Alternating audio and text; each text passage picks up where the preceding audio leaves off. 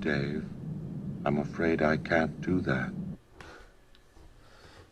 Yeah, I'm sorry I had to rename you there, Terry, but you know.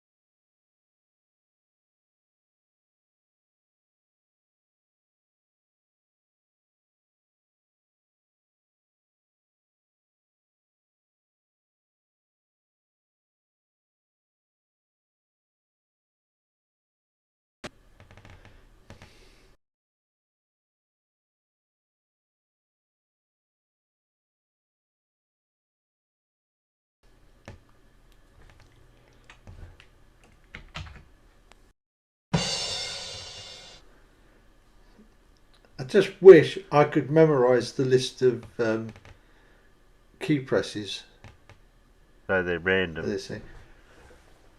Well, they're not random. I just got to remember. There's like a lot. Yeah.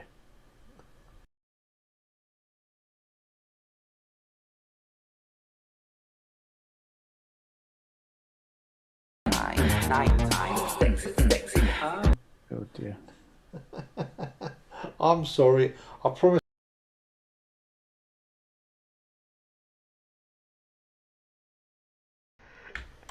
Daytime, nighttime,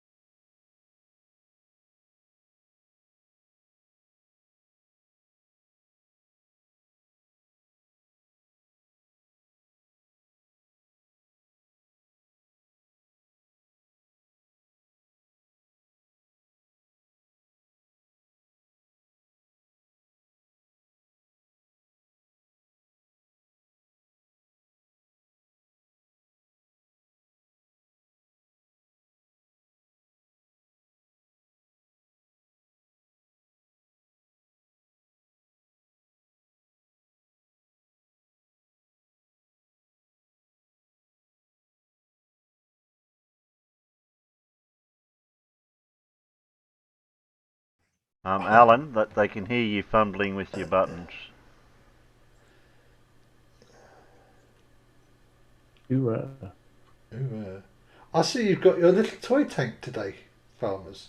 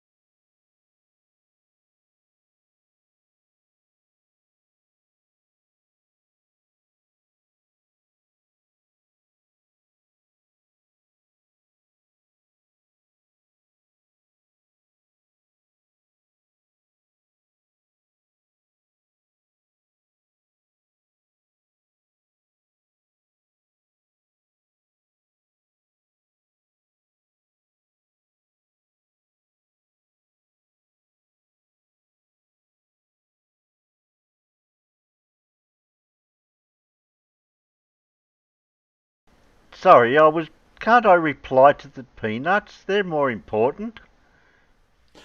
Sorry. Anyone would what's, think. what's that list of craps? What crap? The little list of crap. Yeah. Steamed red crap with ginger. Steamed crap with beer.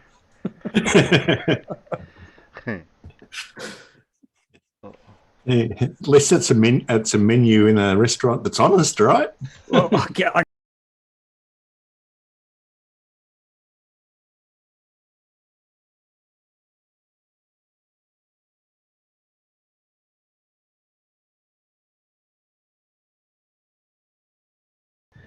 We'll see. So can't they spell crabs, or that's just? Oh, they got the P upside down then.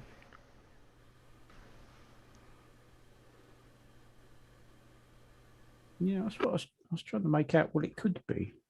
I think it's supposed to be carp. Red carp, yeah, could Yeah, be. carp. Yeah.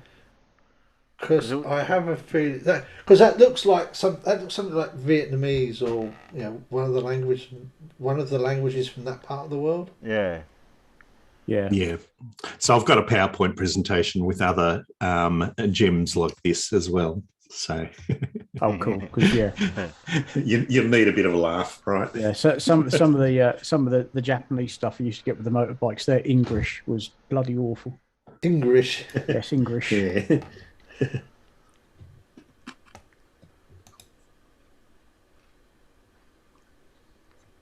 Did I miss something there? Nope, just normal Terry time. What? Did I miss out on a conversation again? I don't know. Oh, Jinxie wants to know who's trying to run a Range Rover through that puddle or through the laneway. Oh, you got the Oh. slideshow going It, for that, yeah.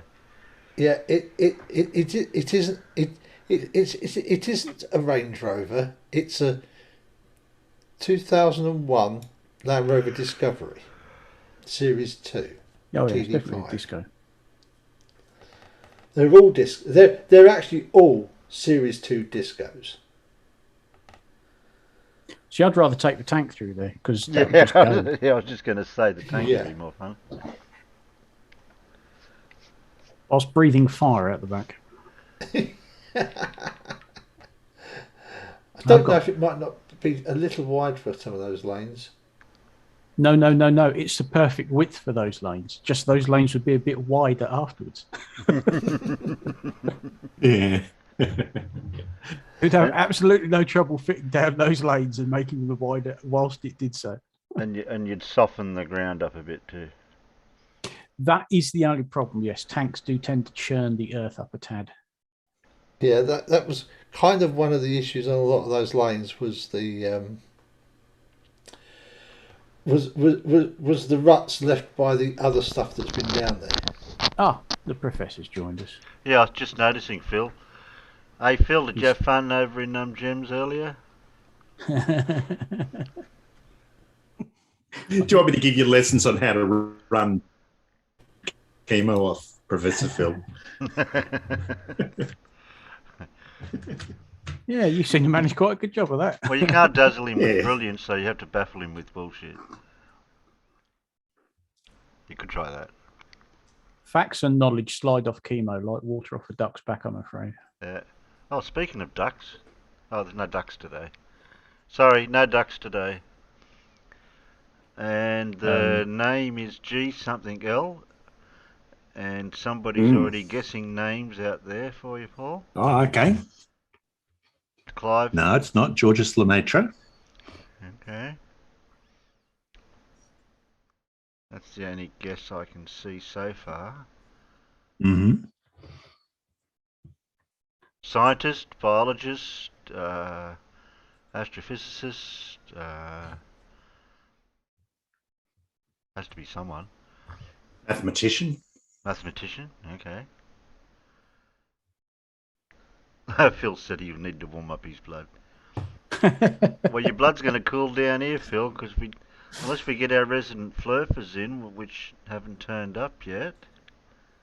I haven't noticed. Well, thank God it's flat was the first person in the chat this morning. Oh, was he? Gee, that's shock. Yes. I can't see that. It doesn't let me go back that far. He was a physicist and a philosopher as well, but he's more well known for his maths. This century, last century, the century before. Long time ago. A long time ago. Okay.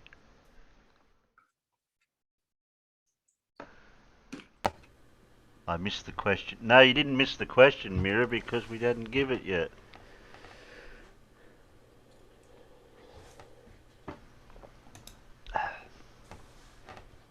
You can ask for a clue. Buy a clue.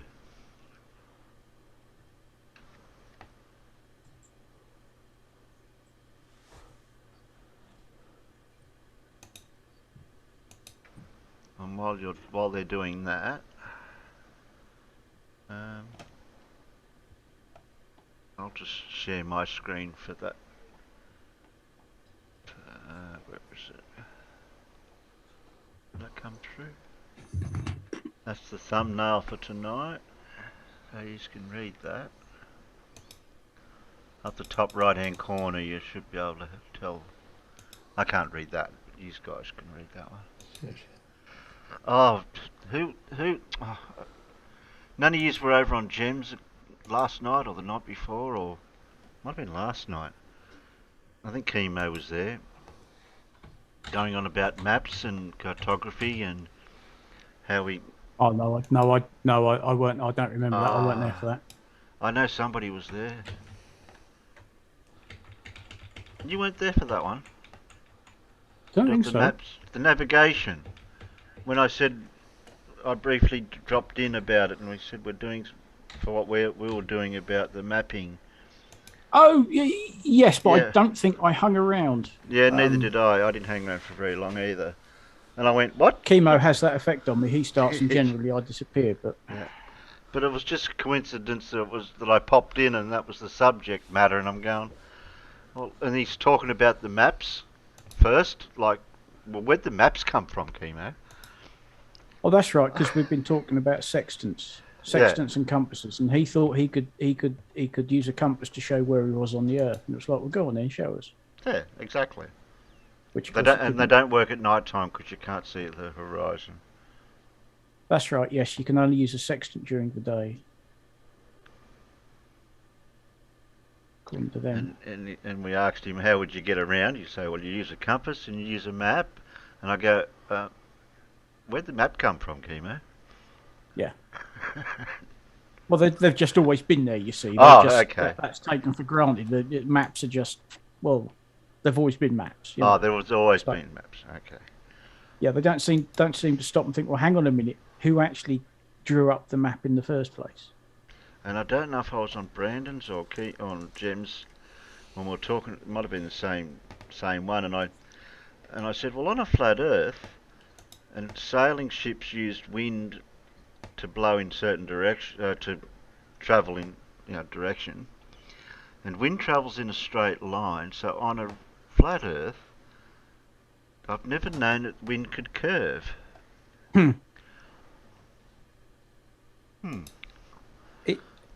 When you try and look at every part of what we experience and try and tally it up with the notion of the Earth being flat, nothing works. Yeah, nothing. Matches, yeah. Okay, what have we got? Philosopher, mathematician, physicist, noted for his independent invention of something someone else famous also invented. Oh.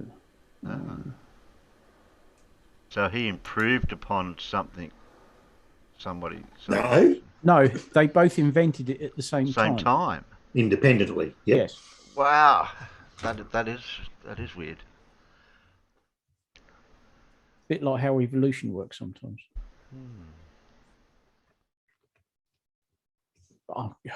I'm crap at these anyway because I can never remember people's bloody names. So historically and now, which is why I call everyone mate. I can't remember their name. All right, mate. Hey mate. Hey mate. Hey mate. How you going, mate? Oh, it's embarrassing when you bump into somebody you haven't seen since school and they know your name, but all you go is, "Oh, how you doing, mate?" Who are you? Clive's. I think that might be the person Clive just put in. Yep, that's an alternative spelling of it, but that is correct. Yeah, I recognise the name. I thought that was a biscuit. Sometimes it's got the T in the surname, sometimes it hasn't. Okay. I thought they were biscuits. No, I kid you not. Okay. Professor Phil says he's not sure of chemo. He thinks he's pretending to believe this nonsense. Of course he's pretending. He comes in every day pretending that he believes this nonsense. Because he's been told 1,000 times before about gravity not being a force, but he still keeps on going down that road.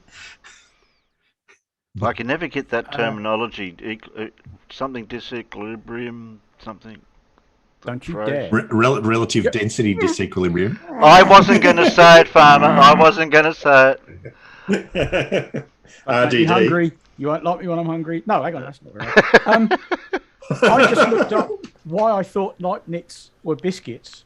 The Bolson company in Hanover make Leibniz biscuits, and they have named them Leibniz after Gottfried Wilhelm Leibniz because he was one of the most famous residents of Hanover, where the company's based. Because I just Googled it and I thought, why am I thinking of Leibniz biscuits? They named their biscuits after him.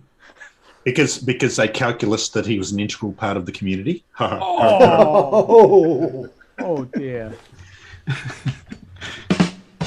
Exactly. Alan got it right that time. Hey! Hey! Yes, it's just which button he could have pressed. Which one he could have done, yeah. Yeah, because he was the one that independently invented calculus. So he used a different set of symbols than what Newton did, but I think it's the Leibniz symbols that we use today, mostly. The who symbols? The Gottfried Leibniz symbols. Ah. Apparently, at the time, they named the biscuit after him because there was a fashion of naming food products after historical celebrities. And I'm suspecting that that's the best they could come up with at the time for, okay, who lives or lived in Hanover? Leibniz. Geez, you made me think then, of all the historical figures out there, what biscuits could be named after. Yeah. The Julius Caesar, the Helen of Troy. Einstein. That'd be a nice biscuit. That'd be food for thought, wouldn't it? That would. Well, what about the person who invented the toilet? Are you going to have the crapper biscuit? No, I think maybe not. No, I don't think we'd have that one. I think we'll give that one a miss. How about the Earl of Sandwich? Yeah. The sandwich biscuit. Supposedly the inventor of the sandwich, of course. Although I'm not entirely sure how Garibaldi true biscuit. that is. There we go. Adolf's chocolate fingers. Adolf's chocolate fingers. Oh, jeez. Oh dear. Yeah, well, Garibaldi was a pretty famous Italian revolutionary, wasn't he? I think he was, yeah. And I believe he was also like one of their early prime ministers after the revolution. I guess they went for Garibaldi rather than the Giuseppe biscuit. Yeah, but they're just squash fly. But everybody still just calls them squash fly biscuits. Yeah, definitely. Actually, if you care to open the 24-hour British ration pack, you'll find a packet labelled Giant one. Labelled AB Biscuit biscuits. through AB. Through AB, otherwise known as arse blockers. Hey, they're gorgeous. It's one of the few things in the rat pack I really liked. Yeah, I liked them too, but they had that effect. Once you'd been on those ration packs for a couple of days, going wasn't a problem because you couldn't. You couldn't, yeah. You couldn't. Oh dear. We'd been out on an exercise with the army cadets. We'd been out for several days, and somewhere out in Wales, and we're on the coach back down the motorway somewhere, and all of a sudden the entire coach is saying, "You're going to stop at the next services." Why? You're going to stop. Got no choice. Yeah, we need to stop now. Yeah. Well, you don't have to stop, but you're not going to like the result if you don't. And the greatest discovery was, hey guys, if you use a disabled toilet, it's got grab rails.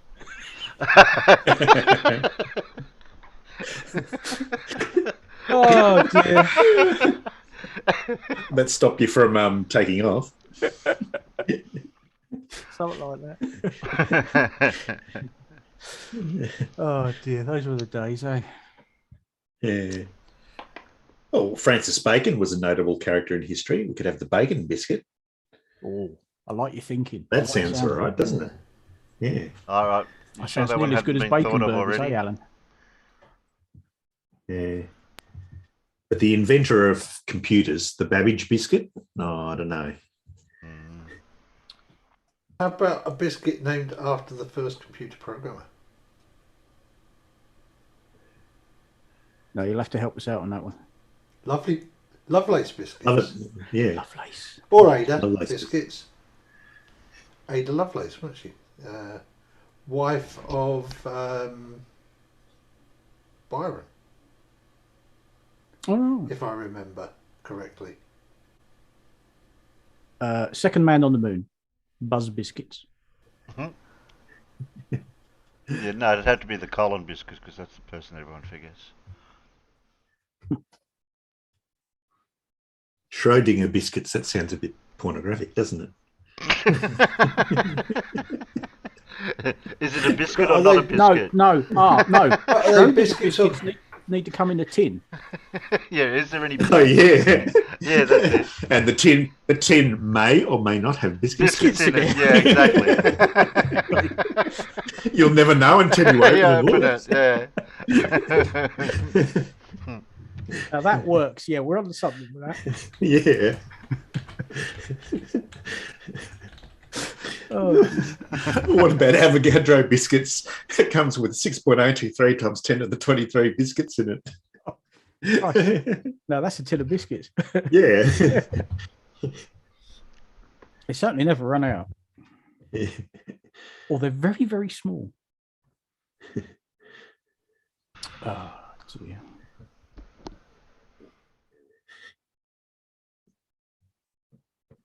Crickets?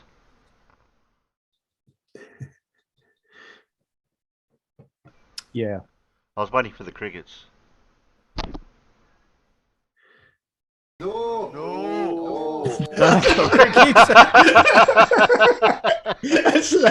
Scottish crickets. Oh, God, we can end up with anything. Oh, jeez. Oh, there we A go. bit late now, Alan. The moment's passed. Yeah. Now just remember which one the crickets are in. Yeah, the crickets are in 1, not 0. You need a little list printed out in front of you. I've got a list on the screen. What I need is to make a big custom keyboard with little icons with individual buttons with little icons on them, so that I know which one's bloody which, and I can just go dum dum dum dum dum dum with my finger. You ever heard of sticky notes? Well, I've got a what's the bloody thing called? He tried that, but his screen's all messy now. I've got a OneNote tab open with the list on it on the screen. Hey Fred, you're onto something there. Oh, a soundboard. Oh, yeah, that's a good idea.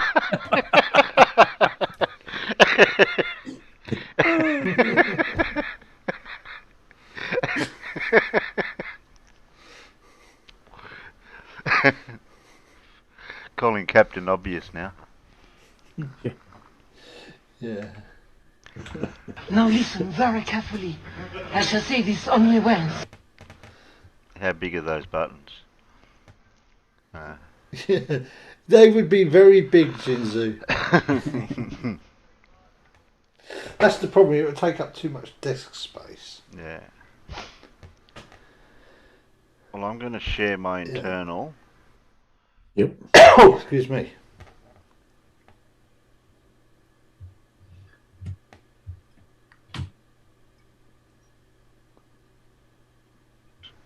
So I've got this one, as you can read by there.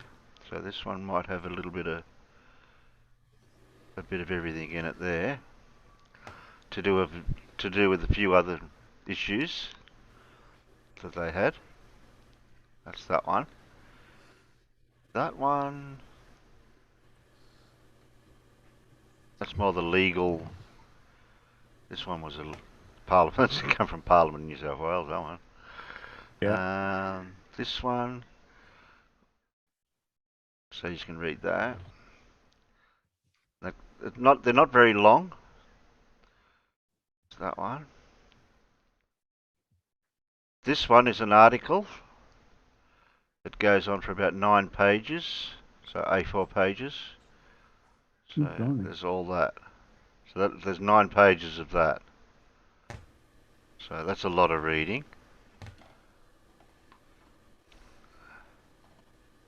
And this one's sort of like a description, like maybe a first-hand account from the voyage from somebody, or maybe taken from a few people to make up a bit of a narrative. So there's that one. Yeah. But what I was wanting was to do. Oh, is this what you meant when you said you couldn't find it? Yeah, yeah, the bit I wanted.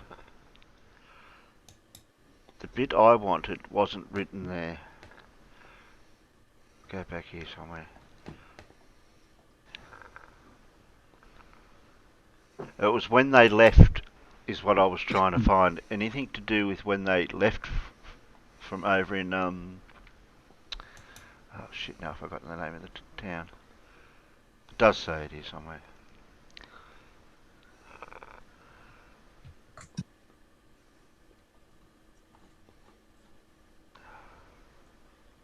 I've been reading so much of it I can never remember it.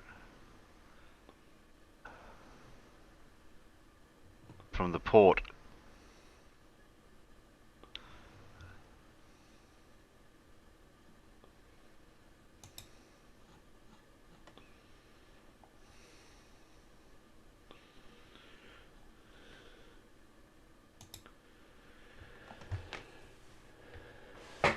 So that's the choice we've got. That my eyes got so bad trying to read through them to find which one, which one was the one that's going to have enough. I suppose if we just start off on that, except for that big extract, which is that one. So I'll move that one over. So put that one up that end. I suppose we'll just read this one, because this one only goes... So it only goes to there anyway. Goes to about there. So we could read that one first. Oh yes, that one. Yeah, colonisation. Yeah, so From Australians together. So if you're going to read, you can open it up yourselves out of Yeah. Oh, I have. I've just opened them all. I have just opened them as well, Terry. They're all in completely different reading. Hang on, yeah, that's the trouble. We've obviously all opened them in the order that they were posted. Yeah, okay. So we'll do that one then. We might have to do a part 2 because this is going to take a bit to get through. So. Sorry. Okay.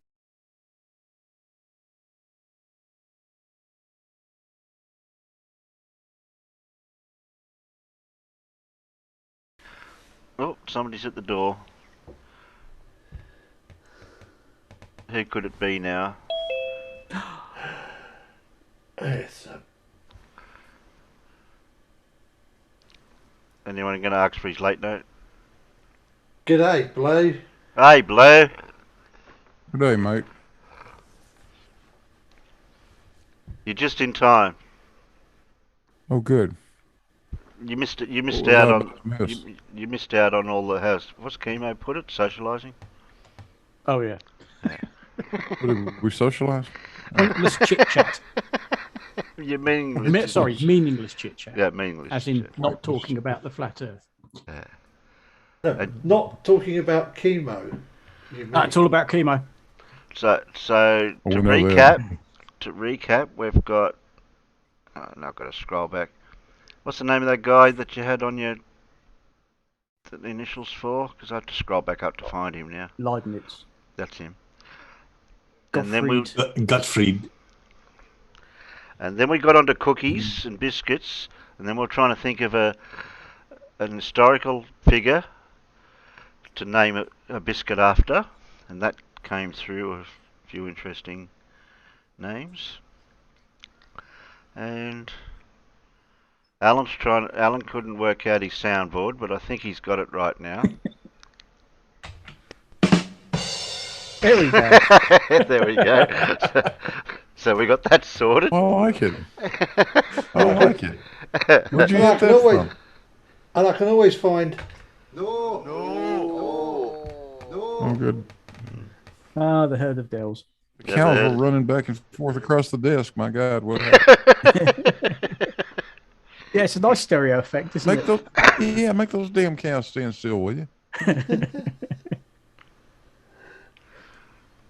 Now you got to play the other one for All that my own work response. as well. What?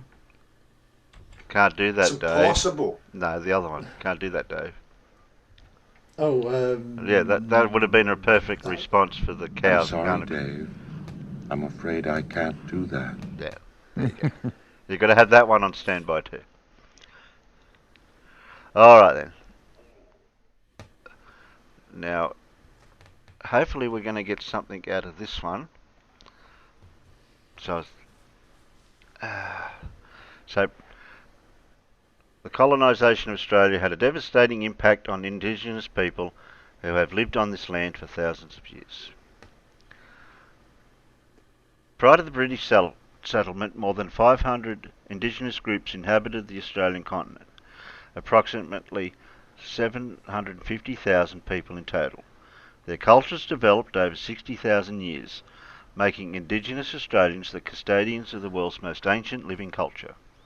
Each group lived in close relationship with the land and had custody over their own country. Captain Cook claims possession for England. In 1770, during his first Pacific voyage, Lieutenant James Cook claimed possession of the east coast of Australia for the British Crown. Upon his return to Britain, Cook's reports inspired the authorities to establish a penal colony in the newly claimed territory. The new colony was intended to alleviate overcrowding in British prisons, expand the British Empire, assert Britain's claim to the territory against other colonial powers, and establish a British base in the global south. I can't get rid of that bit at the bottom here. No, it's stuck there by the looks of it. Yeah. Okay. Right. Disease, dispossession, and direct conflict. In 1788, Captain Arthur Phillip and 1,500 convicts, crews, mariners? That's not mariners, it says marines. Marines. Marines. And civilians arrived at Sydney Cove in the 10 years that followed. It's estimated that the Indigenous population of Australia was reduced by 90%. Three main reasons for this dramatic population decline were the introduction of new diseases, settler acquisition of Indigenous lands, direct and violent conflict with the colonisers.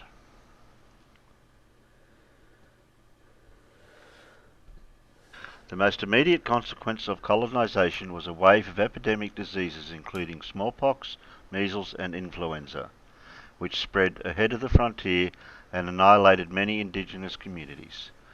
Governor Phillip reported that smallpox had killed half the Indigenous people in the Sydney region within 14 months of the arrival of the First Fleet.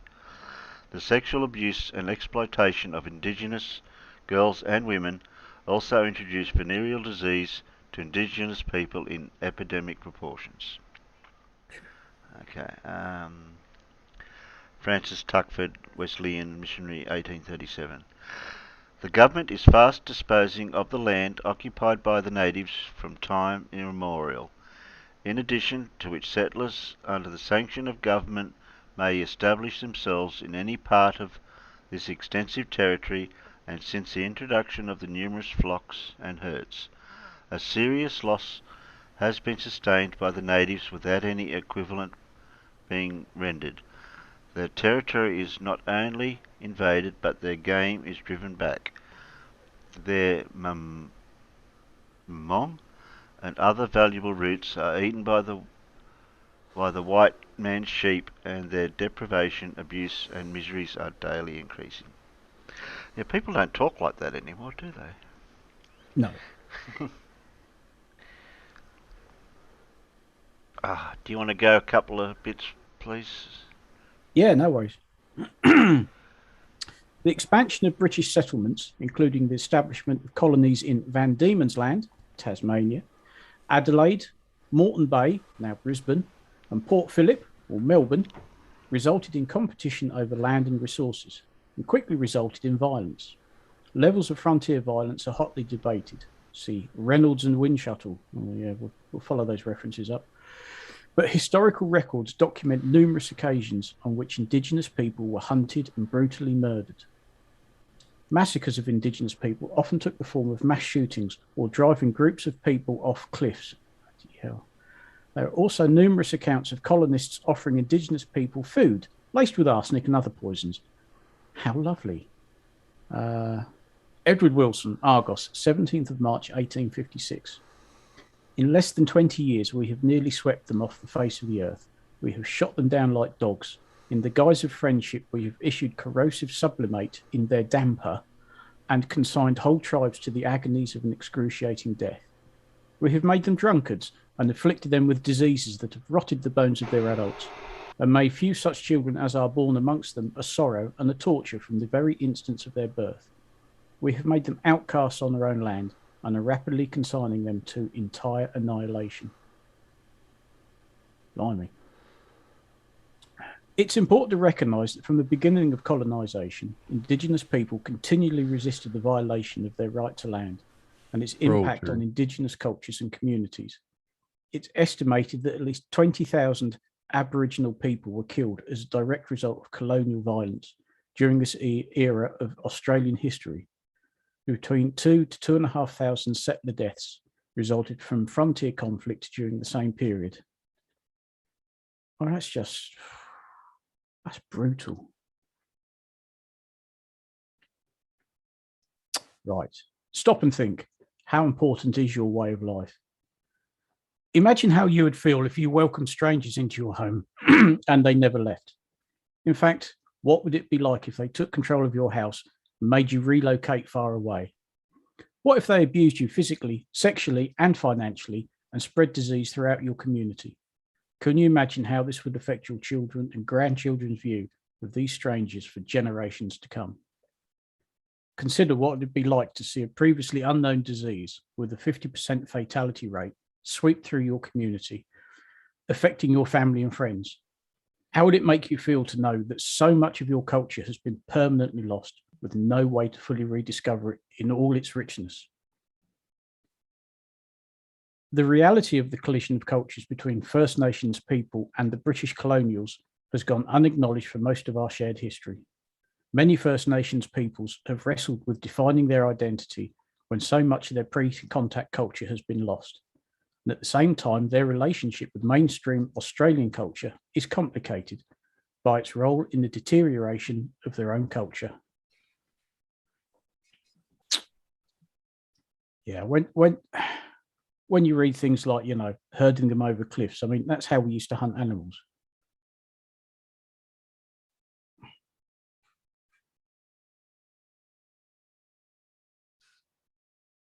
Blimey. They're lower class people. Okay. Well, depends on your point of view and which group of people you belong to, doesn't it? Yeah. Okay. I thought we'd read that one first because that sort of gives you, paints a picture of before we even got here. Okay. Now you've got. Now, which one do you think could follow up from that one? There's that one. I'd say that one. Yeah. I'd say this one. How long does this one go for? Yeah, this one's not too bad. I think we'll do this one, and I think that'll probably be enough for now. Yeah. So why did the British settle Australia? Escorted small group. Oh, I don't know what this means. That's not the bit we want. I think it's used. I think this is used as a resource for people that are escorting tourists. Yes. Yeah. You think that's what this one is? Yes, because look where it comes from. Odyssey Traveller. Okay. Yeah, I mean, ignore that This first did paragraph under the why did the British settle Australia, because I think they're explaining the use of the article. Okay. Yeah, there you go. That's what you actually. So read from here then. Okay. Yeah. Swap that over. Yeah. Right. Okay. What's that, John? Curious fact. All indigenous races and societies had developed, I'd say you mean developed, Yeah. some form of alcoholic drink except for the Aboriginals.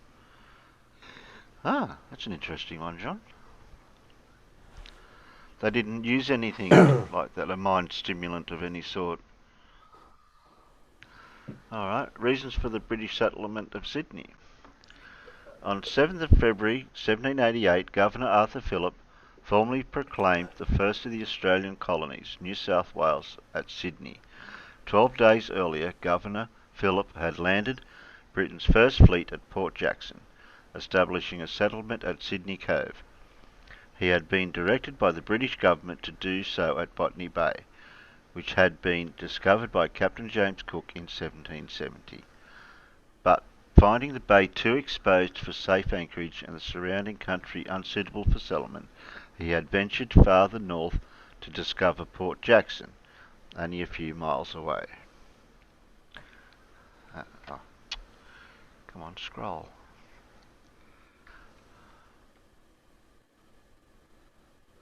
It is likely that the Europeans knew of the Australian continent in some form for over 200 years before the British finally decided to settle it, but with no evidence of any commercial value to be gained from the land, the European powers had largely shunned it. So what had changed to spark the British interest in the late 18th century?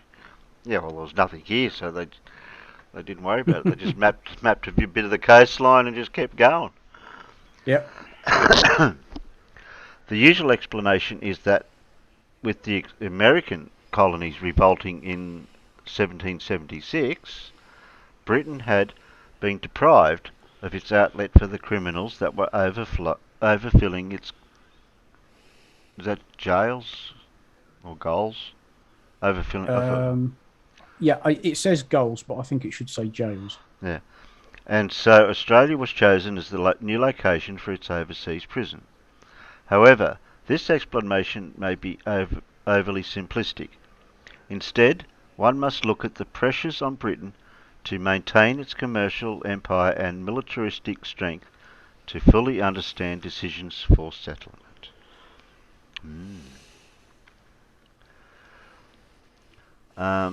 This article is adapted from the first two chapters of Geoffrey Blainey's The Tyranny of Distance, How Distance Shaped Australian History.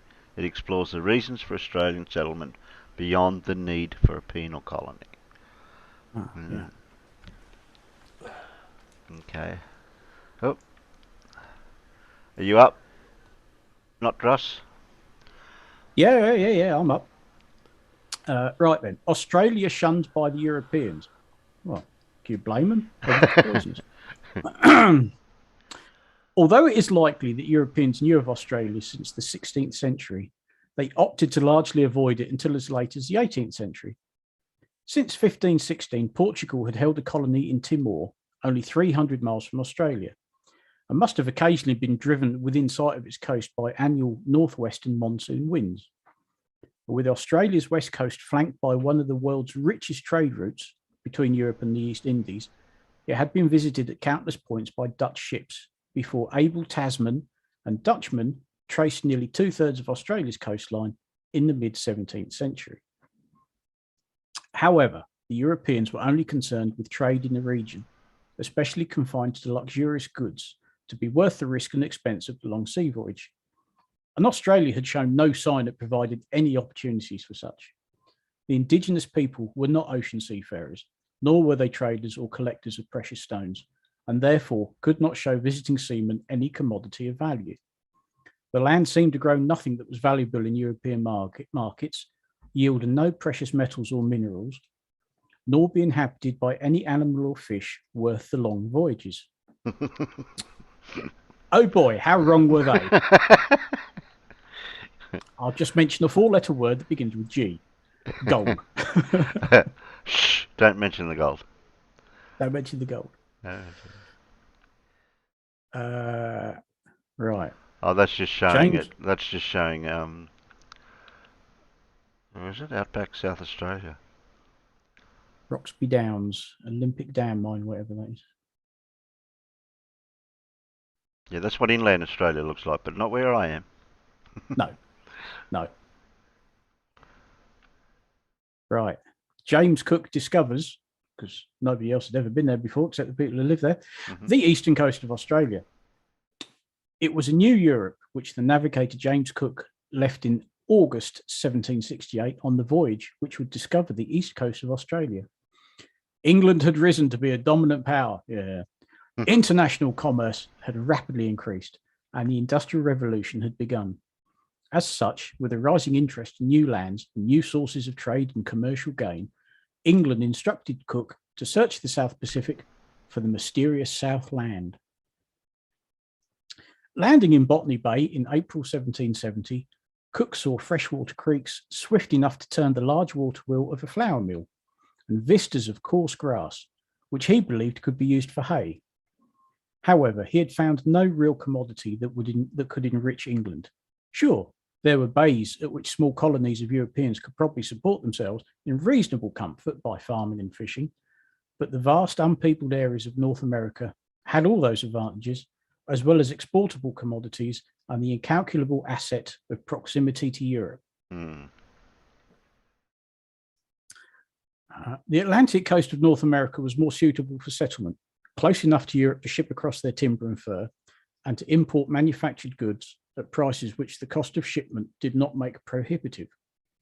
Similarly, European migrants were willing to make the sea journey across the North Atlantic because the voyage was not unduly dangerous or long, nor was it seriously menaced by scurvy or fever. Australia's distance from Europe, on the other hand, made it a less attractive option for a settlement colony. Nor was it close enough to trading routes to be an outpost base colony that could serve the needs of Europe's trading colonies. Plus, neither did it boast the soil or climate to produce the natural commodities which Europe demanded. At the end of Cook's second voyage in 1775, it was therefore apparent it was not fit to serve as any type of colony. Australia had once again been shunned. Yeah, you don't want to go there. It's a desolate hole. And everything's poisonous. Sod it. Does Alan want to have a go or not? Oh. I'm more than happy for somebody else to have a crack. You know where we are, Alan? Need for an overseas prison, yes? That's the one. That's the one, yeah. Well, we've got to find some use for Australia. It's no good for anything else.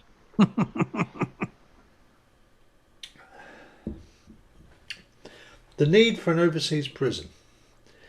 It is widely argued that it was the events on the western side of the Atlantic that would alter the English perception of the need for an Australian colony.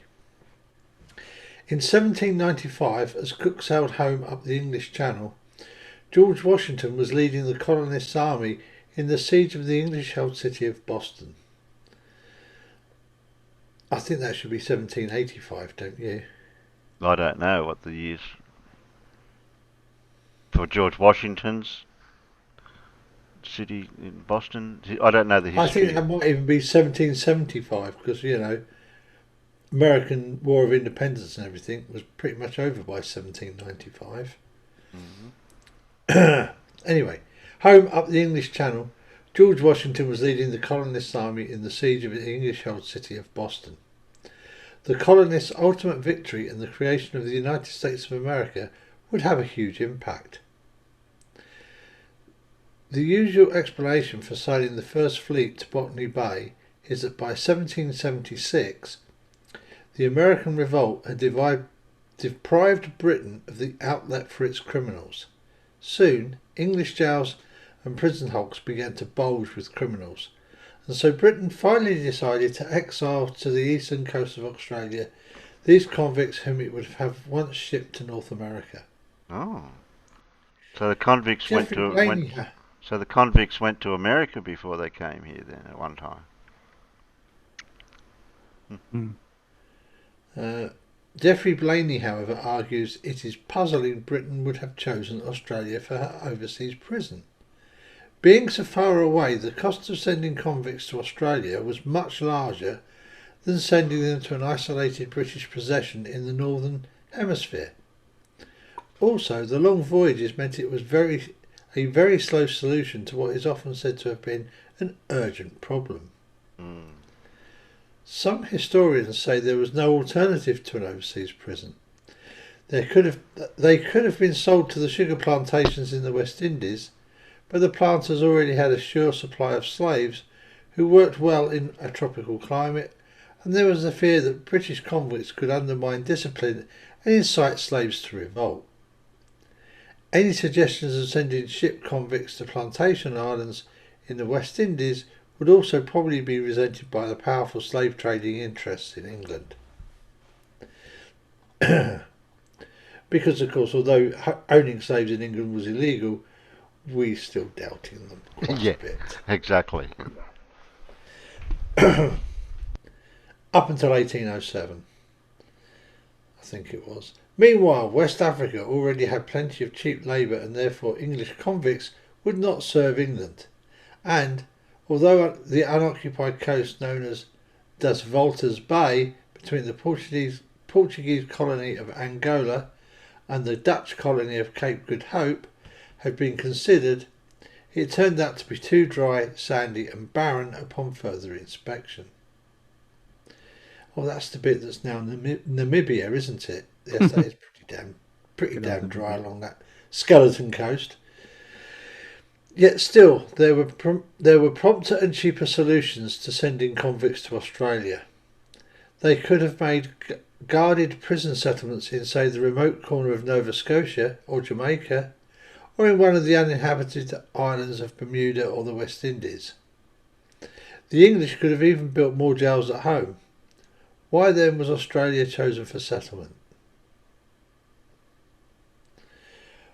Botany Bay as a sea base and refitting port.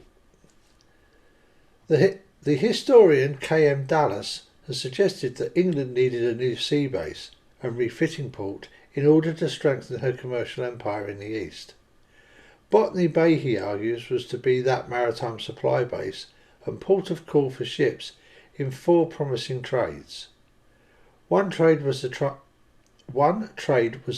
China tea trade, a vital source of British commerce and comfort.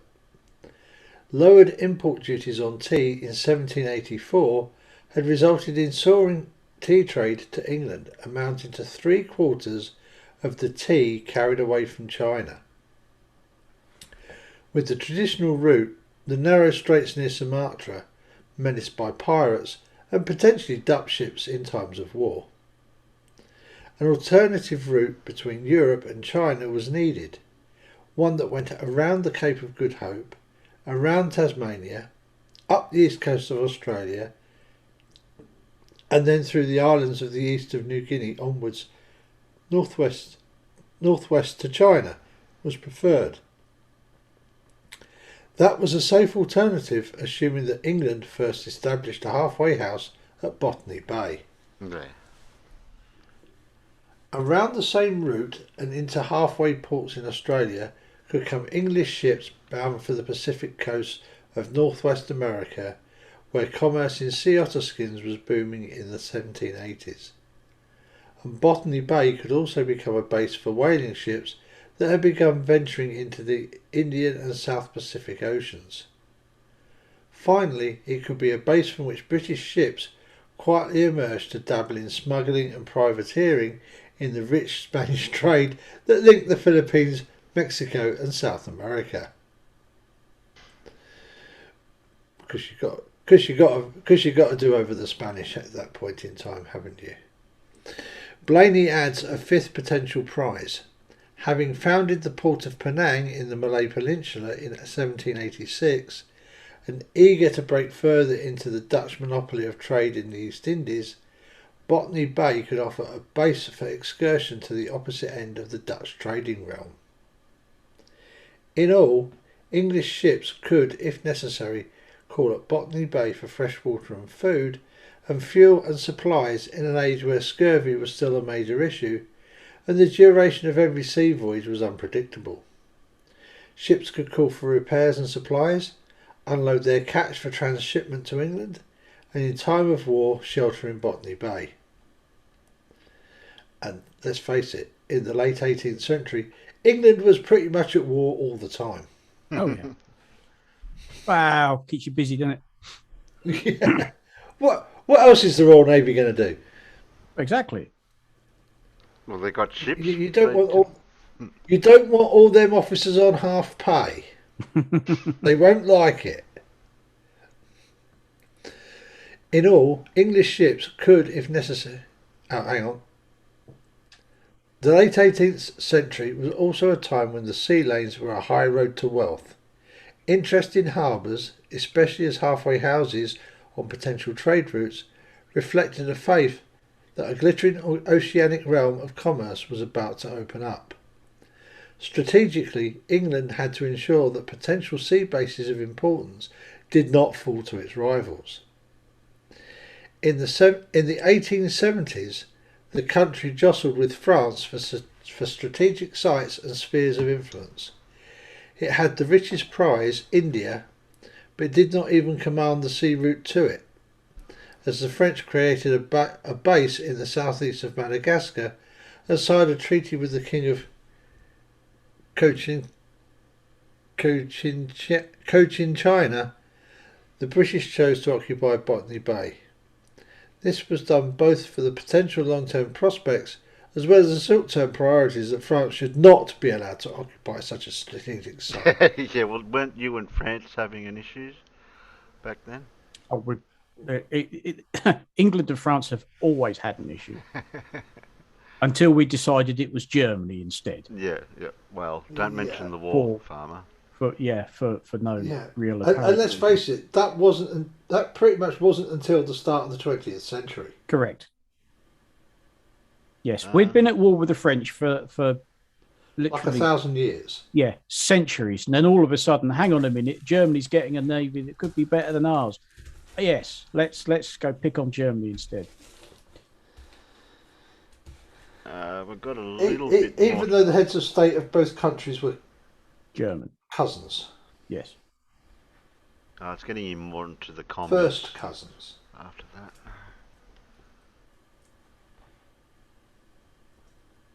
Okay, we're getting into the trade side of things more now. I think we'll leave that part there. Because now we're getting onto Norfolk Island. Norfolk Island's just off the coast here. Norfolk Island's enticing articles of commerce. See, we're getting into commerce now. Okay, but that's our lead up to why we were colonised, and now we've got to. I think we'll leave that for next time, when I can grab the other articles we've got here and see if we can find to do with the First Fleet. That'll be in the next segment. So we're getting a bit of a picture now of what's going on. Yeah, I didn't realise the connection of the timeline between what was happening over in Europe.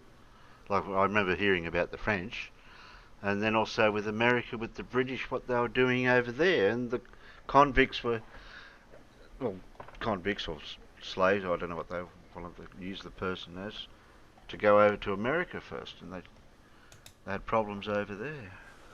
Yeah.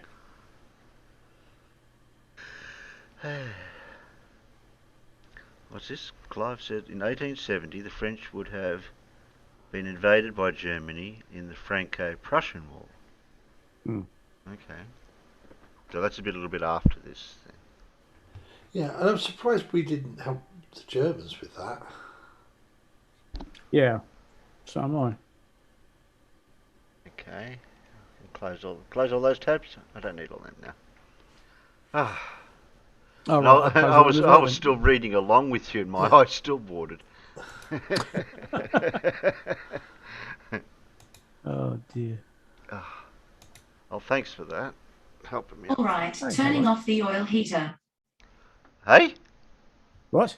Oh, my heater just turned off. Don't worry. Okay. What else is it telling you? What else does your house tell you? All sorts of things. I'm guessing this is the joy of living in a smart house, is it? Yeah. Does it ever say you left the toilet lid up? No. Okay. Well, it's a female voice, see? You've left the toilet seat up again. Oh, okay. I don't have that problem here. No, okay. Yeah. Well, need you to don't leave it lift the up. lid. No, I just don't leave it up. Oh. Well, you solve that problem by bitching at them for leaving the toilet seat down. Yeah, reverse. You reverse it. Yeah, that's it. Oh, Gary's. Did somebody see Gary pop in? Oh Did yeah, he? Gary was in a minute ago. Oh, Oh okay. yeah, yeah, he was. Yeah, so yeah. Is he having a nice conversation with the peanuts out there? Apparently, Gary's supposed to explain the sun position on an equinox in New Zealand and how it can work on a flat Earth with the observations with the rest of the world. Oh yeah. Oh, okay. Well, we'll get back to you on that one, Gary. I think, I think the flatties have a serious problem with anything to do with the southern hemisphere. Yeah. That's don't forget, that's Alan. south of the. Yeah. Don't forget, Alan. It's all been northern hemispheric bias for the flat Earth to start with. Because They never worried about us until now. yeah, they don't account. They seem to can't account for a lot of things that happen south of the Tropic of Capricorn. Yeah, exactly. And we're going to drum that into them too down here. We'll start keeping it southern hemisphere every time we get into a conversation.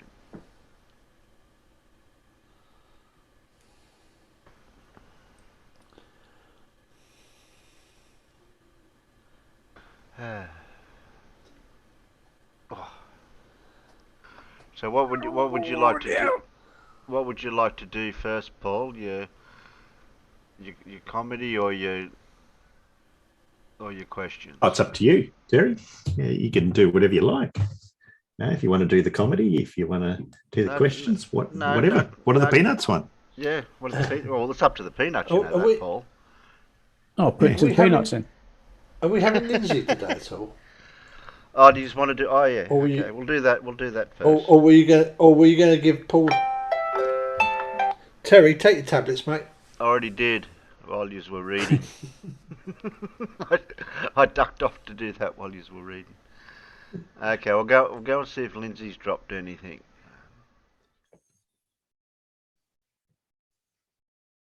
I think he had a new one. Okay. What's he got lately? Because if we don't have Lindsay, we know we've got to resort to those other backup channels we've got.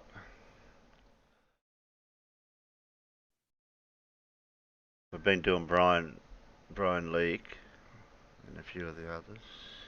Number 4, please. What you mean? Things like you can't measure angles with a auto level that's got a stadiometric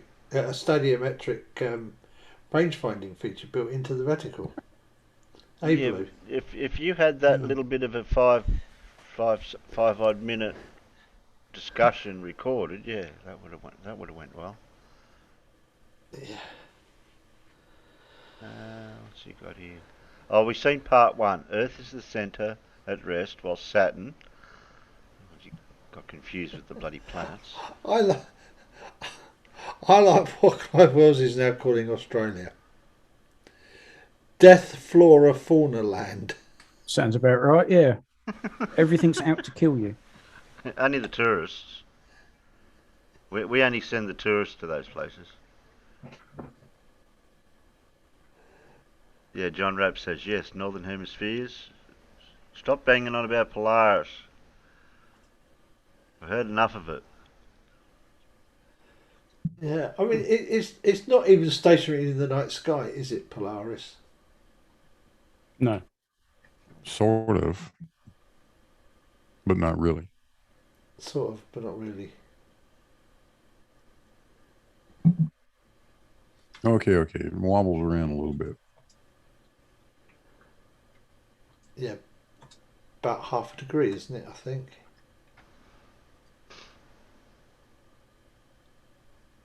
Yeah, Do something you know? like that. Do you know if the flippers will catch onto the wobble and they'll think it's wobbling like a spinning top as it finishes its spin and it starts to wobble around on the table? What, that much of a wobble?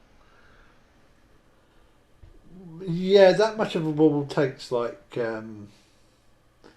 it's about 30,000 years, isn't it? I think it's about 26,000 or something like that. Yeah. Okay, I wasn't that far out then, was I? No. Although we did have a glober of all things in Gems the other day claiming that it happens every year. What? Really? What? Yeah. Hey? Yeah.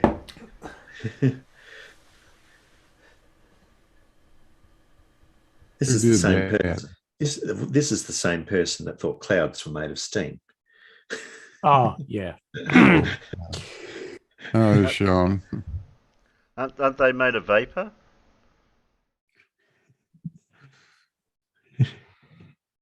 No. Okay. No.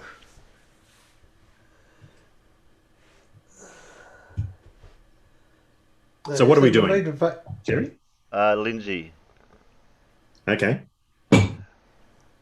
and I'll play him at Lindsay's speed. Oh, yeah. Mhm. Well, actually, we might bump him up a quarter. Jam. and you might want better than 360 playback.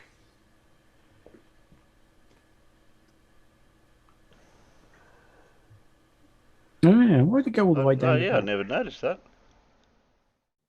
It did that Wednesday as well, I noticed. Not that I can see if I look at the stream on YouTube, because like I've figured if I want to keep a bit of bandwidth for this, so if I play that back at 144p. I don't think he recorded it in 720 because it's not even going to that. I think yes, it is. Yeah, it is. got, Yeah, it's going yes, to 720. Oh, Carl said 1.5 is better anyway. Is that what I went to? he actually recorded it in 1080. Because it went up to 1080 on the list. Yeah, but there's no point in you playing it at 1080 No. because you're And it goes to you're only 720. streaming at 720 anyway. That's right. Yeah, well, I knew that. All right. This is part 2 from last time. Back again, the battery ran flat, sorry. I've got to carry on the second video now. We're talking about... Oh, that is a bit too fast, isn't it? Yeah, you might want to... Check out the last video. Yeah, 125, I I'll just think. carry on. Now, Saturn, I was mentioning the actual word Saturn. So think, what does it sound like? Remember, all our words come from sounds. You break them all down etymology, and yeah, you know, sometimes you won't actually get the right sounds because they've been taken from another language, spelt differently. They've changed the sounds, so you go right back, whether it be, you know, Hebrew, Latin. Citation needed, Lindsay. Sanskrit. So there's one other. It could have slightly different sounds and meanings, but overall you'll find the truth. But let's just take Saturn. So I take Saturn to be saint, because a saint is the highest. It's not. It's above the cardinal. It's the highest. What? So it's the highest speed of light, 300,000 kilometers per second. Does it look stationary? It's a full image. I wish As he opposed had to these reducing citations down for his before they go into the assertions. black hole. Saint. I'm Higher. pretty sure it's called Turn. Saturn after the Turn. Roman god. A higher turning. A higher Don't speed. tell Lindsay Roman that, he wouldn't Greco. believe It it. just spells it out there. I need to look into the word Jupiter, try and break Yeah, that down. the one that liked to party. Another thing, it's Saturn. We see these images like this. But I'm pretty sure, 99.999% sure, you'll never ever see this poke at the bottom here. It just doesn't work. This whole What? doesn't work like that. What do you mean won't This poke is out an the image. bottom? It's a projection. What? Hang on, we got shown a photograph of that showed the bottom of Saturn sticking out the bottom of the rings. Yeah. The last stream by your Oh, Yeah. Ezra. remember. Yeah, Ezra. Yeah. Ezra. I don't think he's going to be He- in tonight, I don't think he said. No, but Yeah. Ezra posted a photo that completely disproves what he just said in our last stream. And it should never appear like this. That is only a NASA CGI image when you see the centre ball sticking out the bottom of the ring here.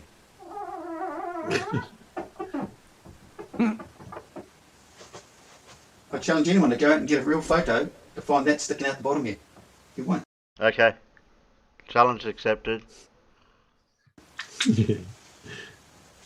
So there you have the speed of light. It's faster, slowing down, right down. Human consciousness slow right down to the black hole, which is your place of rest. This is your Jerusalem, the holy place, going up the mountain. And this is why they... Theoretically, the speed of light it's constant, isn't it? Only in a vacuum. Right. Well, it's constant. It's constant in a homogeneous material. Right. But yeah. But how could you say light stops or slows down? The way he's explaining it. Yeah. Only if it goes into a material. Say in the religious sect, do it 3 times a day. And the Muslim countries, they do 2 times, or 3 times, or 5 times. Because it's good for the body. It keeps you cool, calm and relaxed. And a nice state of mind. You know the Jesus story, how pretty cool he was. Cool, calm and collected. A lot of us flat earthers get irate and a bit hot-headed. I do. Because we're not keeping calm. We need to do this. Everybody needs this. Keep calm, cool. I mean, if everyone did this, there'd be no one going off the water to murder people. They'd be too calm, too cool. But now you get all the soldiers young and dumb and feed them meat, and they'll go off and butcher anything. After a couple of goes in, go, oh yeah, look, this is cool. I'll get right into it. But no, if you take yourself, take the mind where it should be, into the holy place, there's no way. Oh, there's this other guy on YouTube, I should have got his name. He describes all this stuff beautifully. Once you've woken up, you'd never ever hurt anyone. And this is the great divine awakening. Does Lindsay know he's hurting us?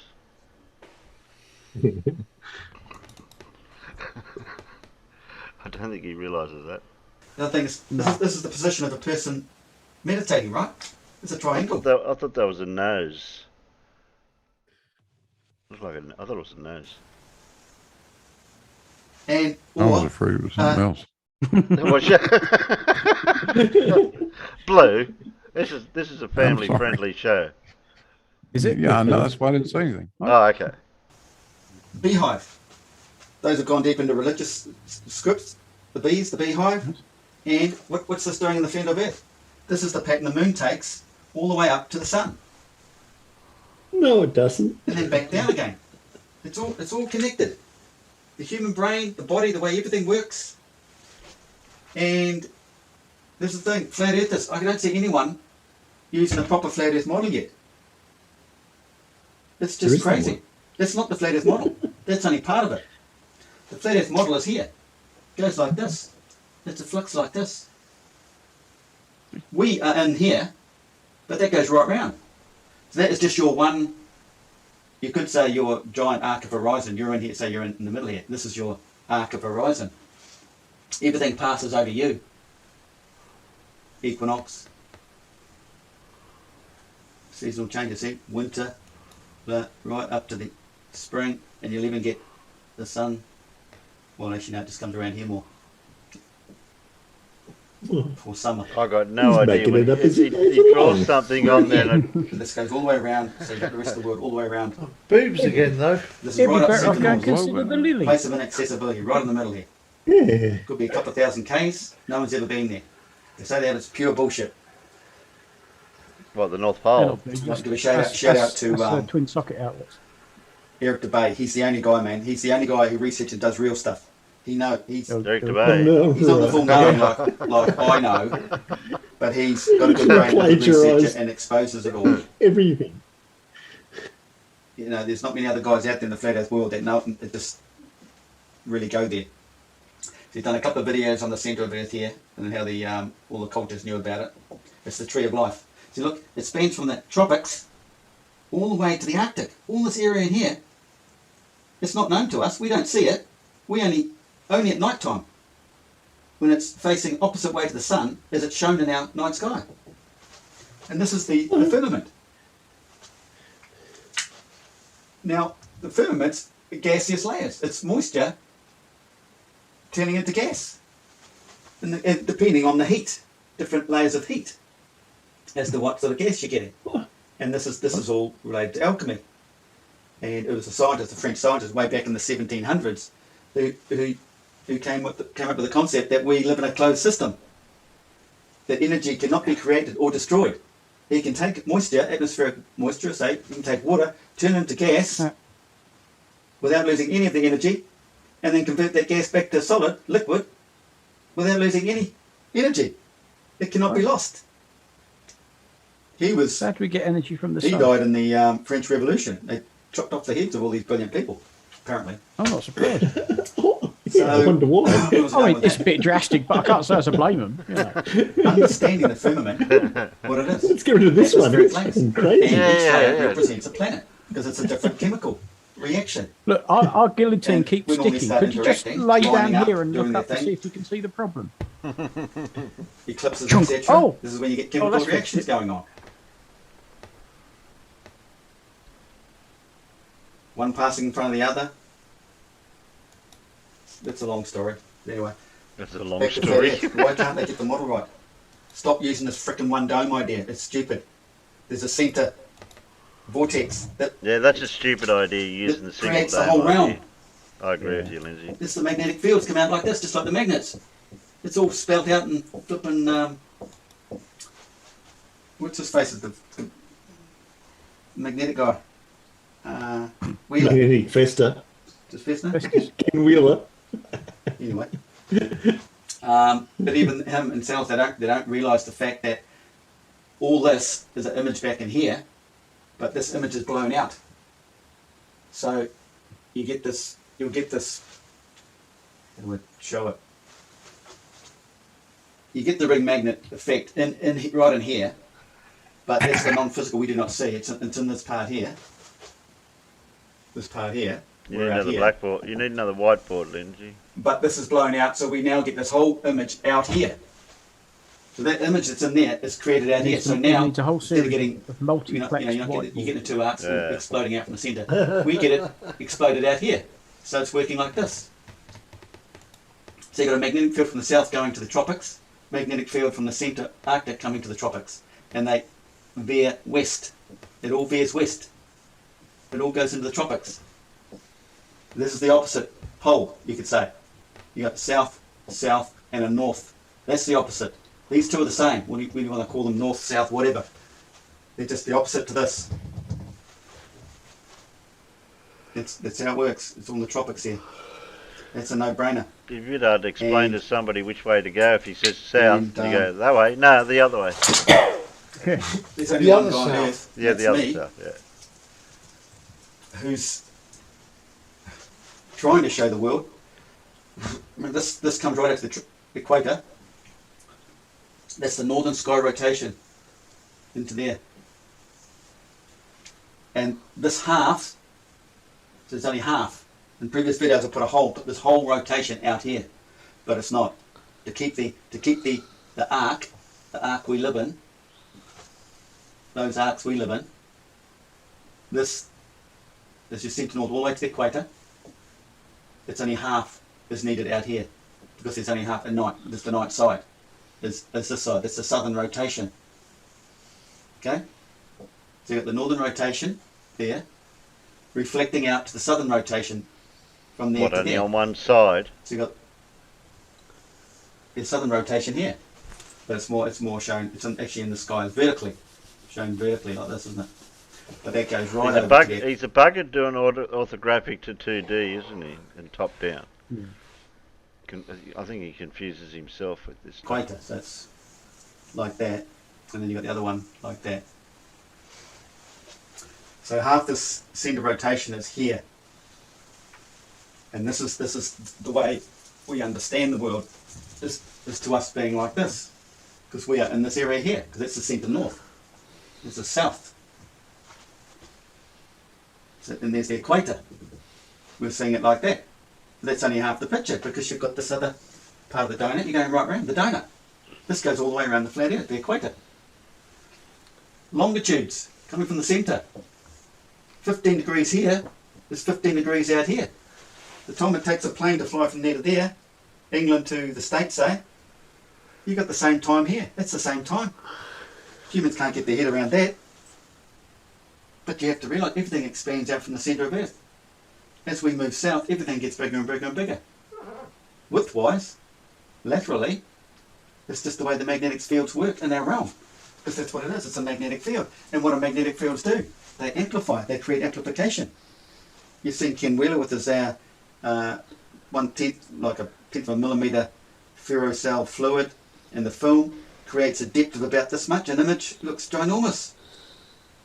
That, nothing, half a mil to this sort of depth. Magnification from its magnetic film. And we're seeing through at least 5 kilometres, because that's our arc of horizon is 5 kilometres, we're seeing through this much magnetic field. And this is why stupid science thinks we're seeing the stars over 1 trillion miles away, because of this magnetic field magnification, when in reality the stars are just here, in your arc of horizon. They're all in here. Reflected out from the centre vortex. That's the equator, flat Earth, all reflected out from this here, out into our realm. They're not trillions of miles away. This electromagnetic field is amplifying distance. It seems to make science think they're trillions of millions of miles away. No, absolute garbage. Everything is in our arc of horizon. We are the centre, we are always at zenith. All these bodies out here, always right angles. See, look, it's a right angle. Sitting over here, it's a right angle. This is why science tells you that the sun is all coming in straight. I don't know if it's the right angle. Which is a load of hoo-ha. Or is it 60 degrees right angle? The sun's coming out of the centre, actually. That's the real sun. Reflected out around the world as the day goes round. It's like a clock, reflecting its light out as it goes around. Okay? It's just a focal point. We all see the sun. It's in many places, but only seen in one. That one person sees as one sun in his horizon. It's to do with the pupils of his eye. See, it's always coming in. So, science want you to think that the Earth is on a tilt like this, and magically, all the rays are coming in on a tilt too. It's pretty funny, isn't it? But it mysteriously, magically just corrects itself for the equinox. It goes nicely vertical, and then the rays will come in vertically. Pure comedy. How the hell did that get like that? How does it go like that? Out there in La La Land. When in reality, it's all in the centre of the Earth here. Behave yourself out there, Blue. Like this. These are magnetic fields. The magnetic field tilts. Milky Way in here, the sun. The sun will follow the magnetic field. So the sun's there. Let's cram it all up now. It's basically like this. The sun's in here. There's the magnetic field. There's the equinox. Dead level. Jesus out straight on the cross. The Milky Way. It's equinox. Then the magnetic field changes. Starts coming out, going down. Southern solstice. But then it goes all the way back up to the equinox and then comes in like this. This is where you get the shape. Up to the magnetic field smaller, comes in. This is solstice, northern summer. July is it? December. Magnetic field. And this is where science wants you to think when they start coming up like this. You get the eclipses and whatever lining up and blah blah blah, but it's rubbish. It's partly. I won't go there. Eclipses. Get around it. But explain an eclipse, please. Yes, remember the sun's in the middle. It doesn't move out or anything. It stays in the middle and turns. That's your clock. It turns, but it follows the magnetic field. The magnetic field changes over the season, pumping up and down. Some of you have seen my other videos, realise how it works. The balloon, like a balloon full of air, you push the top down, the air bulges out. It's the bulging out in the southern field, the southern summer, coming back up again. The whole system works like this.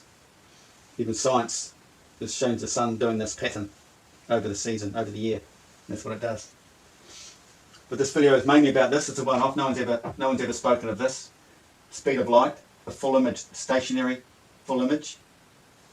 You'll see that, Saturn doing this, you'll see Saturn doing this, and then at the equinox you'll see it's dead straight. In my theory, it should be dead level. But then again, because we're the way we see things, it may not be, but I'm just saying it should be. Everything's basically, the cross, it's level.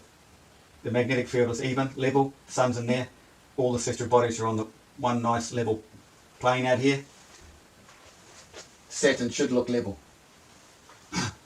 For the full image, reducing down, slowing down to the black hole, which is Earth. Earth is from the hole.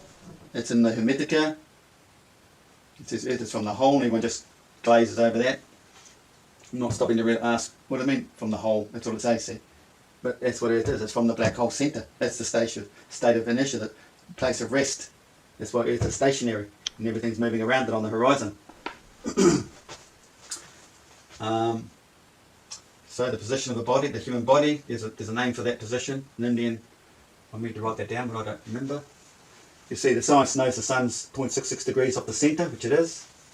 This is the cosmic egg. The sun's here. This is the black hole. Here, the sun races around the black hole. So wherever the sun is, that's the elliptic. It's the elliptic shape, an egg shape. But the planets aren't doing that because they're not passing the sun. They're not going around the sun. The sun catches up. There's a planet here. That sun is going to catch up to it and come over it. What's it? Sun back inside though. How could the That's sun? how it works. Oh my god. So the planets should be doing a circle, but out and out around it might seem it's doing that. Poor But planet. not really. They're doing a circular motion, but the sun out here creates the overall egg shape, the elliptic egg shape. The Roman Colosseum, it's all spelt out in there, all tiered. All the planets are tiered. Everything comes back into the centre. Earth, imagine it, it's a ginormous brain. Everything is resonating to a frequency. It's all the speed of light.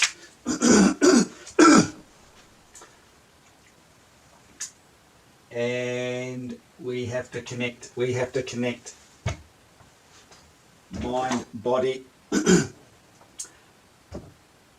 heart and brain become one. That's the meaning to life. Coming into the light. Long story. Check out some other videos. But everybody needs to get into yoga. I don't think we're mantra going to check yoga, it. It wouldn't make any. resonating frequencies. Stay cool till after school. 3 times a day. Raising the Kundalini, getting up to higher tune. Back to Saturn. So I said Saint. Higher, being higher speed. Turn, higher speed, turning at a higher speed. Now, that would be a higher frequency, wouldn't it? So, but you No. actually get to a higher frequency when you raise the Kundalini. That's accepting a higher frequency. These are lower frequencies. But we'll have to ignore that because things do work opposite. Because creation is opposite to our physical world. So, need to put more thought into that. Raising the Kundalini is raising the frequencies. And the meaning of life, Life of Brian. bang, is releasing the water from around the pineal gland in the centre of the brain. There's your brain. There's your eyes. Getting up there and releasing the water from the pineal gland, sending the flood through your body, down your backbone, whatever, through your system. Mixes with the blood. Exposes the stone, the Ben stone. To the higher realm, the worldly realm, getting in those frequencies, connected to the universe, getting more answers. Because all the answers are out there, remember? Everything, nothing new under the sun, it's all out there. You have to just open your mind up. This is why we talk about mind over matter. Open your mind and everything will start happening for you. What's the word? Can't think.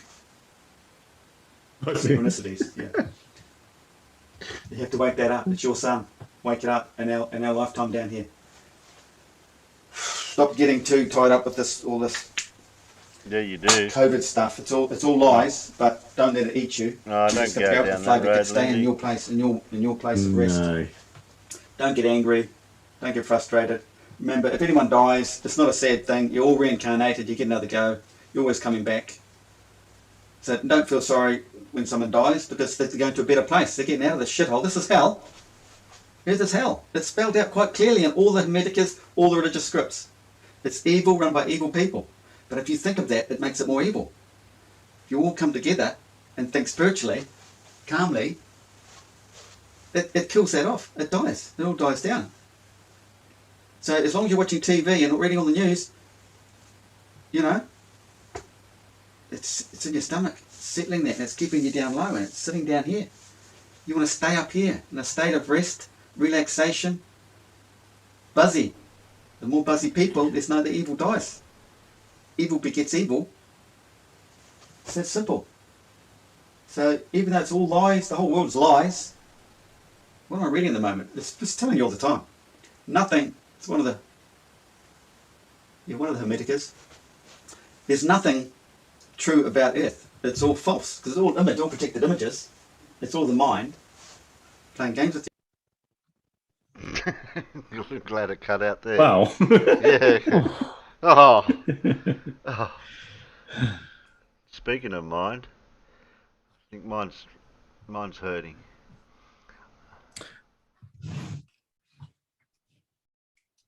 Well, you need a good laugh then, don't you? Oh, I need something to flush. I need something to flush the system. Yeah, well, I've got just the thing for that. Won't hurt your mind with questions just yet. No. Good man. We'll hurt your mind with something a bit different. So Blue's been playing with his balls again, and he knows how much they weigh. Okay. Yes, I do. Okay. Yeah, absolutely. Do shiny balls weigh more or less than ones not shiny? Actually, the shiny ones, it doesn't really change anything. Okay. Hello, so this is the Department of Double Entendres. Oh my word! You got the right slide up. Hello. Especially when anybody starts presenting something, mine automatically goes full screen. Yeah.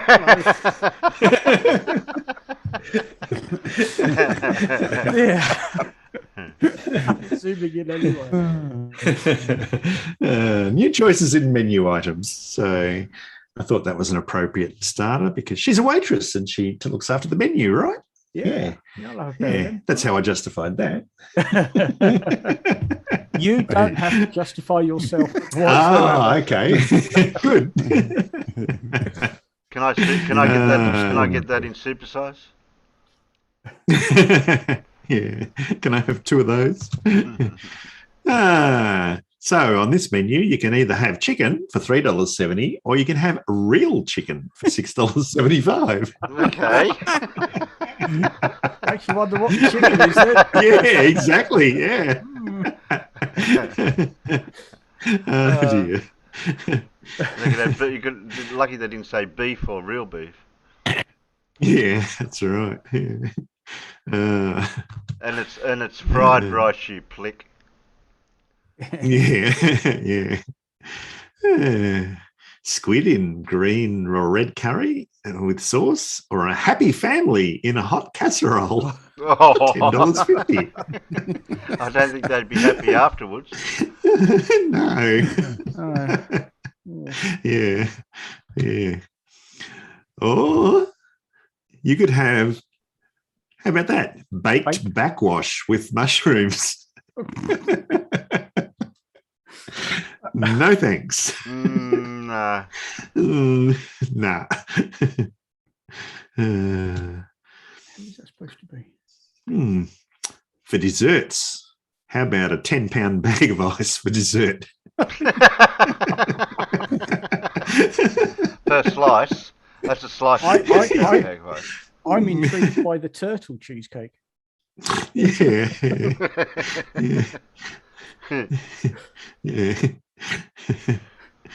That's a bargain for £10 of ice. Yeah. down the bottom, you could have, or second from the bottom, wild virus, now new pieces, lobster's rice, or you could have super cowboy bone pieces, snow silverfish. What the hell? If you could, I have no idea what that would be. Now that's a mystery meal. That is, bloody hell. That really is a mystery meal. Yeah, yeah, Cowboy bone. yeah, yeah.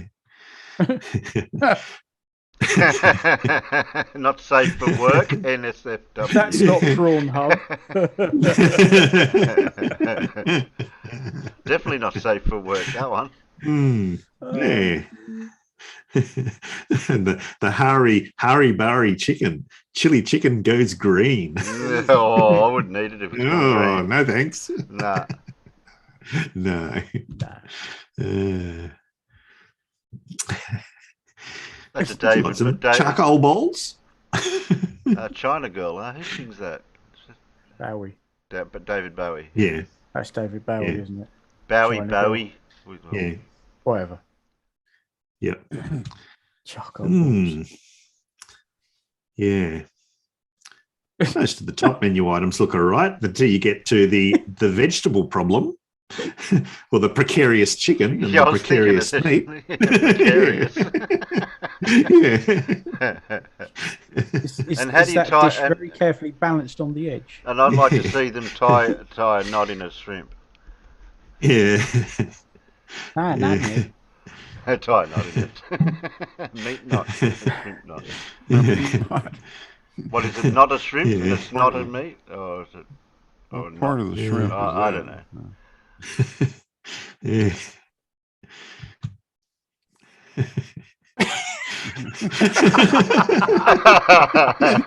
What? Oh, I'm not going to read that one out. No, we're not reading that one. Or I'll get fined.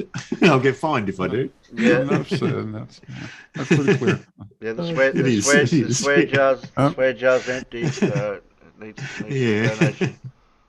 I'm trying to figure out which of those symbols means. Man, never mind. Yeah, exactly. So and the one below it too, the Pesicola. So which symbol The do you one that think looks like an upside down house with a goat in it. Okay. Right.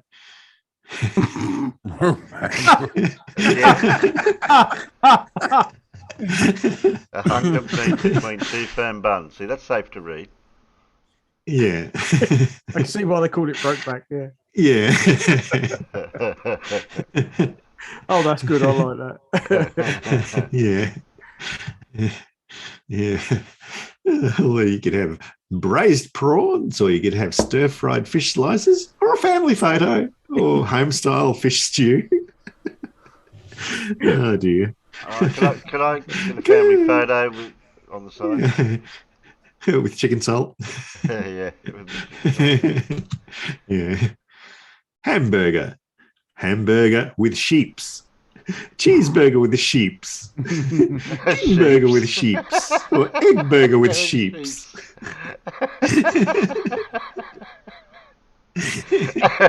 You want sheeps with that? Sheeps? Yeah. Potato fried with soured vegetables. The water fries the potato. Braised dry shredded potato. Potato the crap.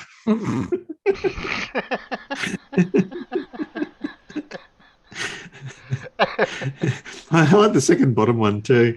Deep fried bean curd with odour. You can smell that one when you walk in. Yeah, well, what kind of odour? Or just the odour that happens when you deep fry bean curd. Yeah. Is it before or after it's digested? Yeah. Yeah. Whatever. I don't know what to order, just sort of whatever. Yeah. I'll have whatever. Can we have two whatevers and hold the... Oh, whatever. Yeah. The sheeps. Yeah. Yeah, you've seen this one Oh, already. Yeah. Steamed bread crap with ginger. I think Alan's right. I think that's supposed to be carp. Yeah. I think it probably is. Yeah. I think that's carp. Yeah. Yeah. They weren't far off. Yeah. Bless them. Have a good meal. Yeah. You could have some spicy cold children. Oh. What's that? Leftovers for the next day? Yeah. Yeah. Oh dear. How about some fried bum? Oh yeah, my favourite. Yeah.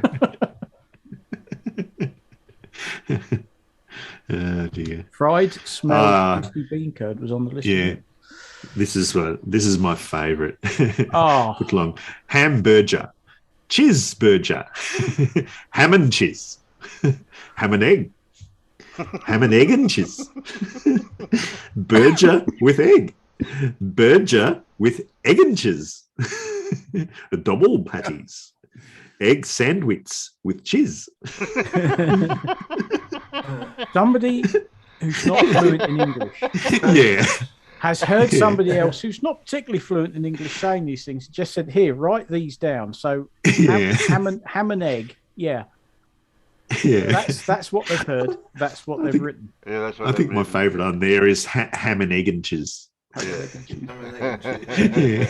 And sorry, but that second last one should actually just say egg banjo. Yeah. Big sandwich. Yeah, sandwich. Yeah. I'll have a lot of meat, thank you. Oh, yes. A lot of meat. Oh dear. You ain't got room for all that veg nonsense. No. Yeah. Angahare or pad thai. Vegetable angahare or pad thai. Chicken angahare or pork angahare. Beef angahare. Shrimp angahare. Or house special angahare. Or Singapore angahare. That's angel hair, isn't it? How do you like your anger? Yeah, I think it's supposed to be angel hair. Yeah. Yeah. Yeah.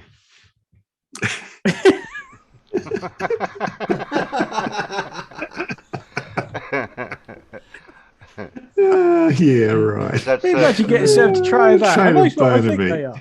Is that served cold or warm? Yeah.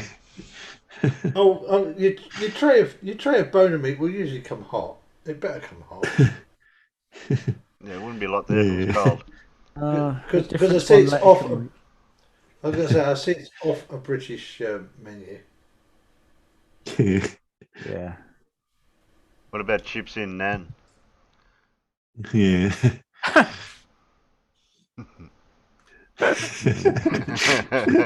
I'll take their word for it. Find on Google, but it's delicious.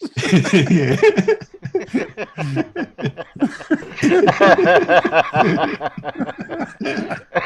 Canadian deep sea, McDonald's best friend. Mr. Oyster and Ms. French fries. If you find it on Google, I'm sure as hell not going to eat it. No. Oh dear. What's the shit take with cabbage? Oh, shiitake mushrooms. That's what it is. Shiitake. Yeah. It's not called, not shit take. Yeah. They had actually got that one right. This gives a new meaning to the kids menu. Deep fried baby. Oh dear. Oh dear. Yeah. Soup of the day. Whiskey.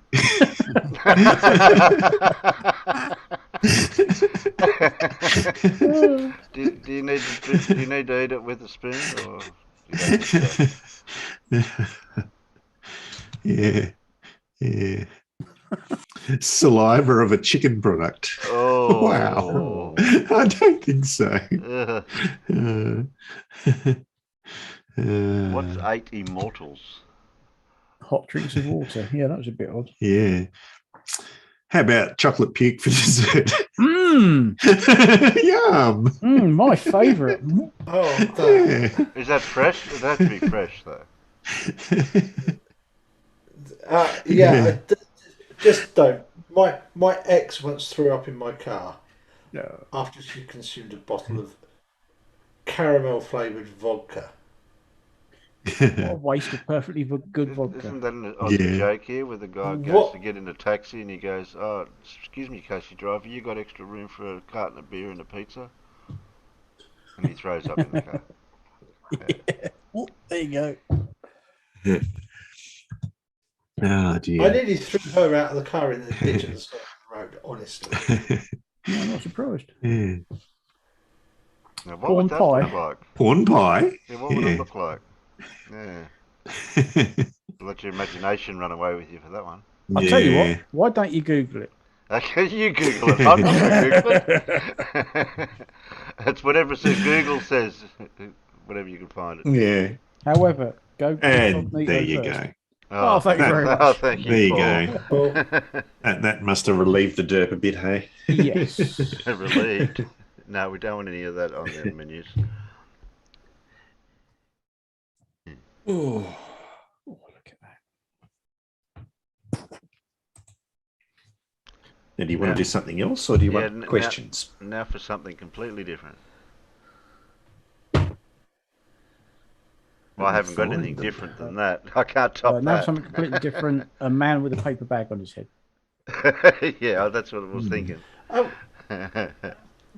I'm sorry, but this has been bothering me for ages. But haven't you been Leibniz before? Yeah, I have. But with the tea. I've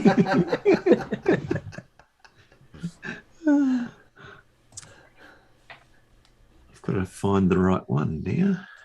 Where are we? So out of 10 Not give questions, too much I'm away, hoping but- to get one right. But next week he'll be dark chocolate digestive. Right. Slideshow. I've got to start this up. Yeah, that's what I was trying to think. Got Irish stew. I was trying to think of how to say that. Yeah, porn pie. Can't find it on Google, but it's delicious.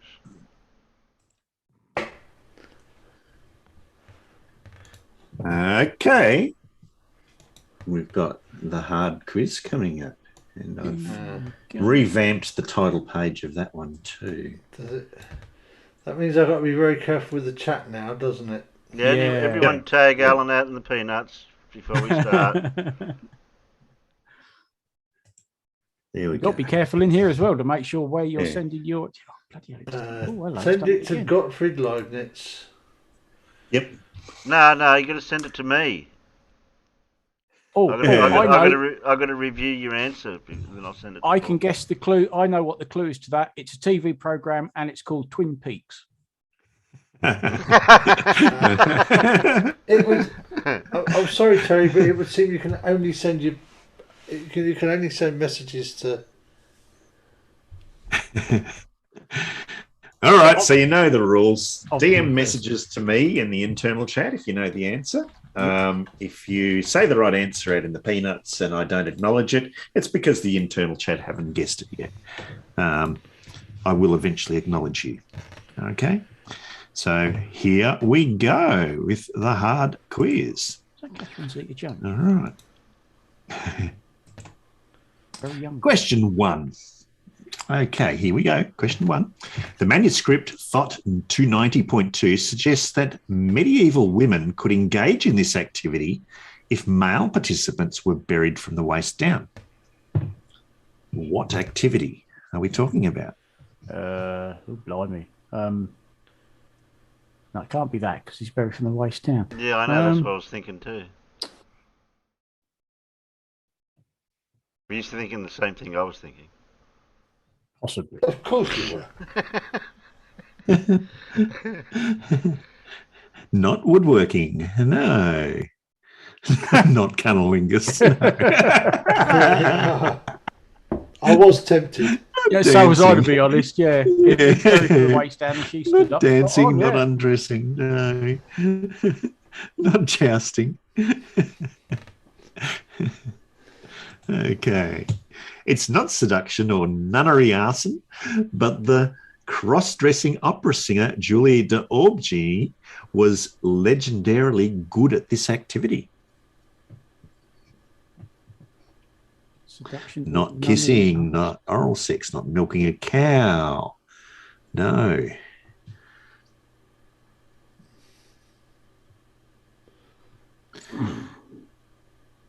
Okay, another clue.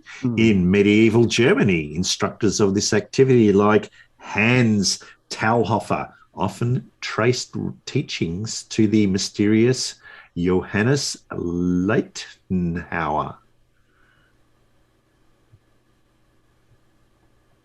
Not washing hair, not singing, not acting, no. That's kind of right, Big Blue.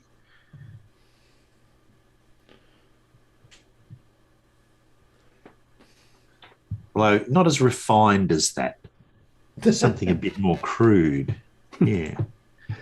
Prize playing in this activity allowed advancement in the company of masters that governed this activity under Henry VIII. Not massage, not playing a harp. No. Ramstein appreciation. No. Not playing chess. We do have a correct answer out in the peanuts now, though, with Tommy, forgive me if I don't pronounce your name right, Selepe, with sword fighting. Blue put fencing. Yeah. Anastasia Kiel-Mansig and Pauline von Metternich scandalized Europe by doing this activity while wearing only corset covers to avoid infection and employing female seconds. The Mensa tradition centers on this activity, whose popularity in German universities led to facial scars becoming a rite of passage. Name this activity often ended by drawing first blood. It is sword fighting. Yeah. There you go. Well done, Blue and Tommy.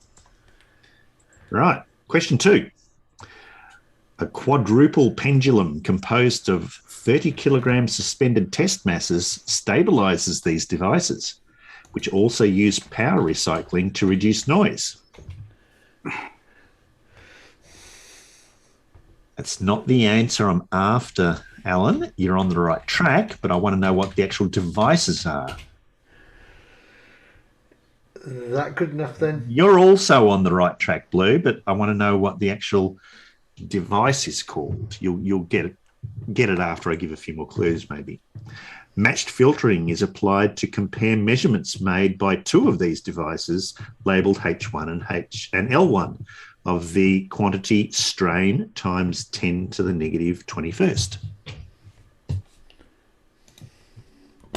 Not an elevator, not a Dyson vacuum cleaner.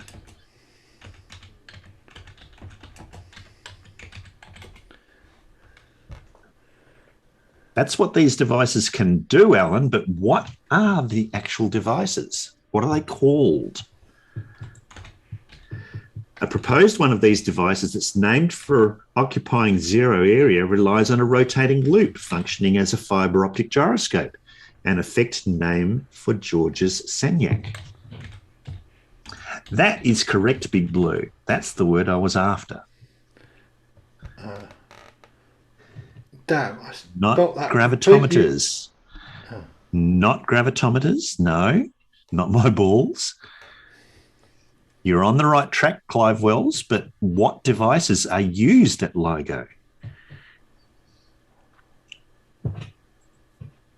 One of these devices, composed of 3 satellites in an equilateral triangle, will be put into heliocentric orbit in the LISA project. Side fumble fins. Read Clive's answer again. Where are we? Yes, that is correct. Zebulon 181's got it. Interferometer, Clive Wells. Clive got it before that, yes, with interferometers. That's the answer I was after. The interferometer was the answer. Light requires 10 milliseconds to travel between two of these devices that have 4 kilometre long arms, and identified a black hole merger in 2015. Name these devices that detect gravitational waves by LIGO. They are interferometers, or laser interferometers more precisely, but they're interferometers, yeah. Okay, question 3. This man once wrote Michael Jackson to tell him that their art was fundamentally angry? Hmm. We know who Michael Jackson is. That's helpful. I hope so. Yeah, but who wrote to him?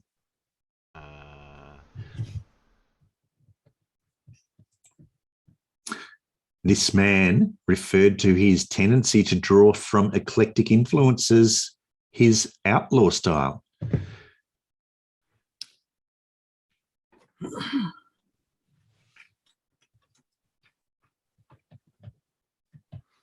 Total punt. Nope, that's not right. Not Bob Dylan, not Billie Jean, not Queen. No. Lindsay. What? Through the 1930s, this man almost always collaborated with Hermes Pan. Not Cosby, not Bill Cosby, no. Not Picasso. Not Vincent Price, not David Bowie, no. No, not in the 30s. Okay. Critics debate whether this man's blackface tribute to Bojangles Robinson was a racist parody or an unfortunate homage. Not Jackson Pollock, not Uncle Joe Biden, no.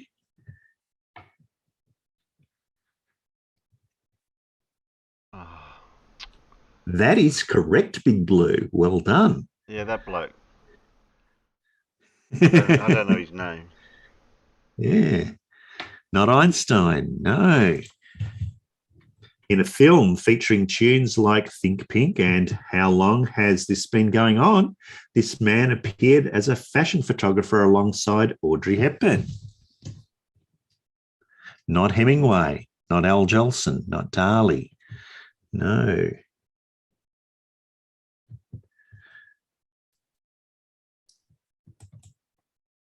In a scene from Royal Wedding, this star of funny face seems to start dancing on the ceiling. I'll probably get it when you get to the last clue. Oh, you will, I'm sure.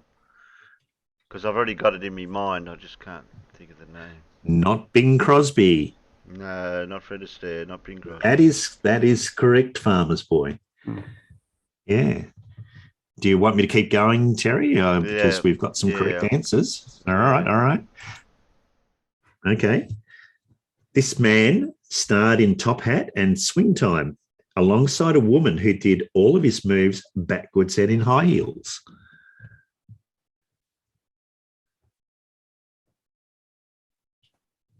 You still don't know?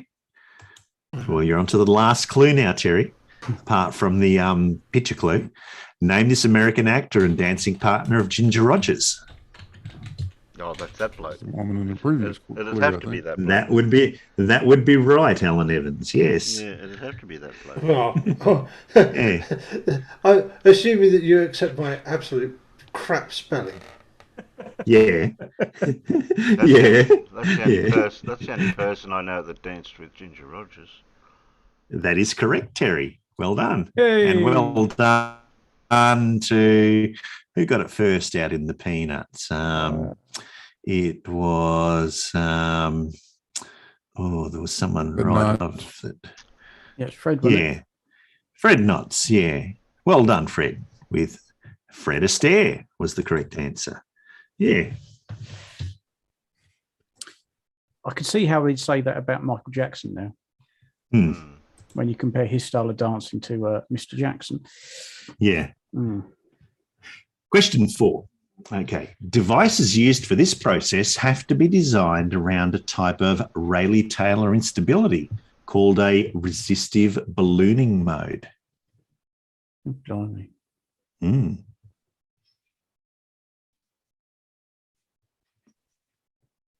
Oh, they're out on the track again. No. I can hear the angry drone as they come around that particular part of the circuit. The wind's obviously blowing that way. Motorbikes? Yes, because it is MotoGP this weekend. No, it's not glass blowing. A team at Lockheed Martin is developing a form of this process that uses 4 mirrors to create a cusp, similar to the polywell design for doing it.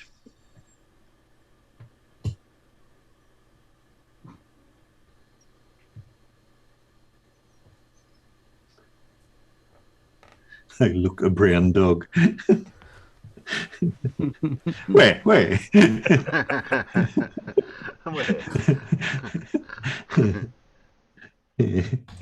Okay.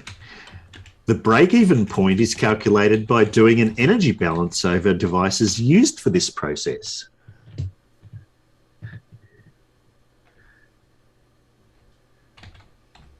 No idea.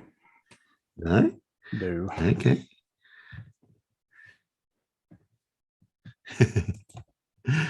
Devices used for this process have a safety factor Q that's greater than 1 and a beta ratio around 5% during stable operation. Not graphene manufacture?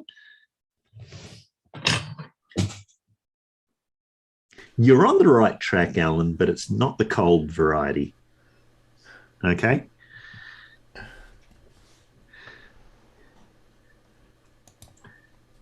In one design, this process is initiated by an X-ray laser targeting a gold cylinder with a Hobbs-Raum cavity.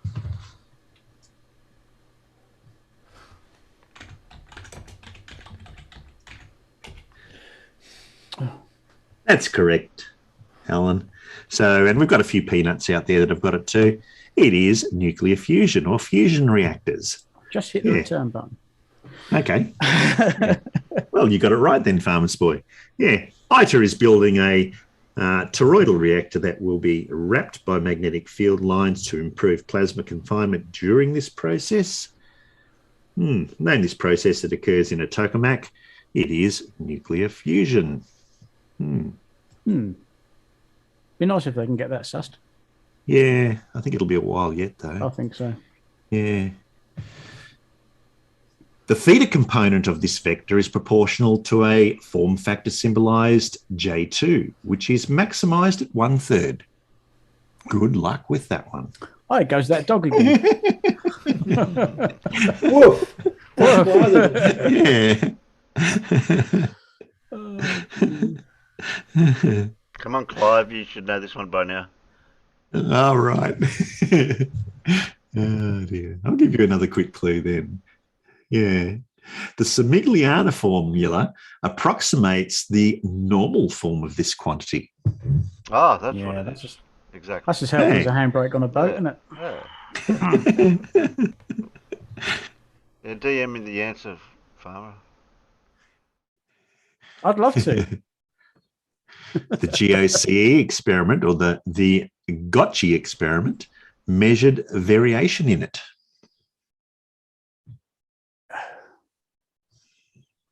I'll just enjoy this new book that the postman's delivered. Warp factor 10. No. Hassenberg's side slide value. Isospin. No, it's not isospin. No. Okay. Assuming terrain is a flat plate, this quantity's magnitude is adjusted from its value at a reference station by 0.4193 times the rock density times the distance. Clues are starting to get a little easier. That is correct, Big Blue. Really? Yes.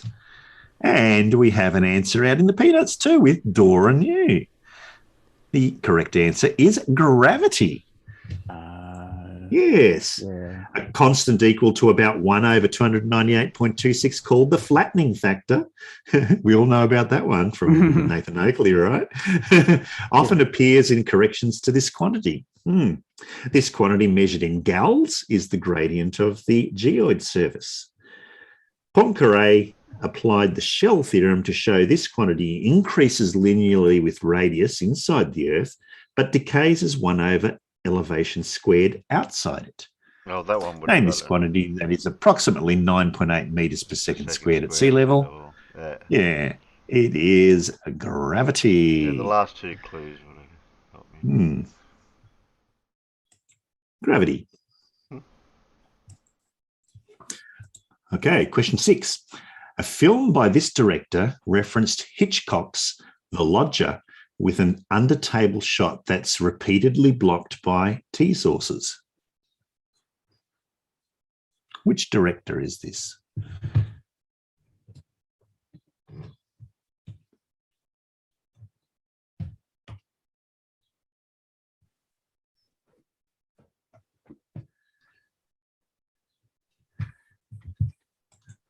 Okay. This man argued that a film be produced with Jonathan Sanger should not be construed as soliciting the input of raging primitives after investors criticised his choice of David Lynch to direct The Elephant Man.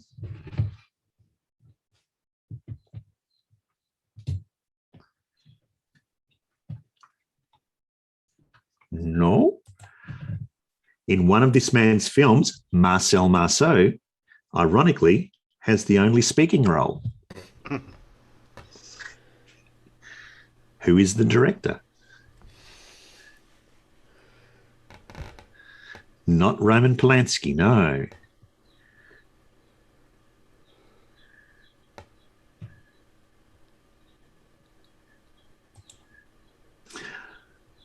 While clearing mines at the Battle of the Bulge, this director allegedly rigged his own sound system to blast Al Jolson over Nazi propaganda.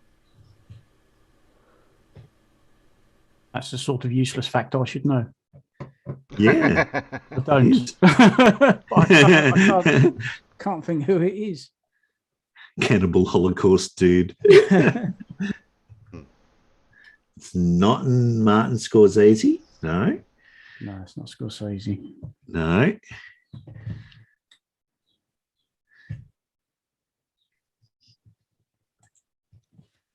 Frankie Lane was never told that his emotional theme song was for a comedy this man directed, which was originally meant to star John Wayne and Richard Pryor as the Waco Kid and Sheriff Bart.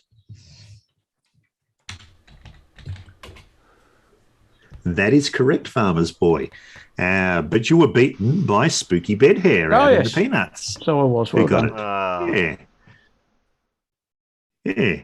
It was Mel Brooks. Gene Wilder starred in 3 films by what director who wrote the song Springtime for Hitler for the producers? It was Mel Brooks. Paul, you're forgetting that Dora got it ages ago.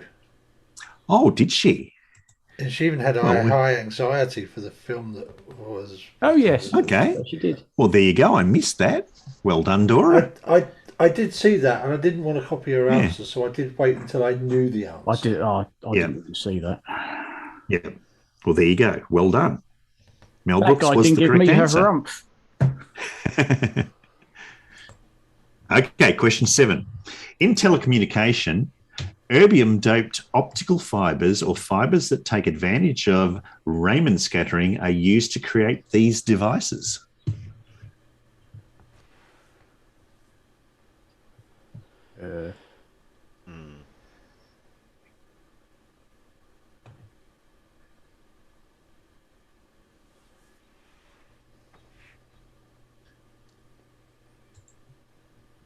These devices can induce unexpected output above their slew rate.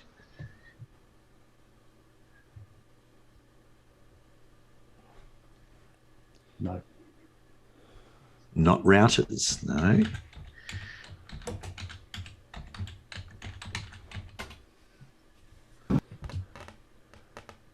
Not optical repeaters, Alan. No. That is correct, Big Blue. Well done.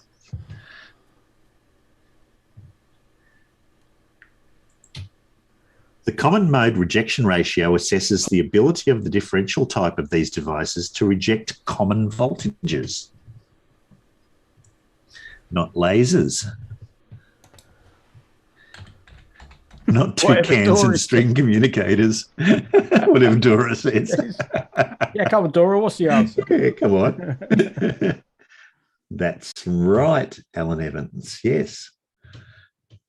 Not twisted pairs. No. The output of these devices is routed into the non-inverting terminal in a process known as negative feedback. Not diodes. No. I don't want none of that negative feedback. Less of those negative waves, Moriarty. It's a beautiful bridge and it's going to be there. Boom! 5G mind controllers. No. No, not diodes, not transistors, although diodes and transistors are used in these sometimes. On circuit diagrams, plus and minus symbols over the two inputs of a triangle represents the operational variety of these devices. Light to data stuff. Capacitors, no. Vroomfundle. Well done. Amplifiers was the correct answer. Specifically electronic amplifiers, yeah. Loudspeakers are often driven by one of these devices whose gain is typically much greater than 1. Name these devices that increase the power of a signal. They are amplifiers. Yeah. Paul, I thought Yep. I thought we drove loudspeakers with an amplifier whose gain was about 1 but had a lot of current drive. Yeah. Well, it depends what you're talking, the gain in what. You know? Well, we usually talk about voltage gain when we're talking about amplifiers, don't we? And signals. Okay. Question 8. Russian engineers like Vladimir Khrushchev hypothesized an endless source of this substance in a theory about the prevalence of its abiogenetic formation. What is this substance?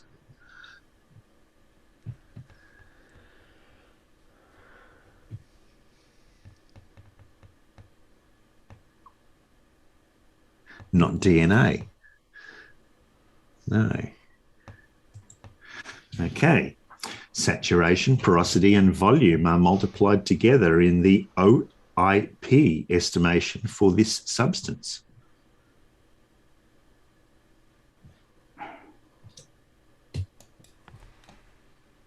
Must be blood, Vladimir. Must be blood. No. Alan Evans has it correct. And Charlie out in the Peanuts has it correct. Oh. Yeah. This substance has its density compared to water when measuring its API gravity. The catalytic breakdown of this substance is assisted by zeolites when processing this substance through cracking. Secondary recovery of this substance involves gas injections followed by horizontal drilling. This substance leads to the formation of tar pits. Yep. In addition to brine and natural gas, fracking can be used to extract this substance. Terry's queuing up the videos. Yeah. Name this liquid fossil fuel that can be refined into gasoline. It is petroleum, or oil would have done just as well. Yeah. Gasoline, thousands of gallons, much as you like. Yeah. Ka-chunk, ka-chunk, ka-chunk, ka-chunk. Yeah. Question 9. Apologetic interpretations of this text claim that so-called useful animals in this work, called curloms and cumons, were actually mammoths. What is this work or this text?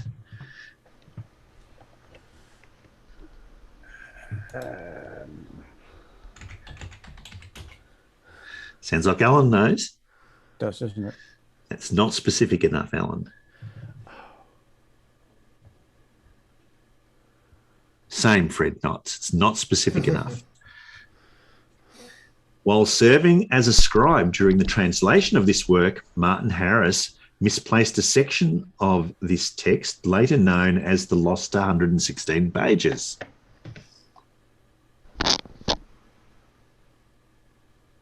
Not the Book of Enoch, Dora.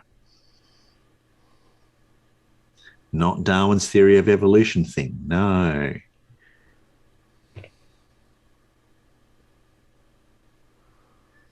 Not the King James Version Bible, Farmer's Boy. No.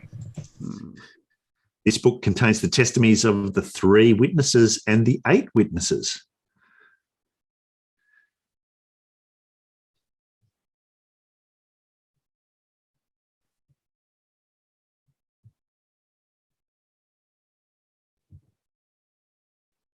Not the Talmud, Alan, no.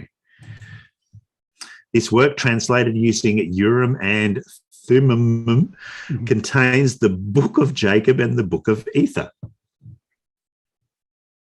Oh, careful saying that word. Yeah. Come on, internal chat. Come on. This book describes the war between the Lamanites and the Nephites, and it is written in Reformed Egyptian onto golden plates.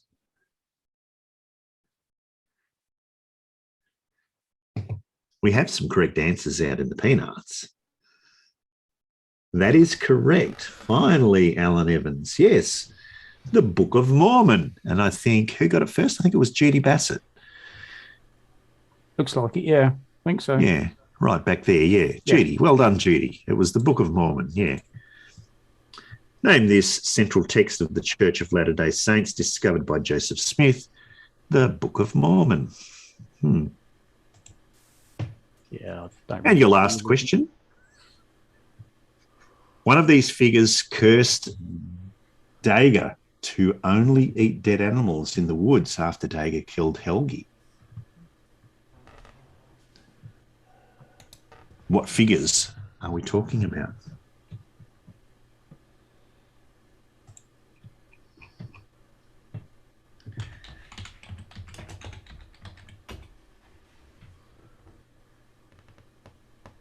Again, Alan, you'll need to be more specific.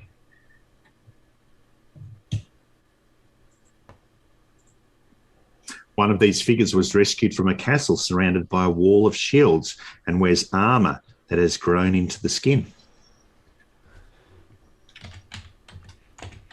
My mum. No. Not dragons, Alan, no.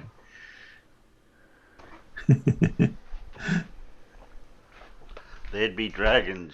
That is correct, Farmer's Boy. You are 100% correct. Oh, well done. It was actually the first one. It's the names that sort of. Yeah. Come on, Peanuts. Some of these figures' armour is said to cause the Aurora Borealis. Not dragons, not ogres, not some giants, not titans. No. Yeah, you got it now, Alan. That's right. Dark Steve's mum. Not trolls, no. One of these figures quarrelled with Gudrun over who had the better husband and was the mother of Aslaug. The Woman in the Sky on Horses. You're onto the right track, Carl, but that's not the word I'm after. There we go. That is correct, Doris Stew. Well done. The Valkyries. Yes. These figures included the wife of Gunnar, who a distinguished Siegfried rescued from a ring of fire. That member is Brunhilde. Name these Norse female spirits who guide dead heroes to Valhalla. It is the Valkyrie. Yeah. And everybody knows that famous bit of music that they used in Apocalypse Now, Ride of the Valkyries. Yeah. And have you ever actually read the translation of what they're singing about? No. It's the biggest load of old tosh you ever did see. Yeah. Yeah, she's giving all the la la la la la la. What she's actually saying is, oh look, he's put his horse next to mine. He can't do that. It's utter garbage. If you actually read it, but if you listen to it, it's one of the most classical pieces of sort of classical and opera that you ever did hear. But when you actually read what they're singing about, it's like, what's this garbage? Yeah, it's like some friends of mine taught over in about 10 years ago. They taught over in China for a year, and when they came back, they brought back a whole heap of pirated DVDs. Yep. I mean, the quality of them is just horrendous, but the hilarious part of them is you watch them and you put the subtitles on. Yes. And the subtitles have absolutely nothing at all to do with the movie. It's just like someone recorded a conversation and then typed it in, and it's got absolutely nothing at all to do with the movie whatsoever. I've got a special edition of Monty Python's The Holy Grail somewhere, and it's got all extra bits on it, like the making of the film and all the rest of it. And one bit of it is an excerpt from it's the Japanese version. Now over there, it wasn't called The Holy Grail. I think it was called something like The Quest for the Sacred Sake Cup. But they've done the same thing. It's been dubbed over in Japanese, and then they've put the English subtitles up to show you what they're actually saying. And yeah, it doesn't bear much resemblance to the script at all. Yeah. They just make it up as they go along. Yeah. We did Google Translate for Dell, and that didn't quite work either. No, some accents it just can't do it. It struggles. Yeah. Bless it. Well, there's your questions for today. Well, thank Thank you. you, Paul. So, yeah. I got half of one right. No, you got one. I'm sure you got one, Terry. Yeah, I was down to the wire though, because I knew the Yeah, person, but- I just couldn't think of his name. Those were fun. Yeah.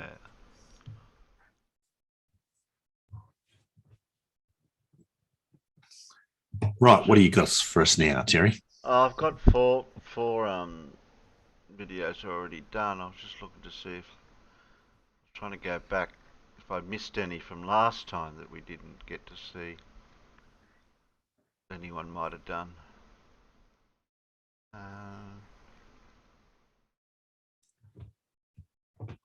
Some of them are a bit too long.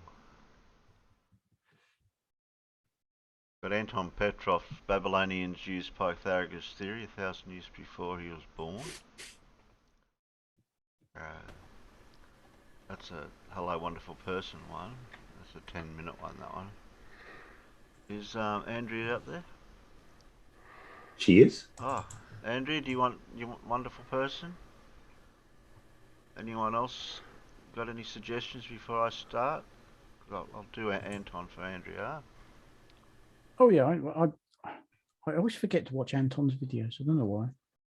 Okay, I'll grab Anton, that one, for that Pythagorean theorem one. So it's a little bit different than his space and planets and stars and things. Okay, I've got Wally, I've got Simon, I even found one which I haven't played before, Earth is Life, the Brian Leakey triangle. Unless I don't know where he's got it from. It only goes for 2 minutes. So is that the one he did? Or we've already done that one, haven't we? The Brian Leakey triangle. It's only recent. I don't know what you covered on Wednesday. I don't. Yeah, but it wouldn't have been because it's August 26th. Unless it's Oh yeah, because I had to. Well, we haven't played any Brian Leakey's recent ones. If this is one he brought out, but I'll play Earth is Life. He's okay. I had to miss all the videos on Wednesday, didn't I? Because I had people turn up. Yeah. Dora's saying something idea what Dirt Flatzoid released yesterday. Flatzoid. Oh, Flatzoid released something about his infamous 11 seconds. Okay, has But I haven't anyone got a watched it link yet. to that I can pinch? Let me rustle it up. I'm really surprised everybody started talking about Flatzoid's 11 seconds again, because that was years ago.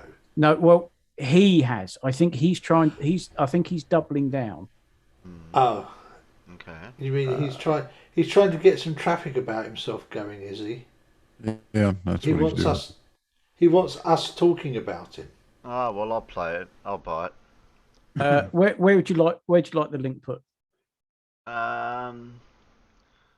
What have you got? You got access to? Yeah, I've got a link to Any other vids over in Discord? Yeah. Yeah, throw it in. It's easier for me to grab it from there. Yep, I'll plug it in there. There we go. What? Yeah, 11 frames. Okay, that'll do. Grab that. Alright, how many is that I've got? That's a 29-minute one, so... Do you want me to does he need to be sped up to Lindsay speed, that guy? I don't know how quite fast possibly. Like I say, I haven't watched it yet. He only put that out yesterday, so I don't know how he talks, if he talks fast or slow or not.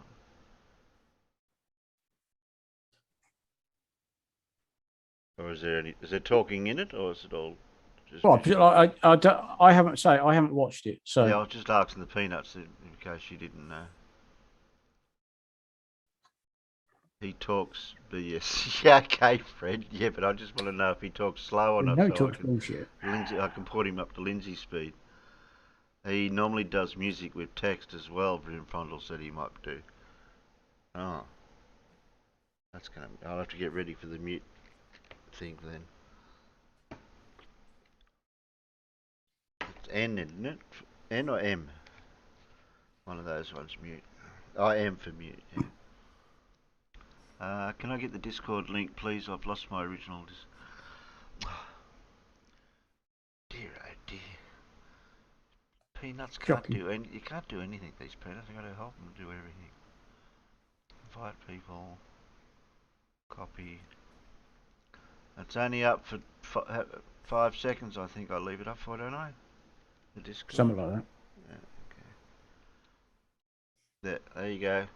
5, 4, 3, 2. Anyone else need it before it goes?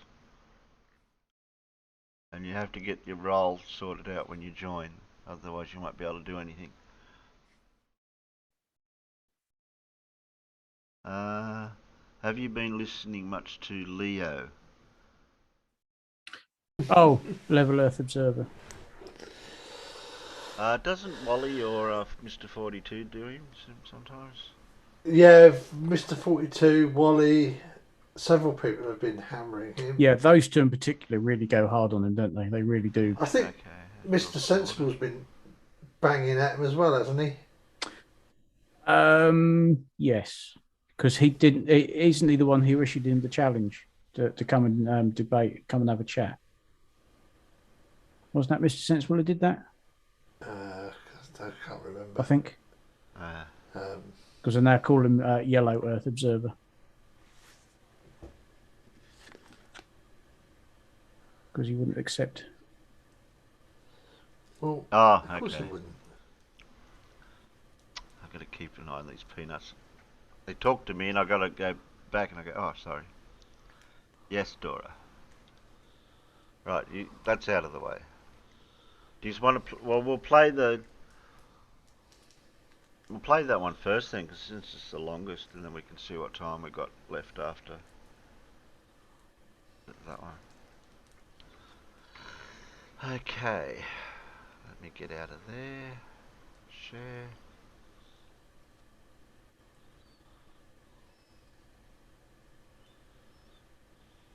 Get ready for the mute button.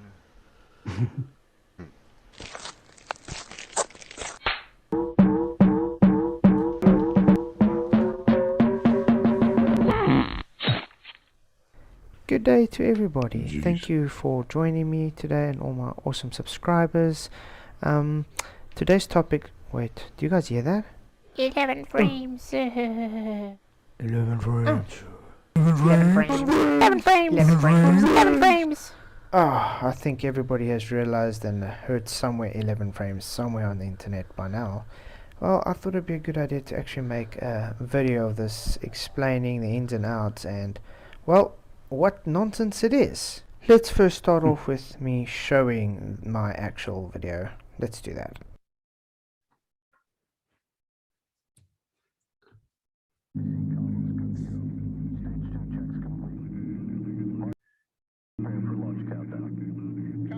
Spooky says I have over 7,000 unread notifications from my Discord. That I have made throughout my YouTube channel.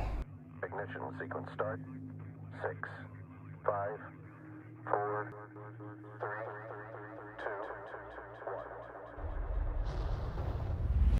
2, 1. Unfortunately, I will be taking the original song off because of people trying to copyright strike me the last time.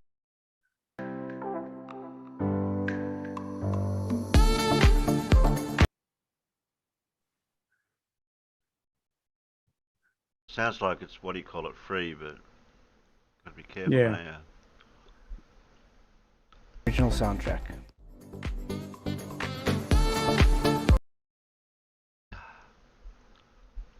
Trying to figure out what the point of the video is going to be yet. Well, we're going to get to it in a minute when this thing goes kaboom. Yeah, Or it rather, takes a little doesn't go while. kaboom. I think we should have timestamped the good bit. There you go, it go kaboom.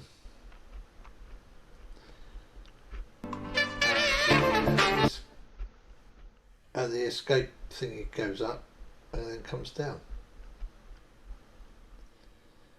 And it disappears behind the curve of the earth.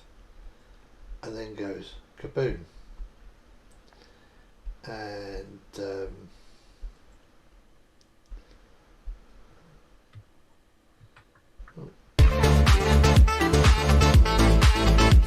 there you go, there's the pod,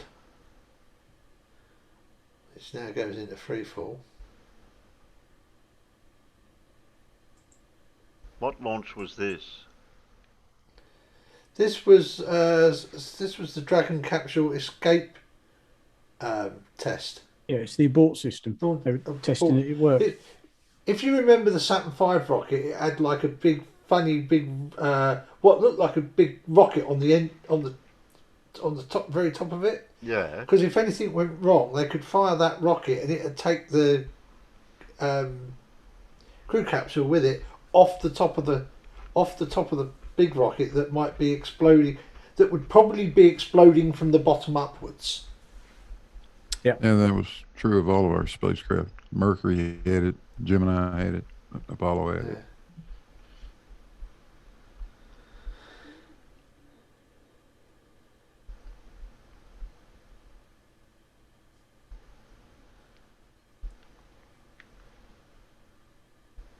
I think also during this video, didn't Reds notice something on the capsule that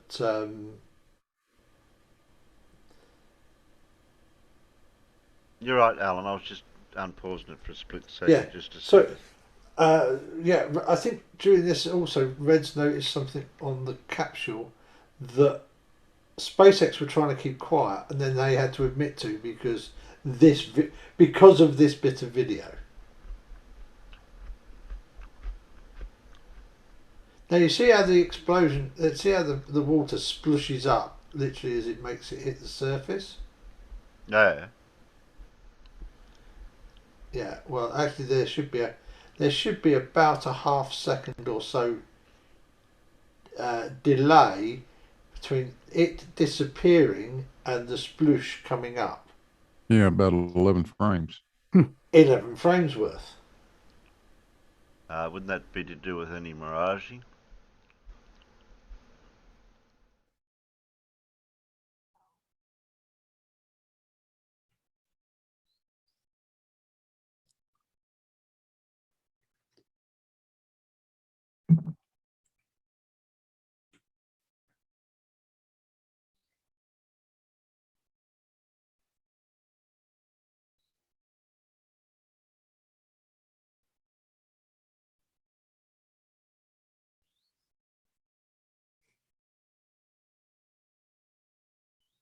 That's what happens when you cut the frames out. Yes. What happens when you cut 11 frames out of the video? Because in Red's video, there was a most definite gap. It disappeared, and then the water splashes up.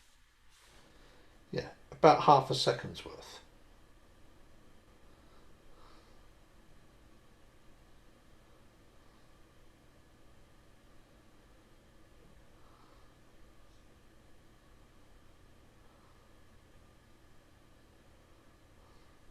I think he might be talking now. The last 2.5, 3 years have I been getting people telling me, you've been dishonest, you've removed 11 frames. 11 frames that took the curve away. Now, you've got two problems there. First of all, can you even count the frames? Because it's definitely not 11. Of course you can count secondly, the frames. since when is the inferior mirage curve? So this is a question to all you people. The people that claim I removed curve somehow. So are you claiming that the inferior mirage is not optical, but the physical curve that you call your horizon? Please someone answer that, anybody. But anyway, let's move on to an awesome rendition to work out how much frames it was from Rough Moose.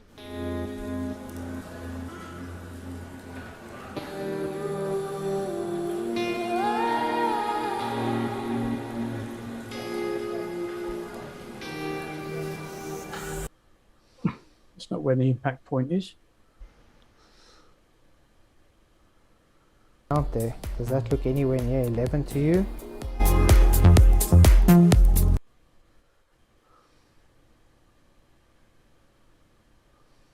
I think we'd be better off with our own video footages instead of this. Well, the thing is, if you actually look at Red's original footage, you can see where the 11 frames were removed from. Yeah. Especially if you download both videos and put them into an actual video editor program.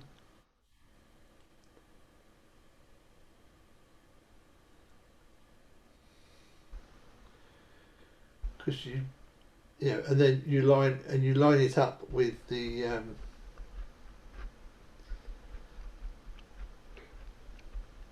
you line the two videos up so that they're synced before the impact, and then you'll notice that they're very unsynced afterwards.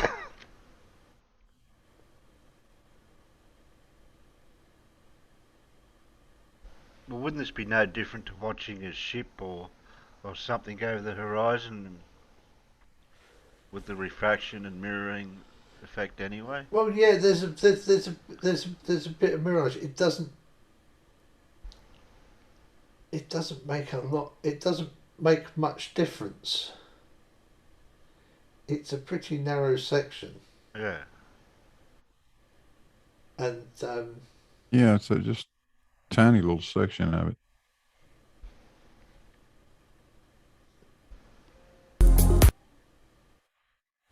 And it works both ways for hiding the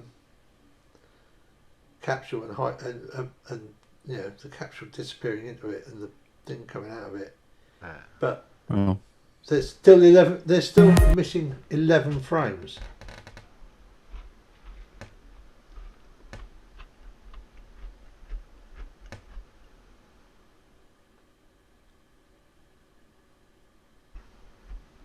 In fact, you see the reflection of the capsule as it comes down towards the mirage, don't you? Yeah, you do. You see just that real little narrow band, that little white line width right at the surface. Yeah, you can barely just make it out. Yeah. I think his yellow line mirror effect line is actually a little high, isn't it? Yeah. Yeah, it is. It's very high. He's way out of whack with his yellow line.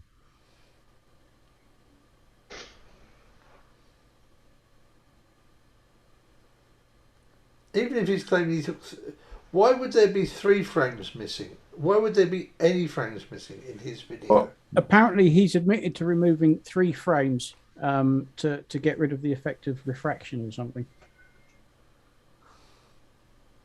But why would you worry about doing that? Yeah, I know. Yeah, from your great Messiah, right? Oops, sorry. What's that, Blue?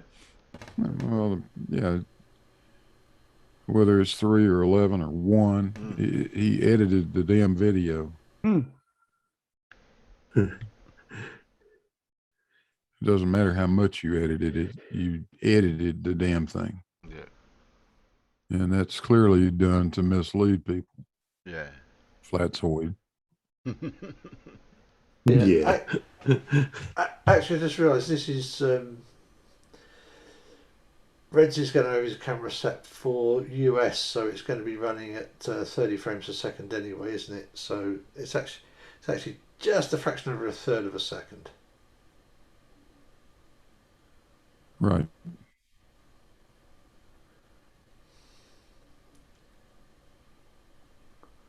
I forget because so many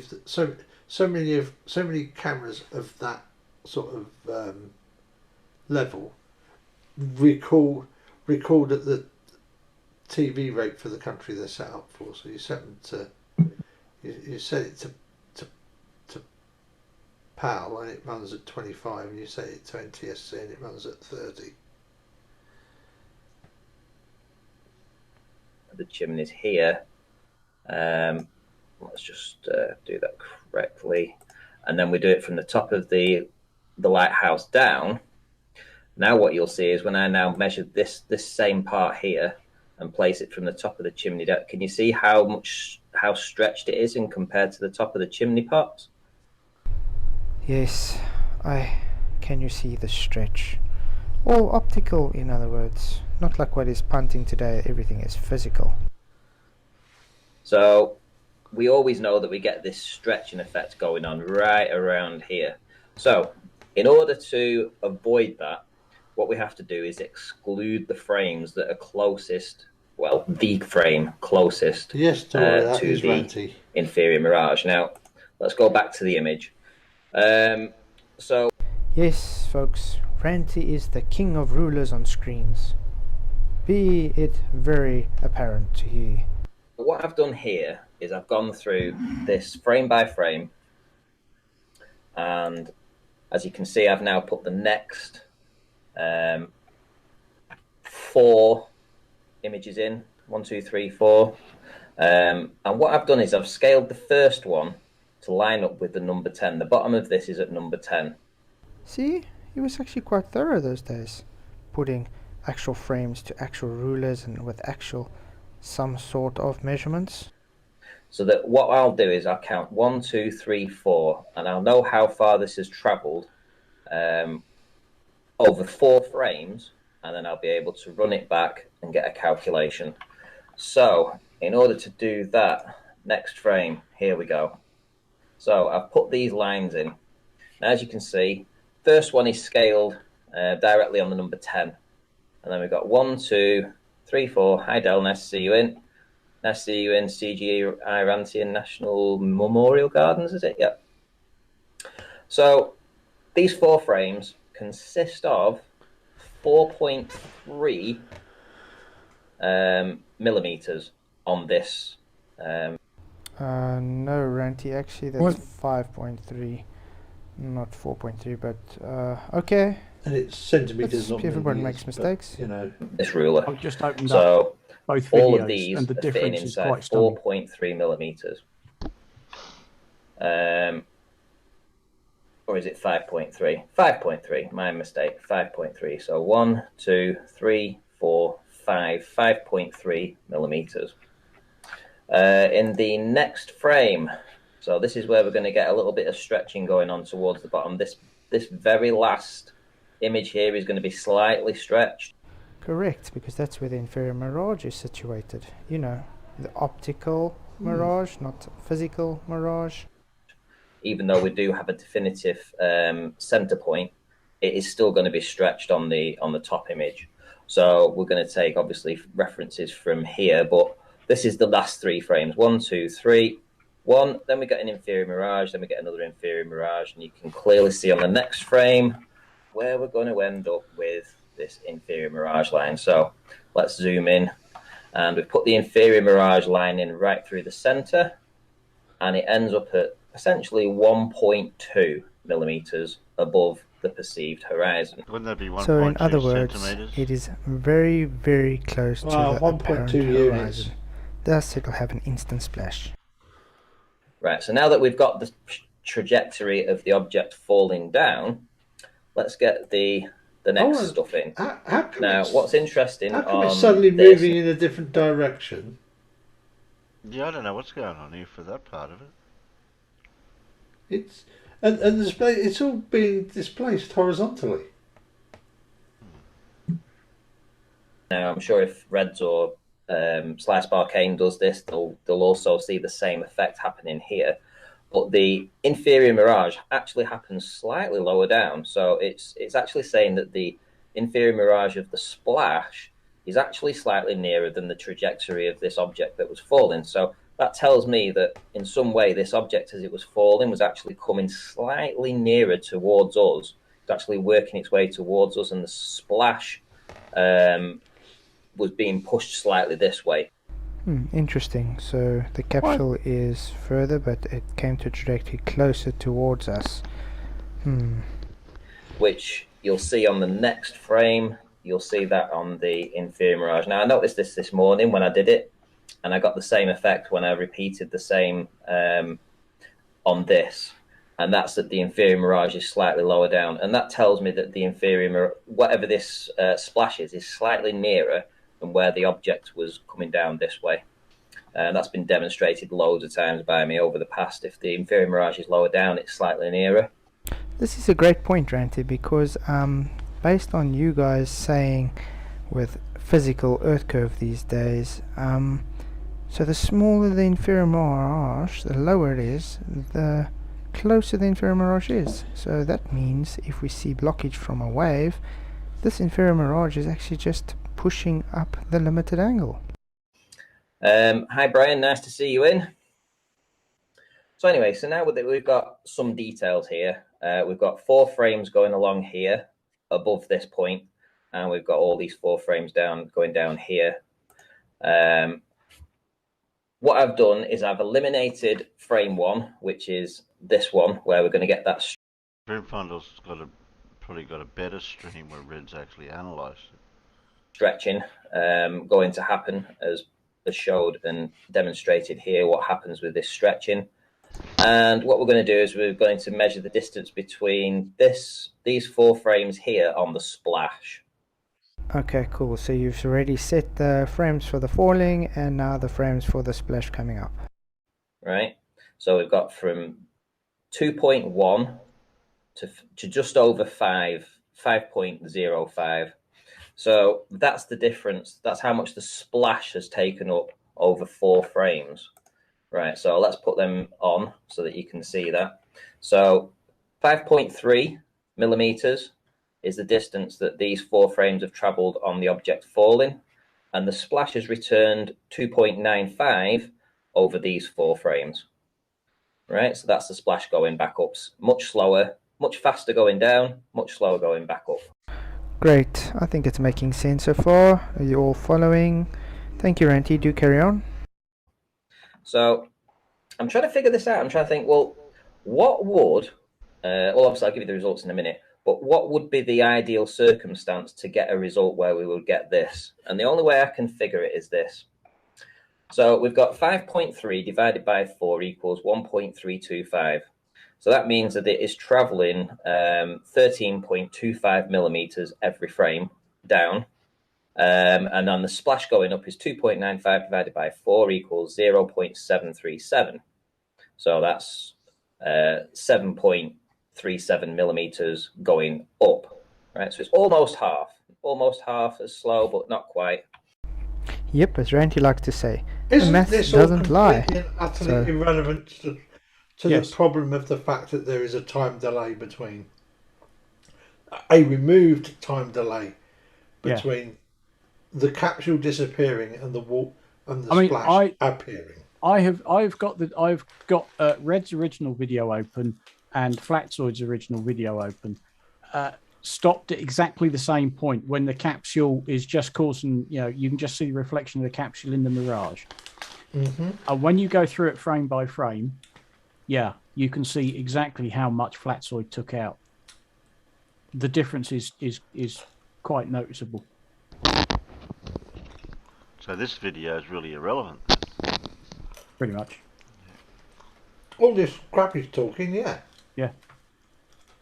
Well, this is Ranty anyway. All the stuff Ranty's doing is completely and utterly And of course, irrelevant. Reds and his mates went through and did all this analysis anyway. And it's so obvious you can see that Flatzoid took quite a few frames out. Because, of course, in YouTube video, you can go through it frame by frame. Yeah. You don't even need to have a video editor, really, do you? So is this the bit of video that he did where he's taken out the frame, taking the frames out? Yeah. I mean, if you want, when we're done with this, I'll share my screen and show you. I'll show you the difference between the two. Yeah, I'll show this one. It is quite noticeable. Here we go.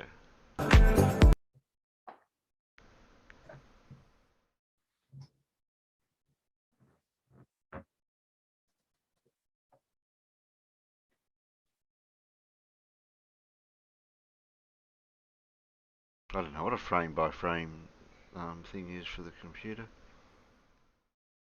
It's the comma and the full stop buttons will take you backwards and forwards frame by frame. Am I going forwards or backwards?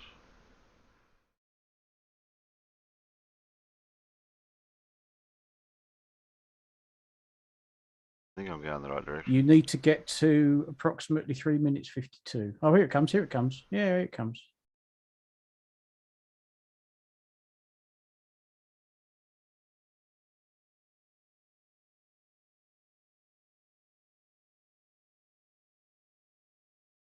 That's as close as, if I go one more frame, it'll be too much.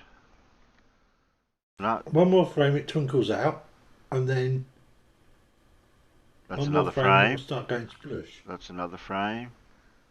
That's another frame. That's what was it? 3 frames, or three times I pressed that from the time it disappeared to the time it splashed. So it's the problem. Okay. That's the problem. You should have 11 more frames. Right. Okay. Stop that. Do you want me to show you? Yeah. That's a third of a second. Can you do the same thing again? Yeah. Hang on. Screen 1. Share. Right. So you should be seeing.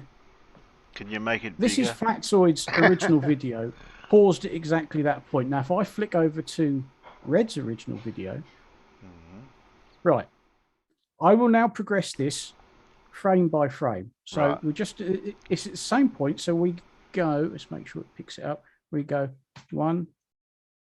Notice that for a start. You don't see that in Flatzoid's video. Look at how it's got squashed in the inferior mirage. No, it disappeared. The next, there was that one. 3, 4, 5. There's the first splash of the water, and it carries on. But notice that. Okay. Yeah.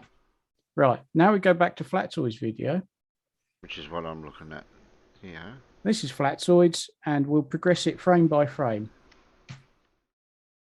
Oh, that was 1 click. Oh, look at that. It didn't even morph into the inferior mirage. It didn't disappear. You go forward 1 click, which according to YouTube is 1 frame. If I go forward 1 click, there's the water. Well, that's a big splash, isn't it? That's a big splash. That's not the formation of the splash that we saw in Red's video. Neither is there the pause in time where the capsule's gone past the horizon, then hits the water, then the water comes up. So how many frames did you count from the time it hit the inferior mirage before it disappeared? I think I got 5, but that's... Go back to Reds and let's see where we see the splash look about like this one. Okay, so we go 1, going back the wrong way, hang on. 1, 2, 3, 4, 5, 6, 7. More. 8. 8. 7 or 8, something like that. No, keep going. Okay. More than that. 9, 10, 11. Yeah, right about in There there. you go, 11 frames. Yep. That's what's missing. That was always the original argument, that he took 11 frames out. And when you do it back to back like that, you can see just how that's 1 frame. That's 1 click. Yeah, I'm doing about 5 or 6 frames on the other one, and the splash is already coming up. Yeah, but you see, in Red's video, that capsule, as it goes through the inferior mirage, it sort of squashes and stretches and distorts itself. You don't see that at all in Flatzoid's original video, which this is. This is the one he posted 5th of July 2019. Yeah.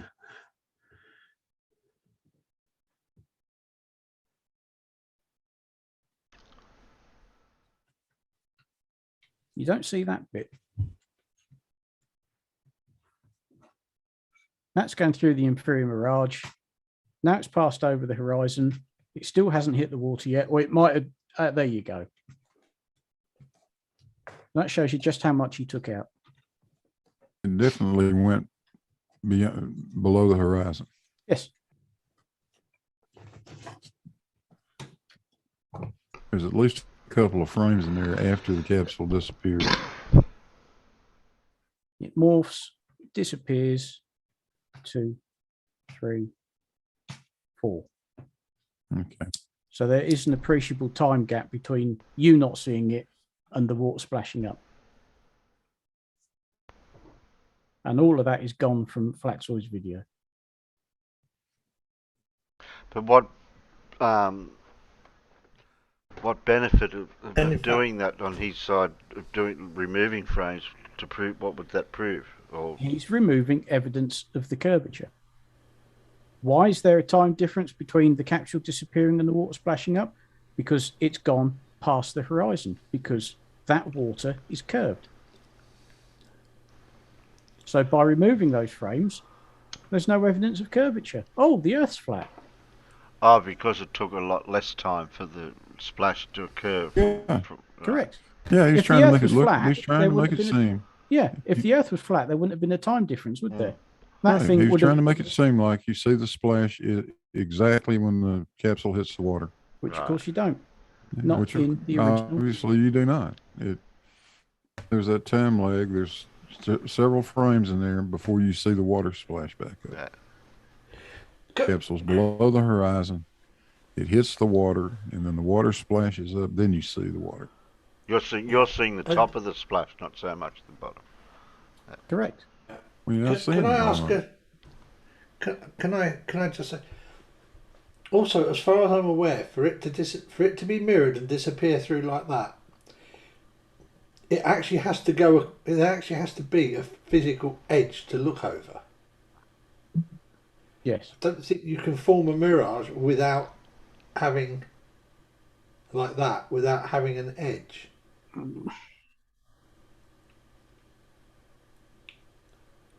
Well, you can have I think you can.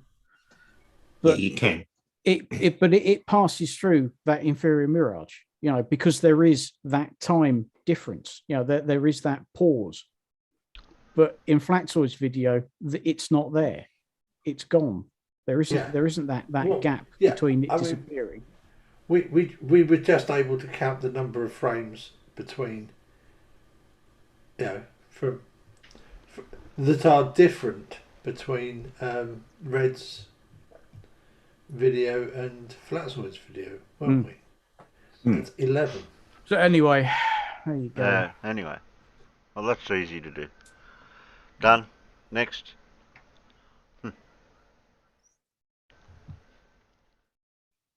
I mean, we went through this. Ironically, this was brought to our attention in Jose's stream by Spurs. Chemo presented this, and we sort of looked and said, "Hang on a minute, that don't look right." And I did what we actually did just now. We got both videos up together and went, "Oh, look, there's a difference. Where have all those frames gone?"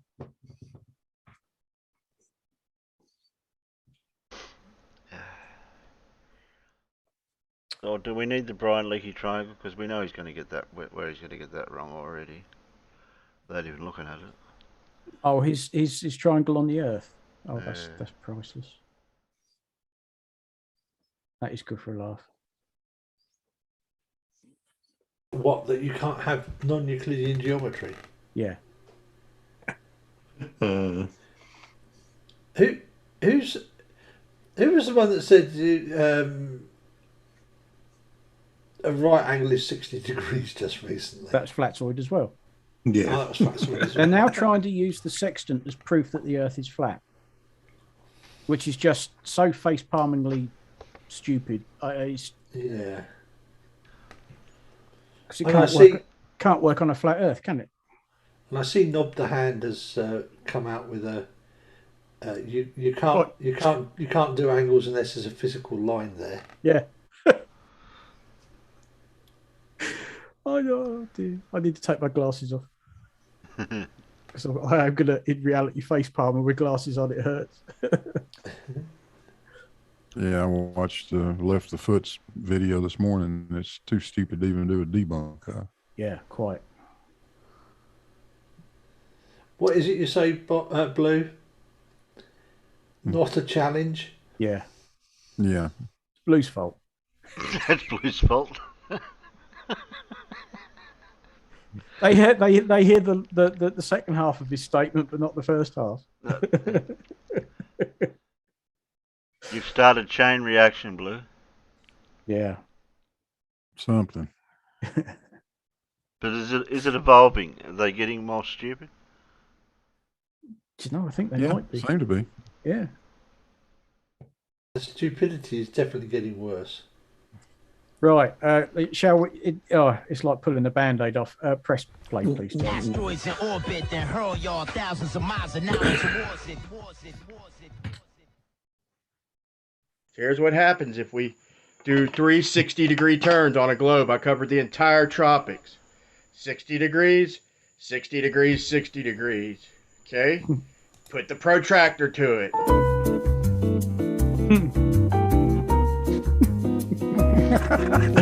Not one of them is 60 degrees. Okay.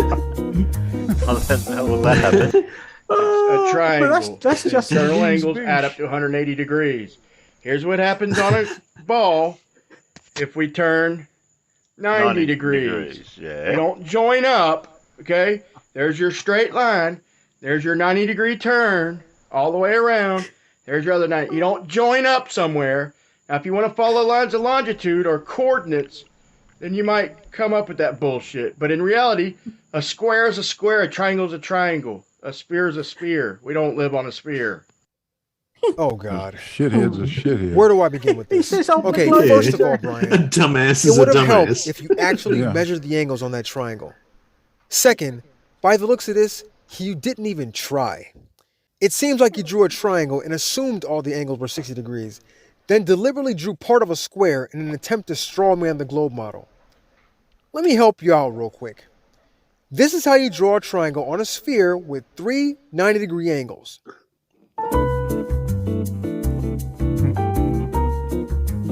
Get him, B-ball.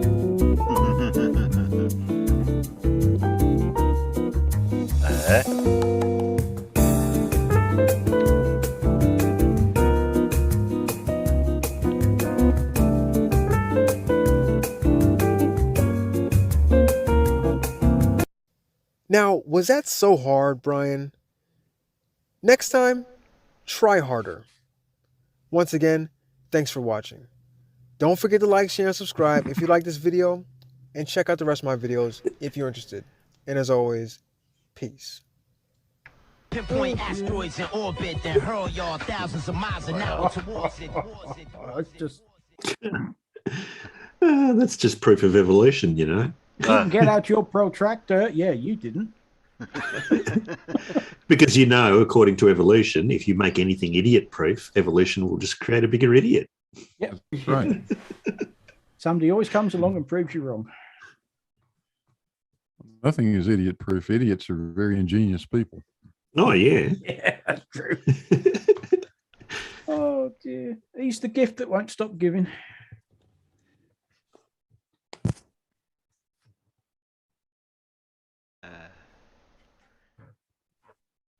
I got Level Earth doofus blows a gasket at the ISS and Don Petite Star Trail Wizardry. That's where's Wally. Play the file compilation. And what else we got left here? Oh, we still got Anton. Does one end on now? Hello, beautiful people. Hello, wonderful people. Hello, wonderful people. Wonderful people.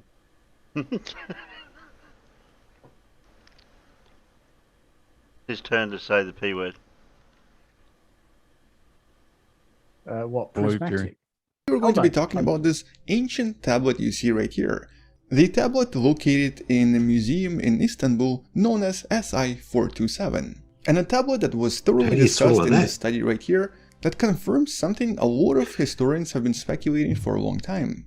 That unlike previously believed, the so-called geometry and specifically the Pythagorean theorem of the right triangle is very likely not actually from Greece. It most likely started in Babylon, approximately 1,000 years before Pythagoras was even born. Which of course creates a slight problem for many different mathematics textbooks out there. And so let's talk a little bit more about this because it's a pretty interesting discovery. First of all, today we generally believe that Pythagoras was essentially the father of trigonometry, the father of mathematics when it comes to triangles, which is something you might remember from early school as well. We're all taught that Pythagoras was the father of the right triangles and he was the one that developed the idea behind their calculations, with the famous formula right here sort of describing what he discovered. But for several years now, different historians and different archaeologists have been actually sort of discovering hints that this might have not really been true. Various hints discovered in other regions and in even more ancient empires more and more suggested that a lot of trigonometry was actually developed elsewhere. At first it was believed to be developed in Egypt, with several ancient manuscripts such as this one right here known as the Rhind Mathematical Papyrus clearly showing the signs of some sort of a primitive triangular calculation. But further evidence showed that it could have actually come from somewhere else, specifically from ancient Babylon, from the city by the same name, Babylon. Which would sort of make sense because it's also known that prior to the establishment of the Pythagorean school, Pythagoras is known to have traveled across both Egypt and Babylon, so he might have actually collected a lot of his ideas from these regions that have already been practicing geometry for approximately 1,000 years. With one major exception being the fact that they didn't really have a formula for this, at least not the one that shows exactly how these triangles are formed using simple mathematics. But they had a very clear understanding of how to make these triangles using tools around you, specifically by using what's known as the Pythagorean triplets, with the most famous example being numbers 3, 4 and 5. If you were to try to create a triangle out of 3, 4, 5, it will always be a right triangle, always with a side that's going to have 90 degrees. But most recent and I guess most exciting evidence comes from this tablet right here. This interesting tablet was actually originally discovered over 100 years ago, and it seems to be approximately 3,700 years old, possibly even older, and definitely predates Pythagoras by approximately 1,000 years. And something in this tablet suggests that ancient Babylonians were clearly using these right triangles for various purposes. But first here it's important to understand what Babylon was and what sort of issues they were dealing with. Because remember, Pythagoras lived during a very interesting time in ancient Greece, and his school for the most part was a kind of a place to explore things both philosophically and religiously. Many of his ideas, even though they were quite useful, were not necessarily used for practical purposes. Obviously some were, but many weren't. So the actual needs of ancient Greece were very different from the needs of ancient Babylon. First of all, Babylon or Babylonian Empire were actually two separate entities at two different times. There was the Old Empire and then there was the New Empire.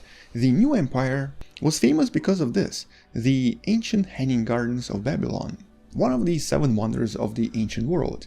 But this was the New Empire, that's not actually the one we're talking about.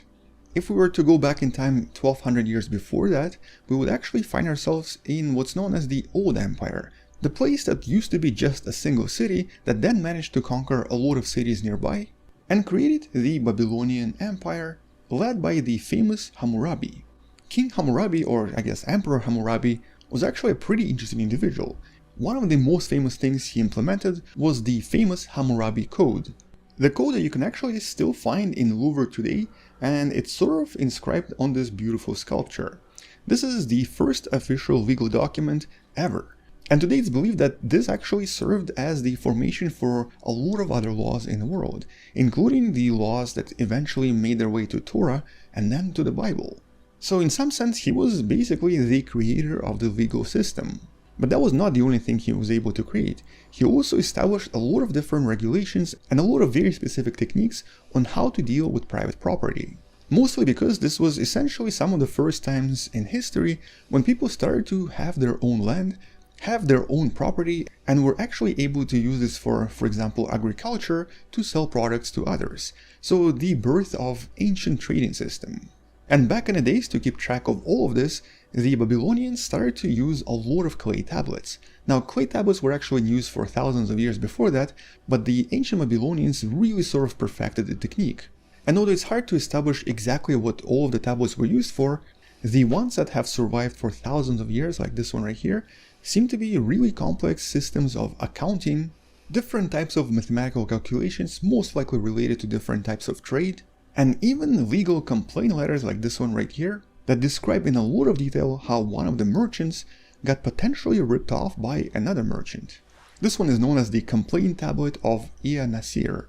And so here we have the development of what seems to be a really complex agricultural and mercantile system where pretty much all of the tablets and all of the calculations were mostly used for either record keeping, transactions, or calculations. Which makes the ancient Babylonian system a very interesting culture, very practical and very to the point, but also very good at keeping track of everything that they do. And so a lot of these tablets like this one right here that were discovered in the last few decades, or more like in the last 100 years or so, have also provided direct evidence that the Babylonians were using a lot of right triangles in helping them figure out how to divide someone's territory or in creating various boundaries when it came to agricultural areas.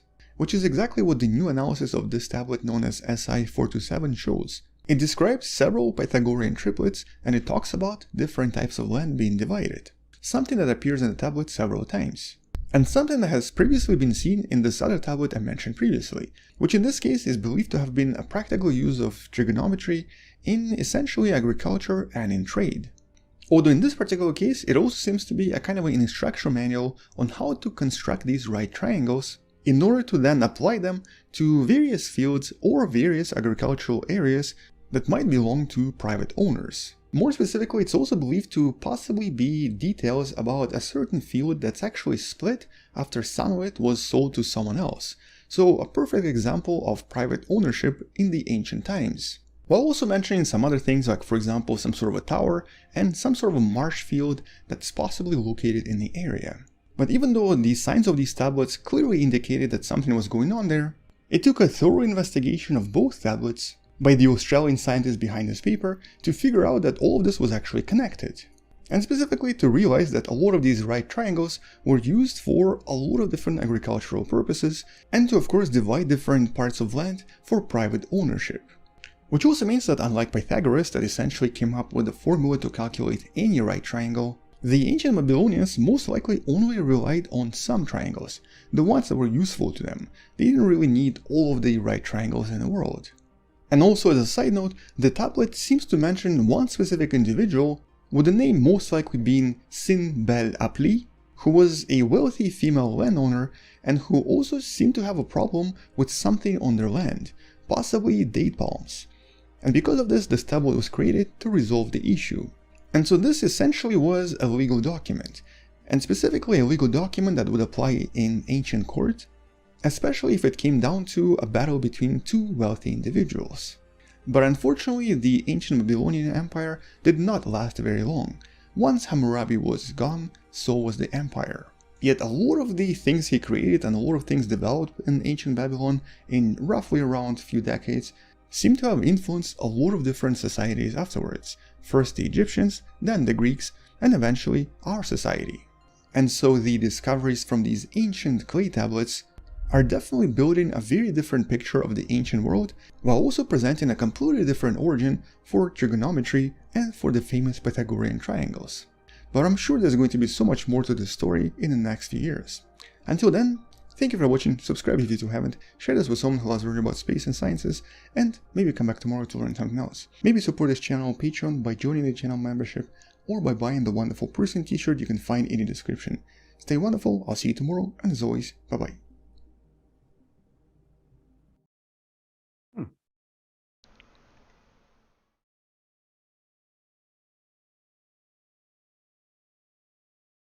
Oh, I've just noticed that our friend Matt, aka Casual Spaceman, thinks he may have COVID.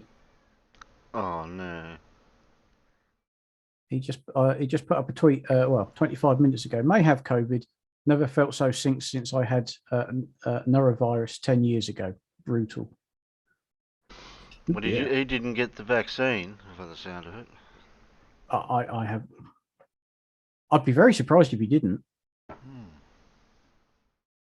I'm certain he's double vaxxed. No, but it doesn't mean you can't get it, unfortunately. No. But just not as severe. Andrea says... Hopefully. Oh, no. Microcraptor says, what the hell? You were supposed to make bread, not write stuff on the dough. I like that.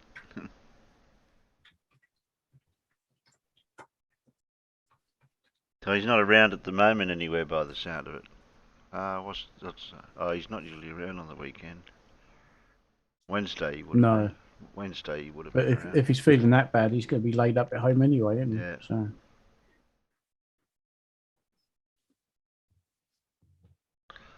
No, that'll be no good.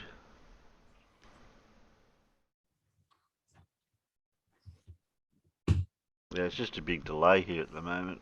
It takes you nearly a month before you can get your vaccine here. All right. I've had my shots. I had my second one on Friday. Okay. I've had mine months ago. I've told you not to call me micro crapper. Well, I read it wrong the very first time I read the name, and that's how it came out.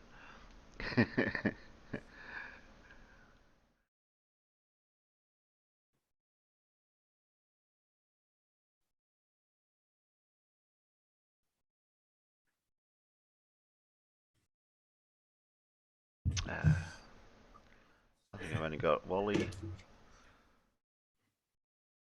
Got a couple of Wallies, and we'll do a Wally first, which was his oldest. August 27, 28.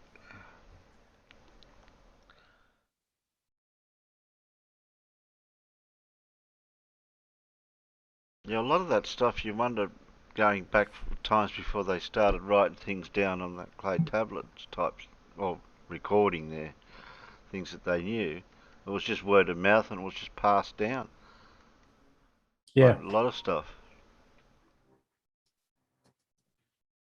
But who knows how old knowledge could have been known by what was recorded. Yeah, could have lost no end of stuff.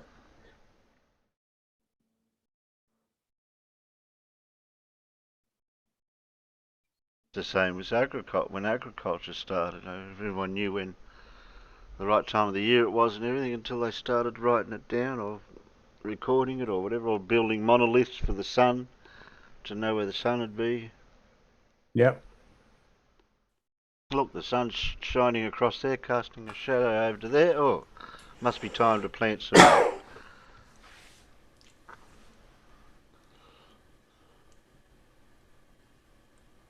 Knowledge was kept within guilds too. Okay. Yeah. That was the whole point of guilds, of course. To keep the knowledge secret that way. Well, not secret, but not so much secret, just keeping it to themselves. Yeah, so that other people can't do the same thing you can do. Yes, Dora, I was mindful of it. Microraptor. I'll say it 3 times. Microraptor, microraptor, microraptor. There you go. I'll just have to practice it.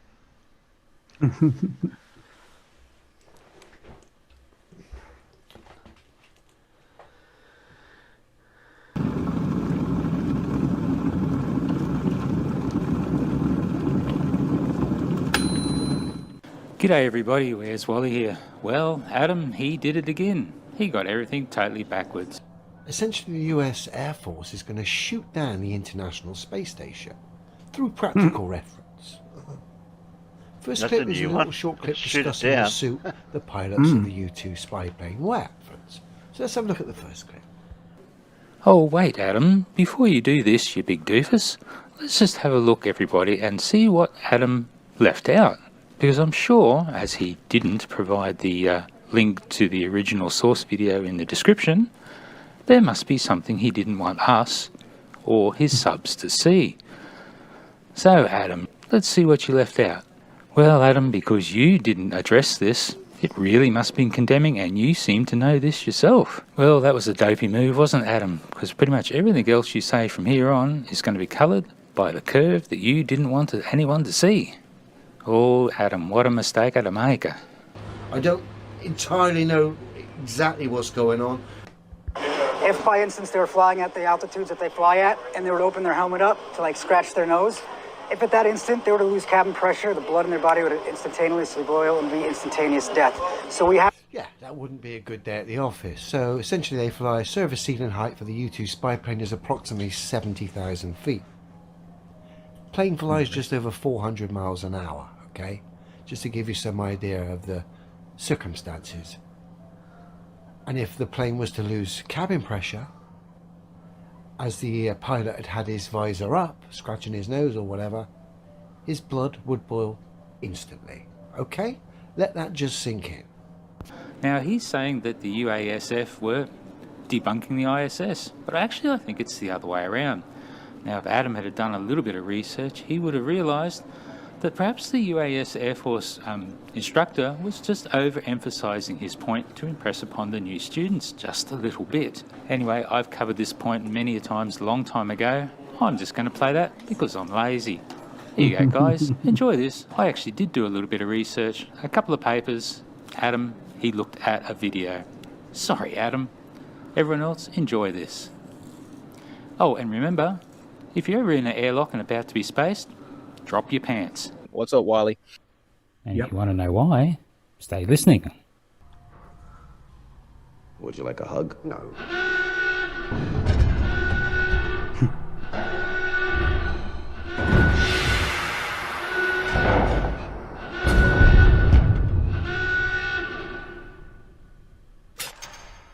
Space, says the introduction to the Hitchhiker's Guide, is big. Really big. You just won't believe how vastly, hugely, mind-bogglingly big it is, and so on.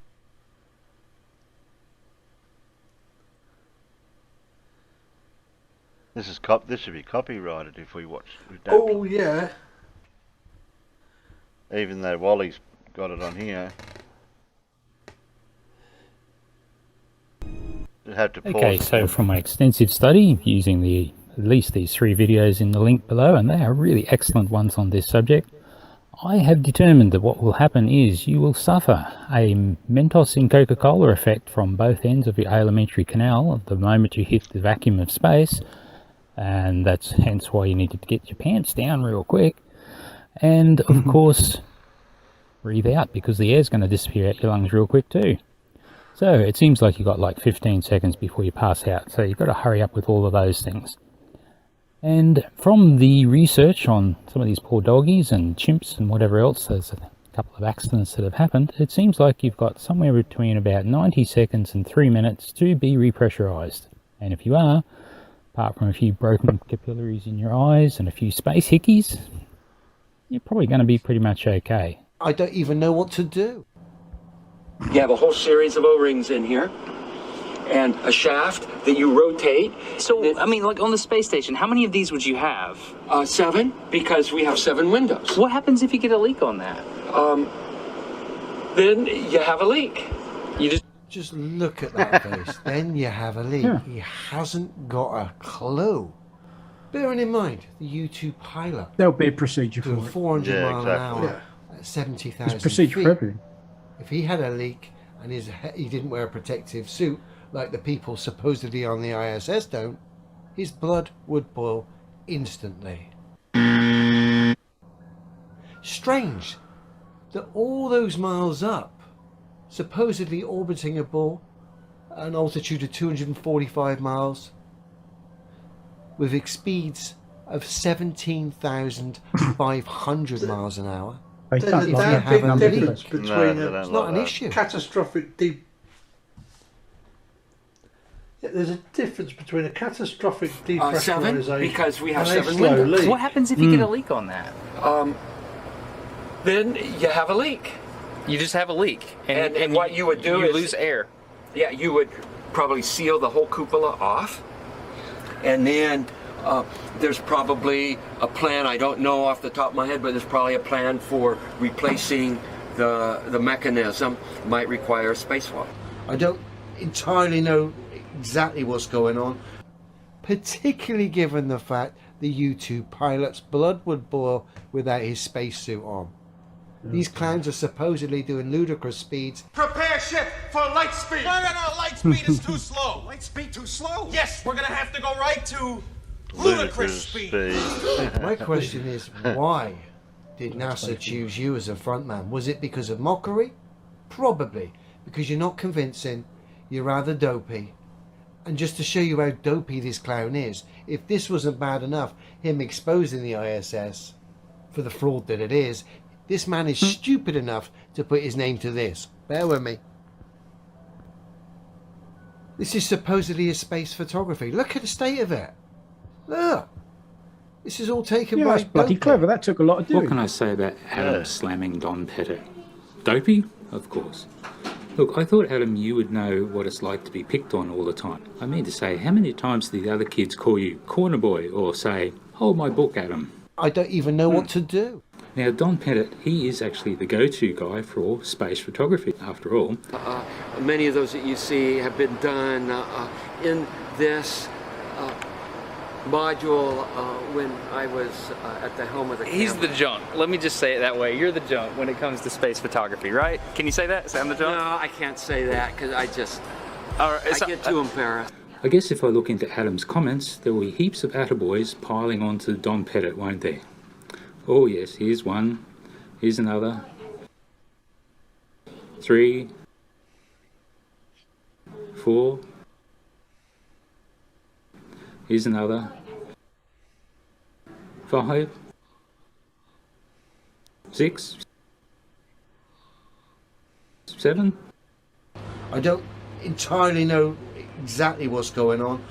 Now, Don understands so much about space photography, whereas Adam struggles even with the focal length of a camera. I don't even know what to do. Time and time again, he fails on that one. I was quite happy to cash in off the back of these CGI-looking images as supposedly real space photography. He's obviously stupid putting his name to this. He has to be. And of course, then we look at the footage. He is. He's quite clearly stupid. And so is anyone that believes this tosh at this point in time. Oh dear. Don mastered the space star trail images a long time ago. I made one myself from a set of images taken by Christina Koch. I downloaded hundreds of these images from NASA, and when you put the images together to look like a video, it looks like this.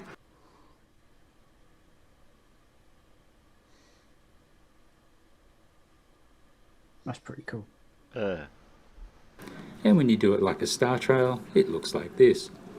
You know, one day someone's just going to believe something so absolutely stupid, and the fall of that tower is going to be great. So before it's you, I think you better start checking everything you're told, because you guys just cannot check for the life of you. Now, Adam, I'm assuming your head is spinning about 17,500 miles an hour right about now. I don't even know what to do.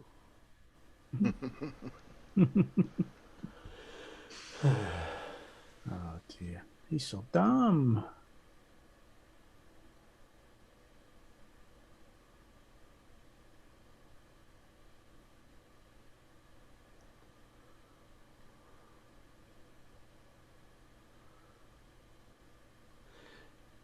Yeah, Leo is definitely that guy now, isn't he? Yeah.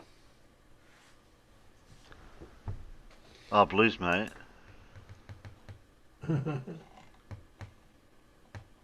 No, you can't top that guy yet.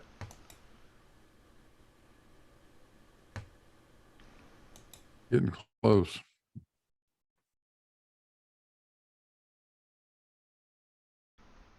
Has he dropped off the face of the earth completely from the internet and everything, that guy? He's back around somewhere or the other.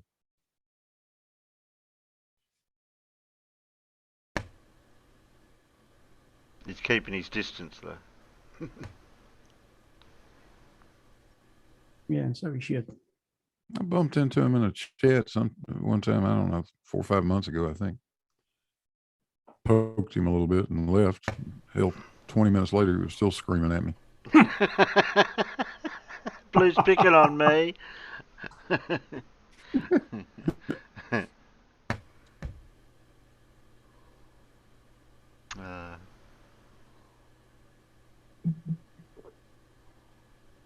Pretty funny.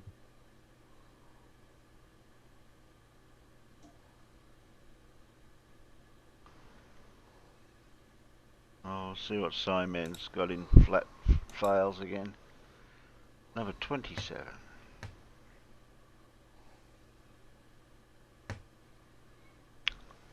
Oh, I barely hear a word he says if I don't unmute. There we go. Today's video and the 27th edition of the Flat Earth Fail compilation. We start with the king of really bad shouty arguments, Mr. Nathan Oakley, who thinks that the black swan disproves the globe. Let's go.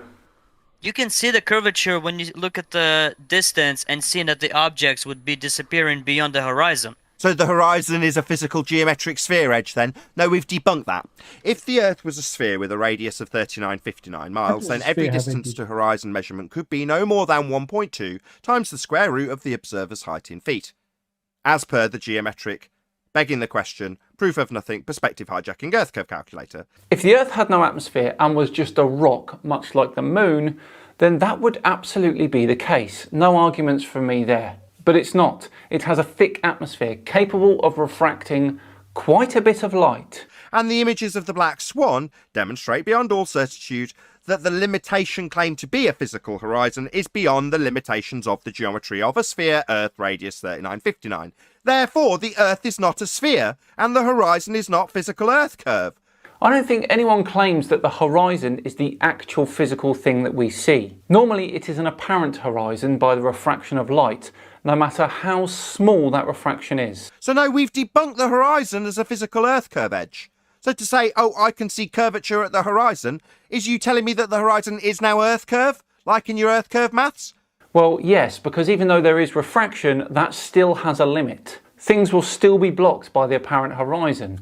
You can't see on forever, can you? So in your Earth curve maths, it says the horizon's going to block things. But you've also told us that that maths doesn't represent what we see. Cognitive dissonance much? Maybe he thinks he can see it, but just not calculate it somehow. Ah, that's Arwin. He likes to block me whenever I pop up in Nathan's chat. Not even joking, I once said afternoon all and he timed me out. The curve calculator doesn't represent what we see. How the hell are you going to claim that the blockage at the horizon is Earth curve, as per the maths, that you say doesn't represent what we see? You seem to be in cognitive dissonance, my friend. It can't both not be what we see and be your claim that the physical geometry is blocking things. Meanwhile, we've debunked it with the black swan. It's beyond all limitations of a geometric sphere edge horizon. Show me the picture that debunked the Earth's curvature. It's called the black swan.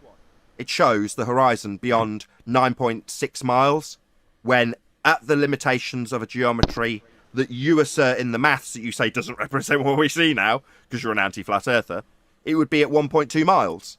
So the physical limitation of your view based on the geometry would be at 1.2 miles in that image, and it's beyond 10 miles, beyond things that should be obscured by it. Oh, 10 miles? Not 10 miles. All of this argument, of course, is irrelevant because there still is a limit, which means there is a horizon, albeit an apparent one, which means the Earth is still spherical. And just on the black swan, literally everyone finds it hilarious that you keep rolling this photo out as a globe killer. An image which shows clear refraction. Take a look at the beam on the oil rig on the left. Just laughable, it really is. And of course, when there's less refraction in an image like this, oh, look at that. The beam is straight and it's blocked by... What is that that's blocking it? Ah, yes, it's the Earth. Now, if the response to that is that it's refracted, then you can no longer use it to gain tangents to do the geometry as per the depiction on screen. A depiction which is massively exaggerated. So the depiction on screen is the Metabunk curve calculator that shows a straight line, that would be the geometric requirement for this model, tangent to a physical geometric sphere edge horizon, blocking things with a value that they'll give with a hidden attribution at feet or meters values. And when tested with almost every observation, that Metabunk curve calculator gets everything pretty much correct. So this is a claim that the horizon blocks things into the distance. If that was the case, then this would be the limitation to your view at 1.2 times the square root of the observer's height in feet. The black swan shows it's beyond that. Therefore, this geometry is no longer capable of being done, because the response is to say that this line required to do the geometry, called a tangent, is in fact bent. Not that bent. When you're looking over a distance of around 10 miles, for example, it's unlikely you would notice the refraction on a globe of that scale. Nathan will literally say anything to keep up his facade, won't he? Right, next up is Dean Wright. Good old Dean Wright. What groundbreaking evidence does he have for us today? Hello people, Dean Wright here with another video here, just down on the coast here today, and I'm actually on my haunches from about 3 feet head height, if that, off the ground. I know we've looked at these before. There's a lot of stuff in this short video today. There's your 22 mile marker there. That should be over 300 feet behind the curve. Okay, let's quickly do the math on this one, shall we? Right, assuming that the land is 22 miles away and that he is around 3 feet above sea level, there should be around 220 feet hidden. Well, it does look elevated, doesn't it? So why wouldn't you see it? Odd piece of proof, that one. Gonna pan left this time.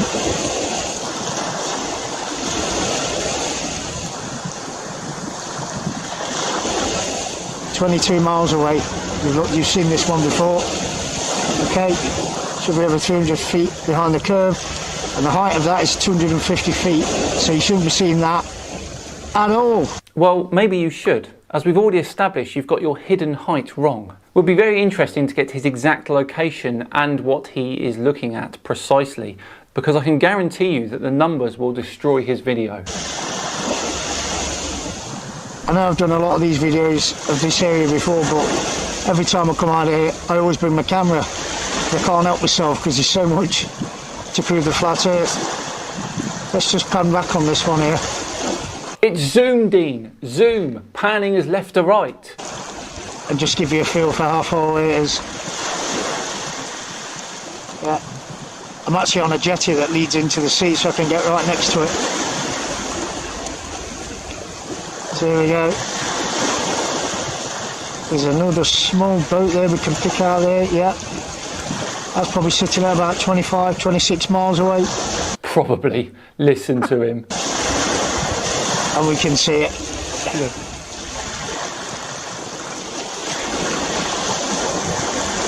Just run back from that. That boat must be hundreds. So get an idea of what we're looking at. Yeah. Just to give you an idea of the distance that these boats are sitting at. Because these gormless ball earthers. Refraction, look, here you are guys. 2 guys fishing in a little boat. Let's just pan back from that and get an idea just how far away they are. And you never don't even realise he's saying it doesn't the look word. that far. Catch my drift, guys. If there's curve, it's supposed to be behind the curvature. Especially that little fishing boat should not be seen at all. I'm just going to try and zoom in and try and catch those two guys fishing again. Yeah, there you are, not being able to see any other country whatsoever. Dean is a Flat Earth Fail compilation legend now, surely. Bless him. Okay, next up is our old friend Taboo Conspiracy, who has a series of short Flat Earth facts videos. We're going to take a look at his video number 13. Away you go, buddy. On December 12th, 1901, Guglielmo Marconi received a transatlantic radio transmission at a distance of 2,135 miles. With the transmission tower height and elevation added in, at that distance, nearly 640 miles should have been hidden behind the Earth's curvature. 640 miles is enough to hide the United Kingdom if it were standing straight up. That is a very tall shadow. Well, actually, Marconi thought that his signal would follow the curve of the Earth, which it did not. Initially, his signal headed off into space before bouncing off the ionosphere and finally reaching Canada. Now, this is something we can actually prove. 29 seconds in, and you're already debunked. In my previous Flat Earth Fact number 11 video, I described how the World War II German Knickbein bombing radio guidance system was not initially investigated because English scientists, including Churchill's scientific advisor, stated the curvature of the Earth would block the VHF beams, and so the targeting system could not exist. The advisors were mathematically right, but English lives were lost because the Knickbein system in fact existed, proving there was no Earth curvature. Taboo conspiracy never heard of silent Ks before. But anyway, again, bouncing off the ionosphere, etc., etc. Likewise, naysayers told Marconi that it would be impossible to send a radio transmission over 200 miles, let alone 2,000 miles, because the curvature of the Earth should have blocked the transmission. Again, the naysayers were mathematically correct, but Marconi accomplished the feat and has been repeated many times at much further distances. And again, ionosphere. Because of Marconi, the ionosphere theory was then fabricated, claiming that the radio waves bounced off of the ionosphere. Okay, he's going to address it. Nice. For Loran, the explanation is that the radio waves hugged the surface of the water. For Knickbein, since the beams were VHF, the issue has been avoided entirely, as Wikipedia and others have simply lied about the math and said that the Earth's supposed curvature wouldn't have been an issue at those distances. Do you see the pattern here? Yeah, you didn't really address the ionosphere argument at all. No, you skipped Repeatable scientific evidence proves the Earth is demonstrably flat. If you interpret the results incorrectly, like you have. Ionosphere. Okay, our final video comes from What Popstar, who thinks that jet streams prove a flat Earth. Oh, blimmin' heck, here we go. Hey everybody, this is Speak A Phenom, and I just got a tornado warning in my area, so I decided to look at the Doppler weather report and see what's going on. And so as I was looking at it, I noticed they changed the forecast because of the change in jet stream, you know. There's a change in the jet. I'm like, okay, sure. There's a change in the jet stream. So let's look at this jet stream, right?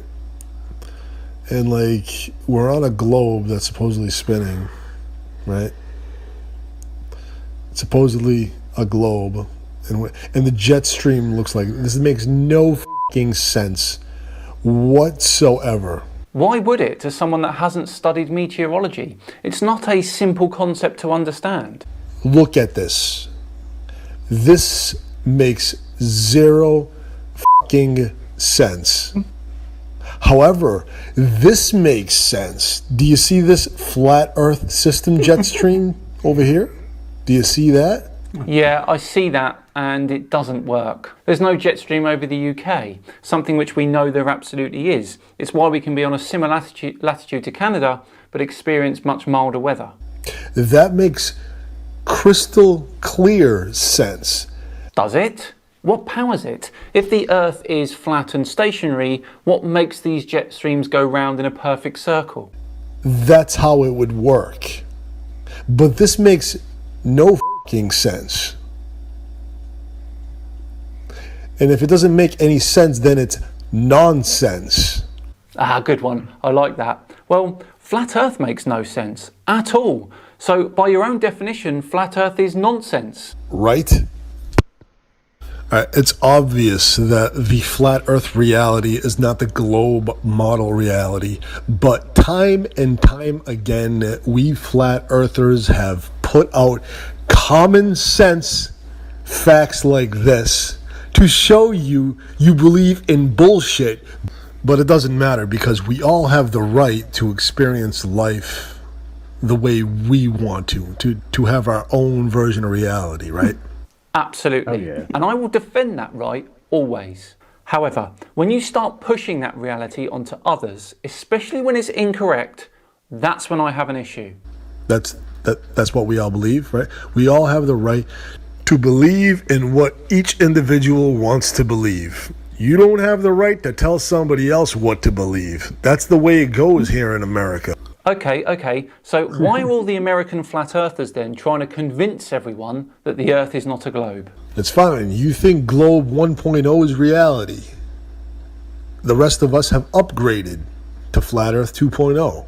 I don't think we're going to agree on what an upgrade is, buddy. Well, there we go. What a classic Flat Earth fail compilation that was, hey? Thoroughly enjoyed that one. Thank you all so much for watching. If you enjoyed it, then please do like and subscribe. It'd be thoroughly appreciated. Just enough time to once again thank Mack Weldon for sponsoring today. Remember, for 20% off your first order, visit mackweldon.com/SimonDan and use my code SimonDan.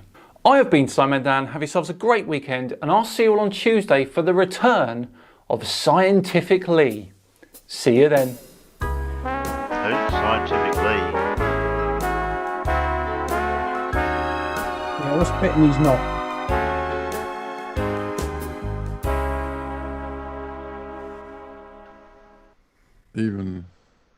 Even Simon got part of that sort of wrong. Marconi transmitted his famous radio transmission at 275 kilohertz. That's very low frequency radio. And it predominantly enjoys the surface wave phenomenon, which works particularly well over water. Because it has to do with the interaction of the radio waves with the actual surface of the ground, and those waves will follow the curvature of the earth. So if Marconi had tried that at 3 megahertz, it probably wasn't going to work. That's to do with that's to do with the wavelength, isn't it? Or the wave. Yeah. Exactly.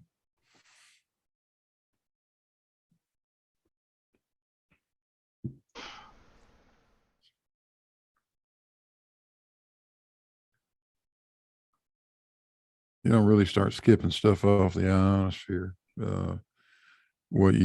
at those low frequencies.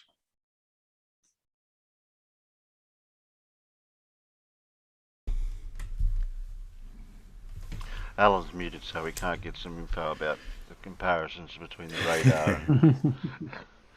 Say radar 3 times and Alan will jump in. Radar's a bit different. Yeah, that's what I wanted to, hear, the comparison. And as if by magic. Hey.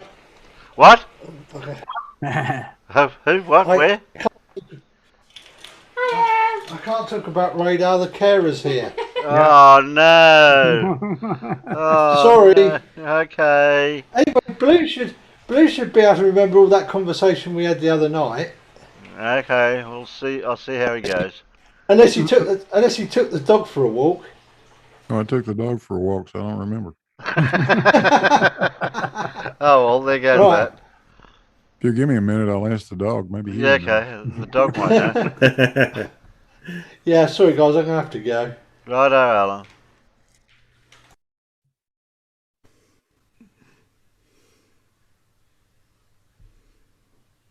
We'll finish off with Wally and then we'll wrap up. Yeah. But that would have been an interesting conversation if Alan didn't have to go.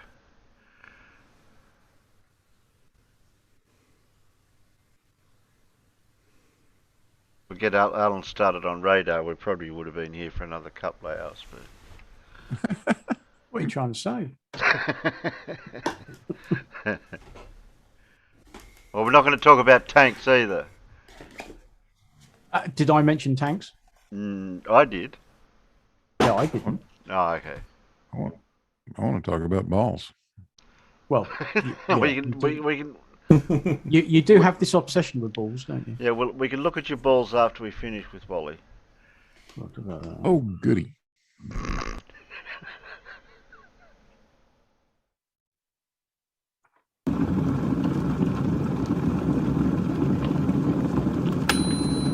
G'day everybody, where's Wally here?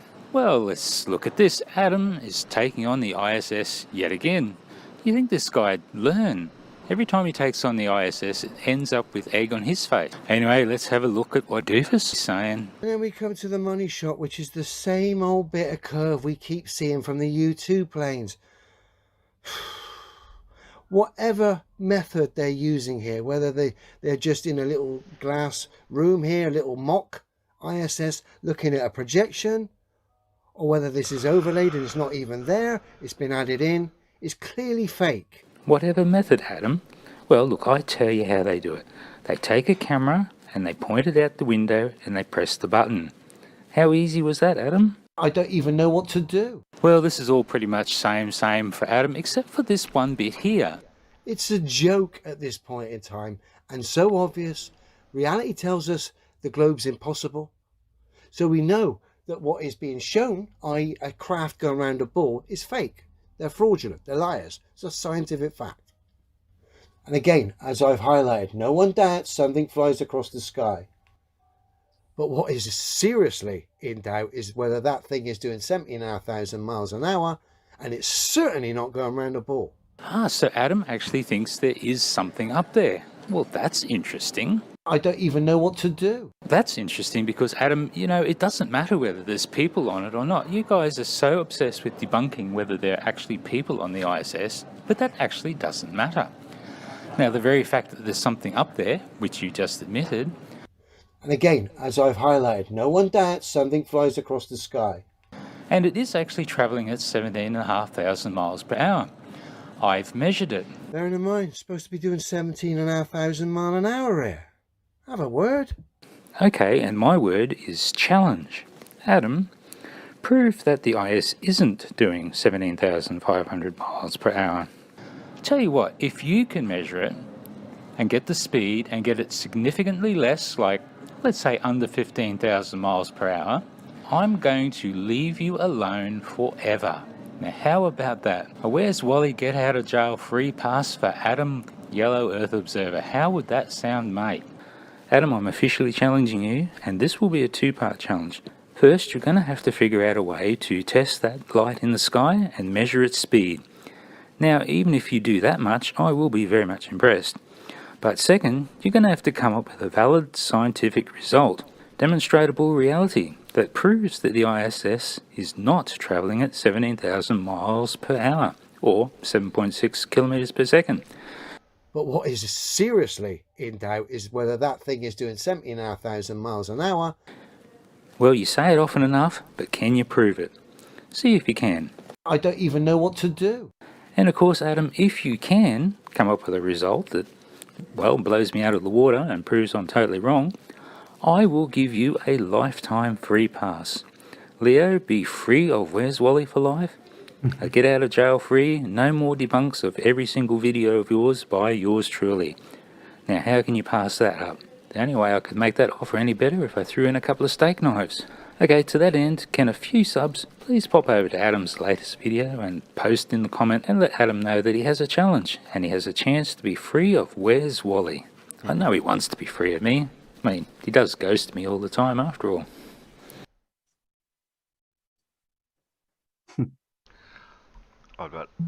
I know what the answer's going to be to that one. Yeah. You'll never see the measurements from Leo.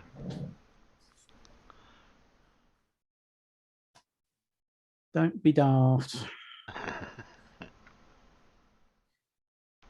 Okay, I'll get rid of that.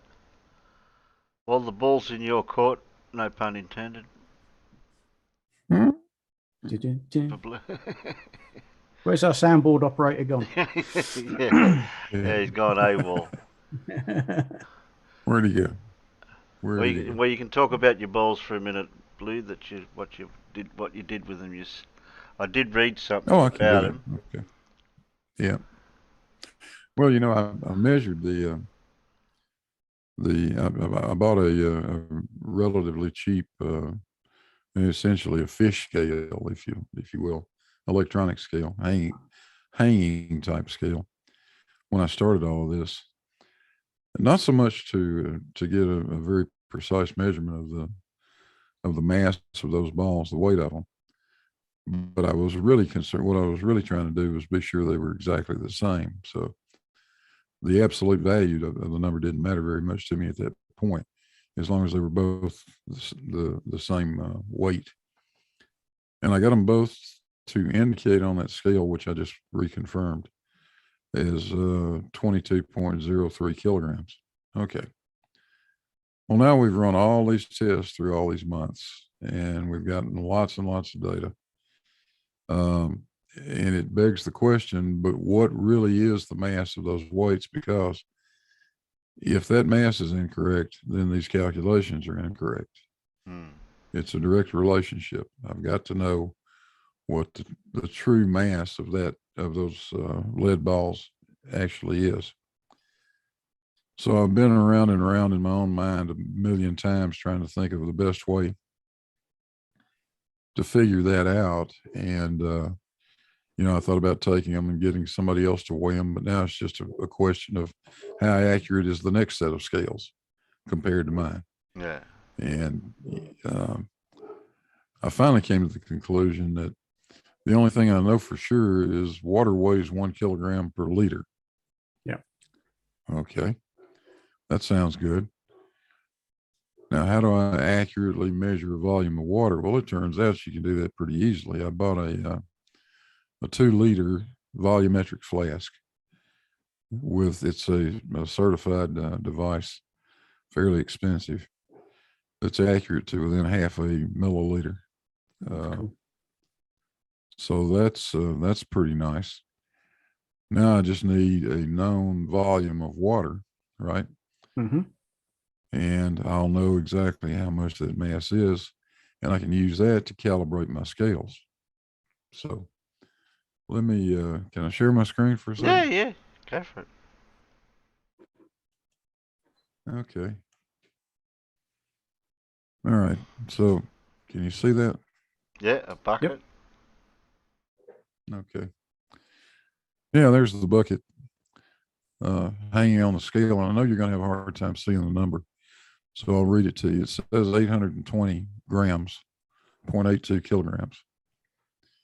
And I measured that on another scale that I have here in the kitchen, and it weighed about, I think it said 812. So it's really, they're pretty close.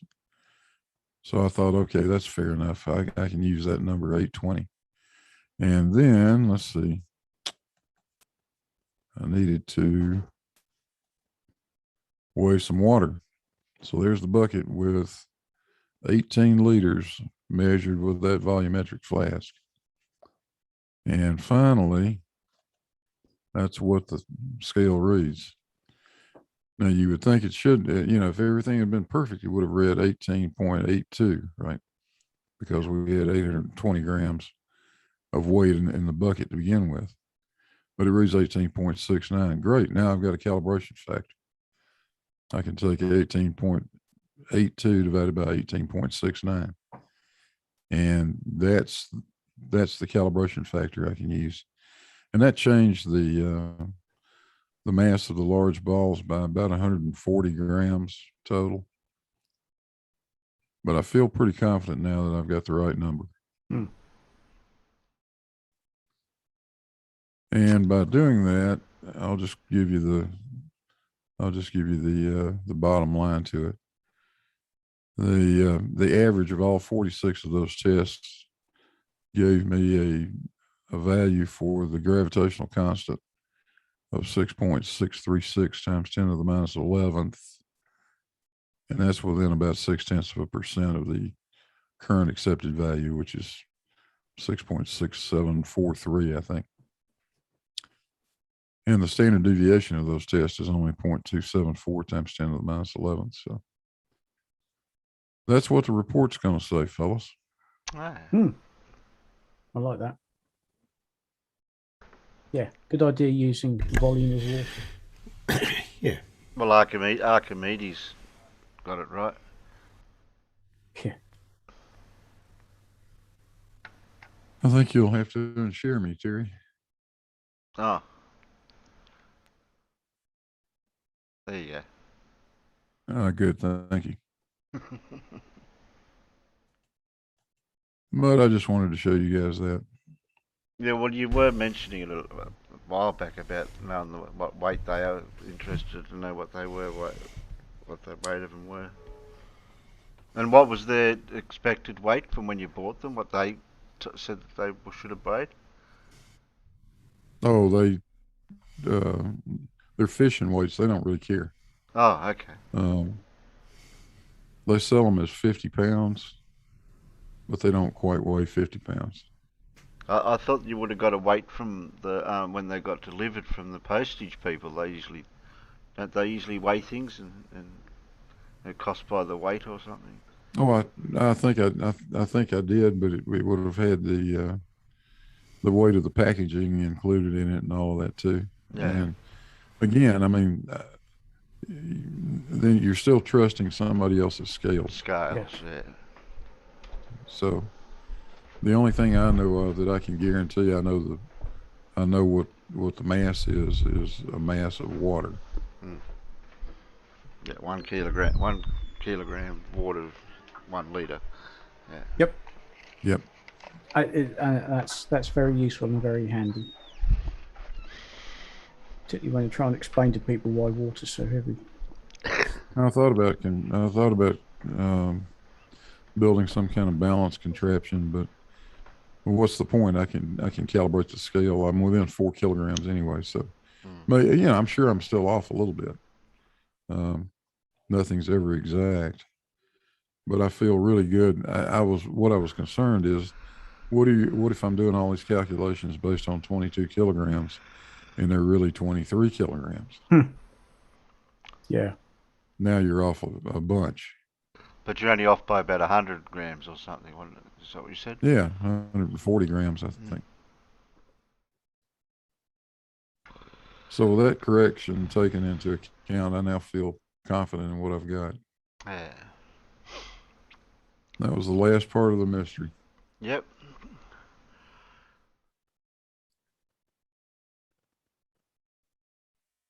So hopefully in 2 or 3 weeks' time, I'll have the report out. Did you have to weigh the little ones or just the big ones? I didn't reweigh the little ones only because the little ones don't really matter. Right. The mass of the small weights cancels out. Oh, okay. That doesn't come into play in the calculations.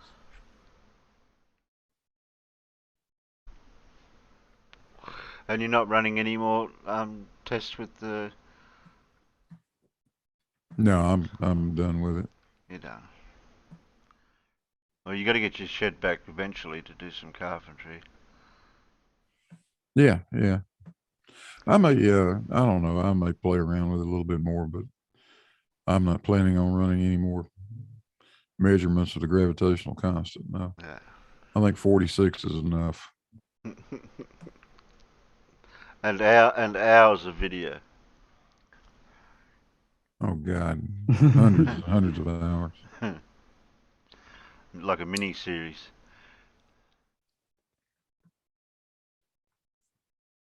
All right then. Well, Alan's already disappeared, so I'll type me goodbyes out in the peanuts while we say goodbye.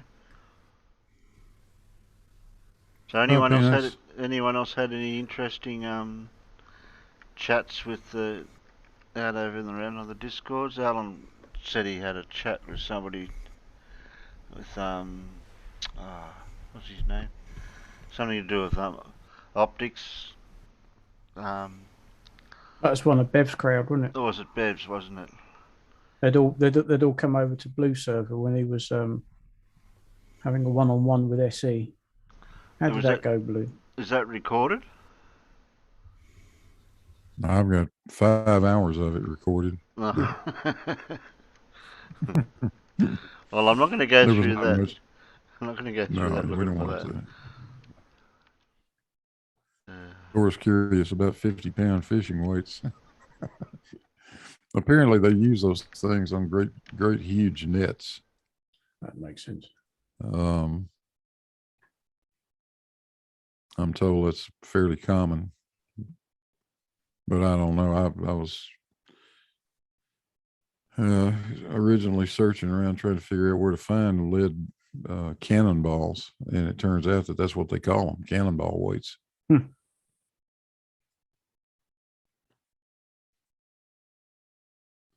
I'm just reminiscing back to the very first time we started this, having to go down to the hardware shop to get the wood, and I think that was the first purchase, wasn't it? The wood, wasn't it?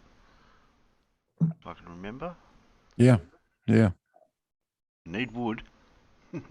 Yeah, I went to the wood store and came back with a whole big pile of sapele.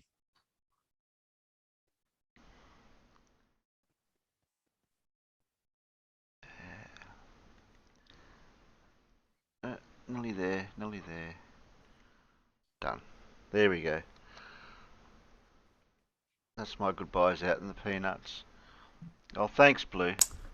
Thanks, God. Oh, no, I'm going to try to pronounce this guy's name. Gottfried Liebrick.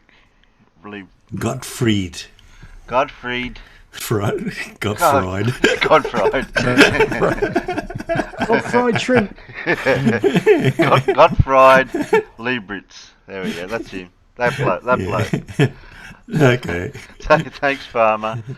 Thanks, Farmer. Ah, I'll get my dose in 3 weeks' time. Oh, okay. Stewie, Carl, Dan, Judy, Micro, Raptor. See, I said it right that time. Dora. Well done. Death. Ozzie. NRG. That's how I thought that pronounced. Snurg. Yeah. Well, it's just. Well, I'm. Oh, whatever. I'll get picked on about everything, so it doesn't matter. John. Who else did we have out there? Oh, don't forget, hello, wonderful person, Andrea. Clive. I said Dora, didn't I? I hope I did. Carl. Elmigs. Stevie B. Still going here. Oh, I can't go any further. Fred was the last person on the list. There you go, Fred. You're the last one. Zebulon 181. So we'll see you when? What's today? Saturday. See you on Wednesday. Alright then. Oh, TT guy, you come in late, mate. Yeah, just a bit. Yeah, a little bit late. We're on the wrong end. You come in at the wrong end. Alright, night panel, night peanuts. Night peanuts. See ya.